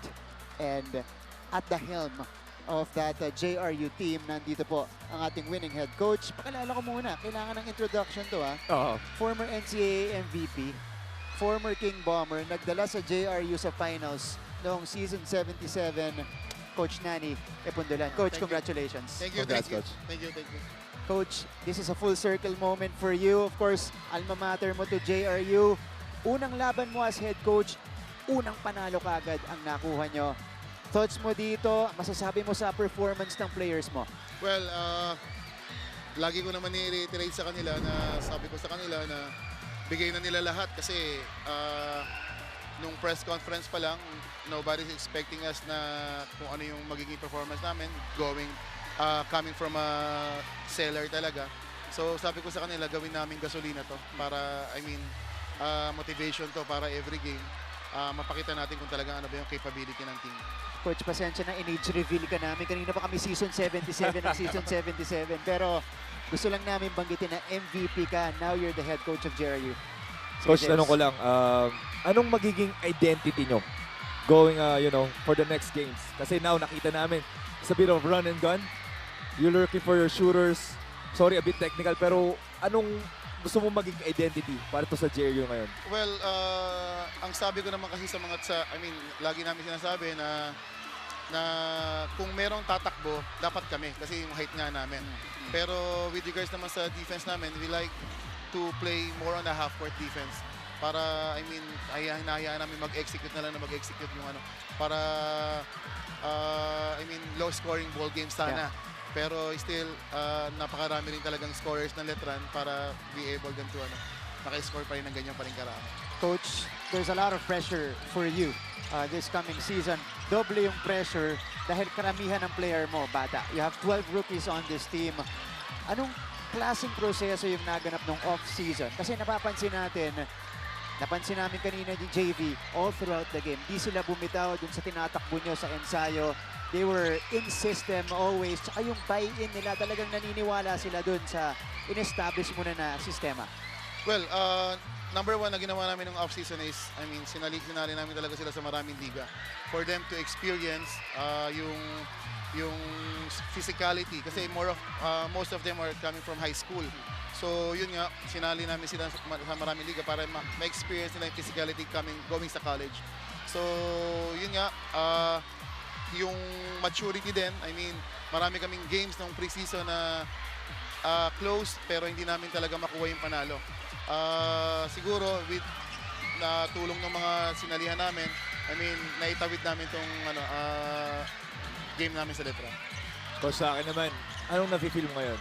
First win as a head coach, former King Bomber, former MVP. Now ikaw na head coach, first win, nothing less than the Letran Knights. Well, number one, syempre masaya. Pero lahat ng mga ito, tinataas ko kay Lord. Syempre, sabi ko nga sa kanya, sa pieces, sa lineup na meron kami ngayon, with him, with us, sabi ko natin is impossible. So, lahat yun para sa kanya. Coach, gusto lang namin banggitin yung endgame kanina. Kasi in-expect namin yung Letran, of course, being a team full of, personalities, mga tried and tested na dito sa NCAA. Sabi namin ni James, hahabol to. Last minute humabol. Kailangan ipakita ng JRU yung composure nila. Nahanap mo ba yun sa mga bata mo dito sa laban na to? Well, siguro, especially kay Panapanaan, kay Garupil, and si Argente medyo fatigue na kasi pero still, nung endgame, sa kanya pa rin ako pumunta. With them, sa lineup namin, kung nandun sila sa endgame, malaki pa rin yung tiwala ko na maitatawid namin yung mga ganong klaseng laro. Okay, Coach. Pagkakataon mo, syempre, first game, first win. First bate as the head coach of JRU. Go ahead, Coach. I would like to thank pala yung sa JRU community, sa mga nandito, sa mga sumuporta. And then sa province ko, sa Inandayan, Southern Leyte, sa mga taga Mandaluyong na sumusuporta rin. And syempre, sa mga sponsors po na tumutulong po paunti-unti dito sa sa GRU po. Maraming salamat po. Coach Nani Epondulan, you very much. congratulations. Coach, Thank you very congrats. Coach, di mo alam. Dahil sa'yo, kalbo na next week ang Letran Nights. Sorry. Sorry to. Hindi, joke lang, Coach. Hindi mo naman kasalanan, Coach. Coach, congratulations. Congratulations. Okay, break muna tayo. Pagbalik po natin, makikilala natin ang ating best player of the game.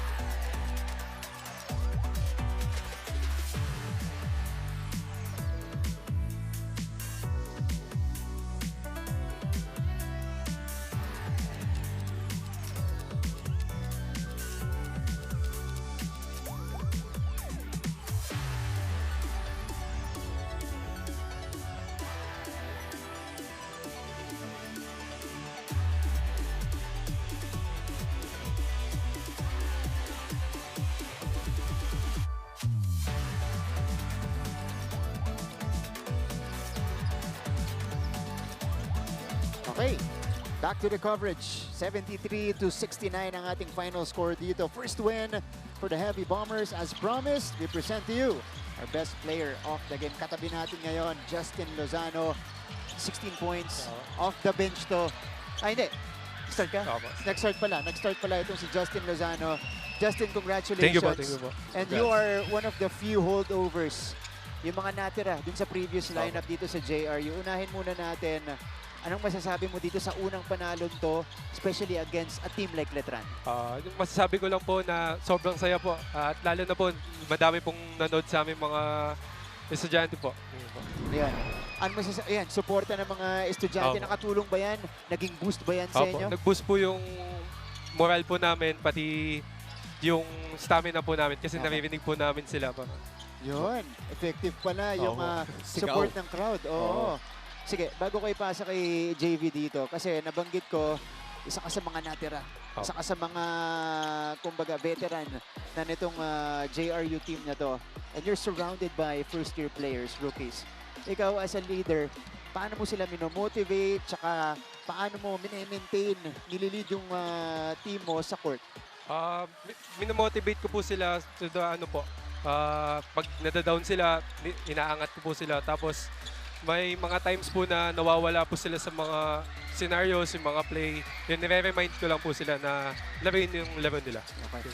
Akin, Justin, kinausap ka ba ni Coach Nani? Ngayon, alam mo na, mas marami ng responsibility mo. Scoring, defending, mas mahaba na minutes mo, ganun talaga eh. Kinausap ka ba niya directly o parang sa sarili mo lang na, kailangan ko nang mas pataasan yung laro ko? Siyempre po, sabi niyo nga po na madami nga pong nawala sa amin. Kinausap naman niya po ako na may iba na po yung role ko po ngayon. Kaya niready niya po ako nung mga preseason, mga ensayo po namin. 17-3-3 at meron kang marami kang 3 puntos kanina. Meron pa kanina yung walk-in 3. Transition 3. Transition 3. Yun kasi doon namin nakikita yung kumpiyansa mo ngayong season na to. Ikaw personally, bukod sa pagmomotivate sa sarili mo, syempre iba yung NCAA. Anong mental preparation mo para dito sa ligang to based from your experiences in the past? Iba po yung ngayon eh. Parang syempre nasa mataas na level na po tayo. Ginagawa ko lang po, i-visualize ko po yung mga pwedeng mangyari, mga possibilities po. Yun, okay. Sino naman yung teammate na i-comment mo pa dito sa laban na to na talagang nagulat ka na, uy, iba pinakita niya ngayon? Si Ivan, Panapanaan. Panapanaan. Mga defense po, grabe po siya. Grabe. Okay. So, you're a very young team, pero magandang nakuha nyo na, nakapuhunan kayo ng isang panalong to against Letran. Ano expect natin sa JRU Heavy Bombers this season? Kasi kanina si JV, naghahanap siya ng identity mula kay Coach Nani. Para sa'yo, ano yung identity ngayong season nitong JRU? Ang identity po namin is mas gutom po kami ngayon manalo. Mas gutom. Anong pinanggagalingan niyang gutom na yan? Ano po? Nakatapos lang kasi ng isa. Ano lang po, yun, sipagan lang muna. Yun lang ba? Okay. Di pagod. Tsaka ang dami nanonood eh, Oo. di ba? Gusto mo, Nakakagutom yun? nakakagutom yun. Nakakagutom yun. Tama. Okay. Thank you Justin, po. congratulations. Congrats, Justin. Thank you po. Galing. 17-3-3, best player of the game for Justin Lozano today. Ngayon naman, okay, kasama ni Gleisel Galpo, yung kinomend ni Justin Lozano dito, si Ivan Panapanaan. Go ahead, Gleisel. Yes, Martin, kasama ko nga ngayon ang isa sa mga trumabaho para sa unang panalo ng JRU Heavy Bombers at isa sa mga holdovers nila na si Ivan Panapanaan. Ivan, first of all, congratulations sa una niyong panalo. Eto, gusto kong malaman, you were part of the team last season with Coach Louie. Kamusta ba yung naging transition mo under Coach Nani? At ano ba para sa yung biggest difference from last season versus this season with Coach Nani? Siguro po wala naman po masyadong pinagkaiba kasi more on trade naman din po si kay Coach Nani. Yun lang po yung pinagkaiba lang na iba na po yung play na tinatakbo namin ngayon para makapag-execute maayos yan. Kagaya din po na kay Coach Louie na sumasandal lang din po kami sa play. At nakita natin yan ngayong araw. Pero syempre, bukod sa mga trinabaho nyo during off-season as a team, ikaw meron ka ring mga personal na in-improve sa sarili mo. Ano ba yung mga trinabaho mo ngayong season? Siguro po yung trinabaho ko po during off-season yung pagiging composed po sa sarili and yung free throw shooting din po. Nakita din natin yan. But I'm sure mas marami pa tayong aabangan mula sa'yo. Pero puntahan natin yung naging game nyo kanina muna, no? Of course, nanalo kayo, pero madikit yung naging labanan. Merong mga times na humahabol, naggumagawa ng run etong kabilang team. Paano mo na-overcome itong mga challenges kanina? Saang parte ka ba pinaka nahirapan? Siguro po yung pagpasok ng third quarter kasi po di namin alam kung ano yung babaton nilang depensa, kung ano yung magiging adjust nila sa amin. Pero naging ano lang po kami kuto sa mga player namin na naging compose lang yung possession by possession yung motto na. Ang laging paalala ni Coach Nani sa inyo. Pero eto, ano pa ba ang dapat naming abangan mula sa Heavy Bombers? Yung abangan nyo po kami na tatrabahuin pa po namin during this season and siguro pagbubutihan pa namin. Okay, eto na ang pagkakataon mo bago ka namin pagpahingahin. Batiin mo naman lahat ng mga sumusuporta sa inyo, nanonood. At yung mga estudyante kanina na nag-cheer at sumisigaw para sa inyo. Maraming salamat po sa GRU community, sa mga bata na nanonood sa amin, sa mga boss po namin, and sa mga teammate ko pa yun, sa mga coaches. Yun, binabati ko pala yung mga pamilya ko sa Bataan, Mendoza family, Panapana family, Pitok family, and Sarmiento family, and big shoutout kila Ate Perlan and Kuya Maki na pumunta talaga dito para manood. Okay, once again, congratulations, Ivan Panapanaan. Balik muna sa inyo dyan, Martin and JB. Maraming salamat, Gleisel Galpo. 8-14-3 for Ivan Panapanaan today. Kasama natin ngayon ay isa pa sa mga rookies na itong JRU Heavy Bombers, Sean Salvador. Kilala natin siya, na-over natin siya nung high school siya with the Mapua Red Robins. Just a few months ago, he was in action in the NCAA Juniors Division. Average 14 a game. Dito, unang salta niya sa NCAA Seniors. Double figures agad, 10 points. Sean, una congratulations. Thank you. Okay. Kinabahan ka ba? Rookie, freshman, tapos ganun agad pinakita mo. Hindi na kasi yung ginagawa namin sa practice parang ganun na rin yung iniisip ko na naglalaro eh. Kumbaga parang yun na yung binibigay sa akin ni Coach Nani na kumpiyansa eh. Kumbaga alagaan ko na lang yung binigay niya sa akin. Pati yung mga teammates ko, pati yung seniors ko. So nakatulong ba yung, kasi syempre, lagi kayong nandito, NCAA Juniors, naglalaro dito. So medyo sanay ka na sa environment ng NCAA. Nakatulong ba yun dun sa pagpa-familiarize mo dun sa sarili mo, dun sa laruan dito sa college? Opo, syempre, lagi kami dito eh. Hindi na sa akin bago to. Parang, ano na to eh. Parang dito na kami lagi dati dito naglalaro eh. Nung Mapua Red Robins pa ako. Ayun, kaya nasanay na ako. Ako naman, Sean, parang sabi mo nga, tagal mo na dito. I mean, hindi naman matagal. So, tagal si Martin dito. Pero yung familiarity, di ba? Yeah. Pero sa akin, anong madadala mo for the JRU squad dito sa season 101? Siguro yung yung trabaho ko na pagiging vocal na rin and yung shooter, yung pagiging ganun. And ayun, yun lang. And Yung tiwala, yun lang. Bigyan ko lang ng konteksto kaya kami tumatawa. Kasi sabi ni Sean sa atin kanina, kay JV, Sige, ibigay mo. idol niya, pinapanood niya nasa Montalban, Rizal. Ilang taong ka nun? Bata pa po ako. Bata pa po ako nun. Bata pa ako. Kaya binili ko kay Martin. Sabi ko, grade school pa lang ako, nagsasalita ka na dito. Hindi lang si Coach Nani in-age reveal natin, pati si JV Mocon. Aray. Pero Sean, congratulations. Thank you bro.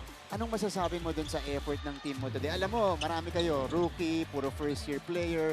Iba sasabihin, ako, inexperienced tong team na to, pero you proved them wrong. Ano masasabi mo sa performance din nila? Siyempre, sobrang sulit and ang happy ako sa kanila, kami. Kasi tingin nila sa amin na bata to, pipisikalin lang kami. Yun lang, sinabi ko lang kala Sanlea, Alan, Yuri, the rest of the rookies, gawin naming motivation to sa laban na to. Ipakita sa mga tao, coaches, na kalaban namin na hindi kami rookies. Hindi kami rookies, veterano na kami. Ayun, hindi na sa amin bago to para sa team na to. Grabe yung kumpiyansa ng isang Sean Salvador. Rookie vet. Oo nga, rookie vet na. Okay, your chance now to greet your loved ones. Sean, na nanonood ngayon.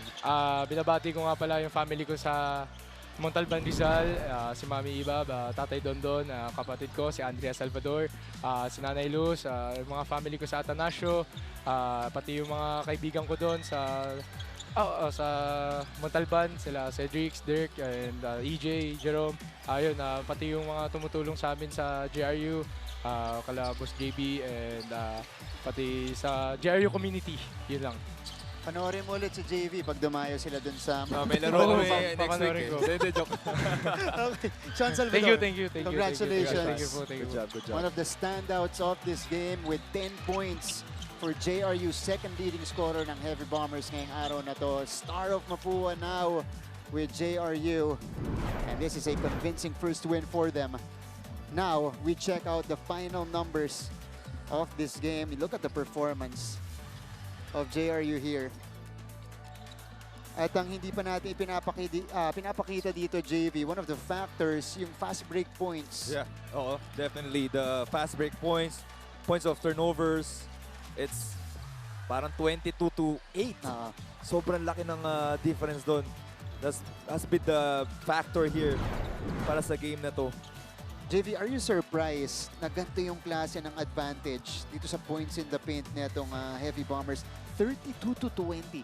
Definitely surprised. Pero that's also, yung mga fast breaks, mga pasa inside. That's also, it shows yung presence ni Panapanaan in the paint defending. Pero dito sa starter points naman, kita naman natin sila Omega. Ang daming foul trouble sa first fight nila. Jimboy was in foul trouble. 3 fouls in the first half. Mark Denver Omega did not get his groove. Kevin Santos medyo nag-struggle din off the bench. So a lot of work to be done for the Letran Knights. But JRU coming up with their first win. This is big time for the Heavy Bombers to get a first win against Letran. Games tomorrow. Wow! Arellano kontra Mapua. Group A action tayo dito sa Center at 11 a.m. And then in the afternoon, big clash in Group B. Retooled and much improved EAC team facing a very hungry Benilde Blazers who lost their first game of the season last weekend against San Beda. So abangan nyo po yan. That comes at 2:30 p.m. Okay, mga kapuso, salamat po sa inyong panonood. James, final words. Ayun, see you all here sa games dito sa Philoil Arena. Hopefully live, makapanood sila, di ba? And be safe out there. Okay, huwag niyo pong miss out yung action dito sa NCAA Season 101. We have a new tournament format to spice up. Yun, no? Di ba? The competition. Para maiba. Para maiba. Hanggang dulo, may pinaglalabanan. And we see now, from the weekend, now until our second game today, second day ng ating competition, nakakita tayo na medyo surprises. Walang safe no? Walang safe. Even kita mo naman JRU, akala mo it's a one game already for Letran. Pero upset. Yeah. Okay, abangan niyo po yan mga kapuso. Again, games continue tomorrow with Mapua and Arellano at 11 a.m. Second game naman natin ay, nandyan po ang EAC and Benilde for Group B.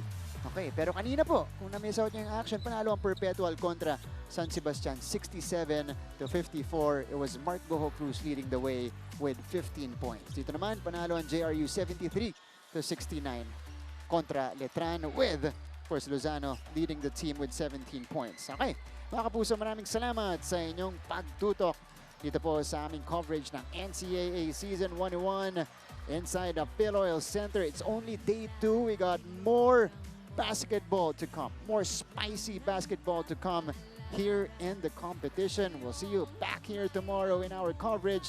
This has been NCAA Season 101, Building Greatness. Stay humble, but always proud. Malayo ang mararating if you've got your feet on the ground. Ito na ang biggest game ng iyong buhay together.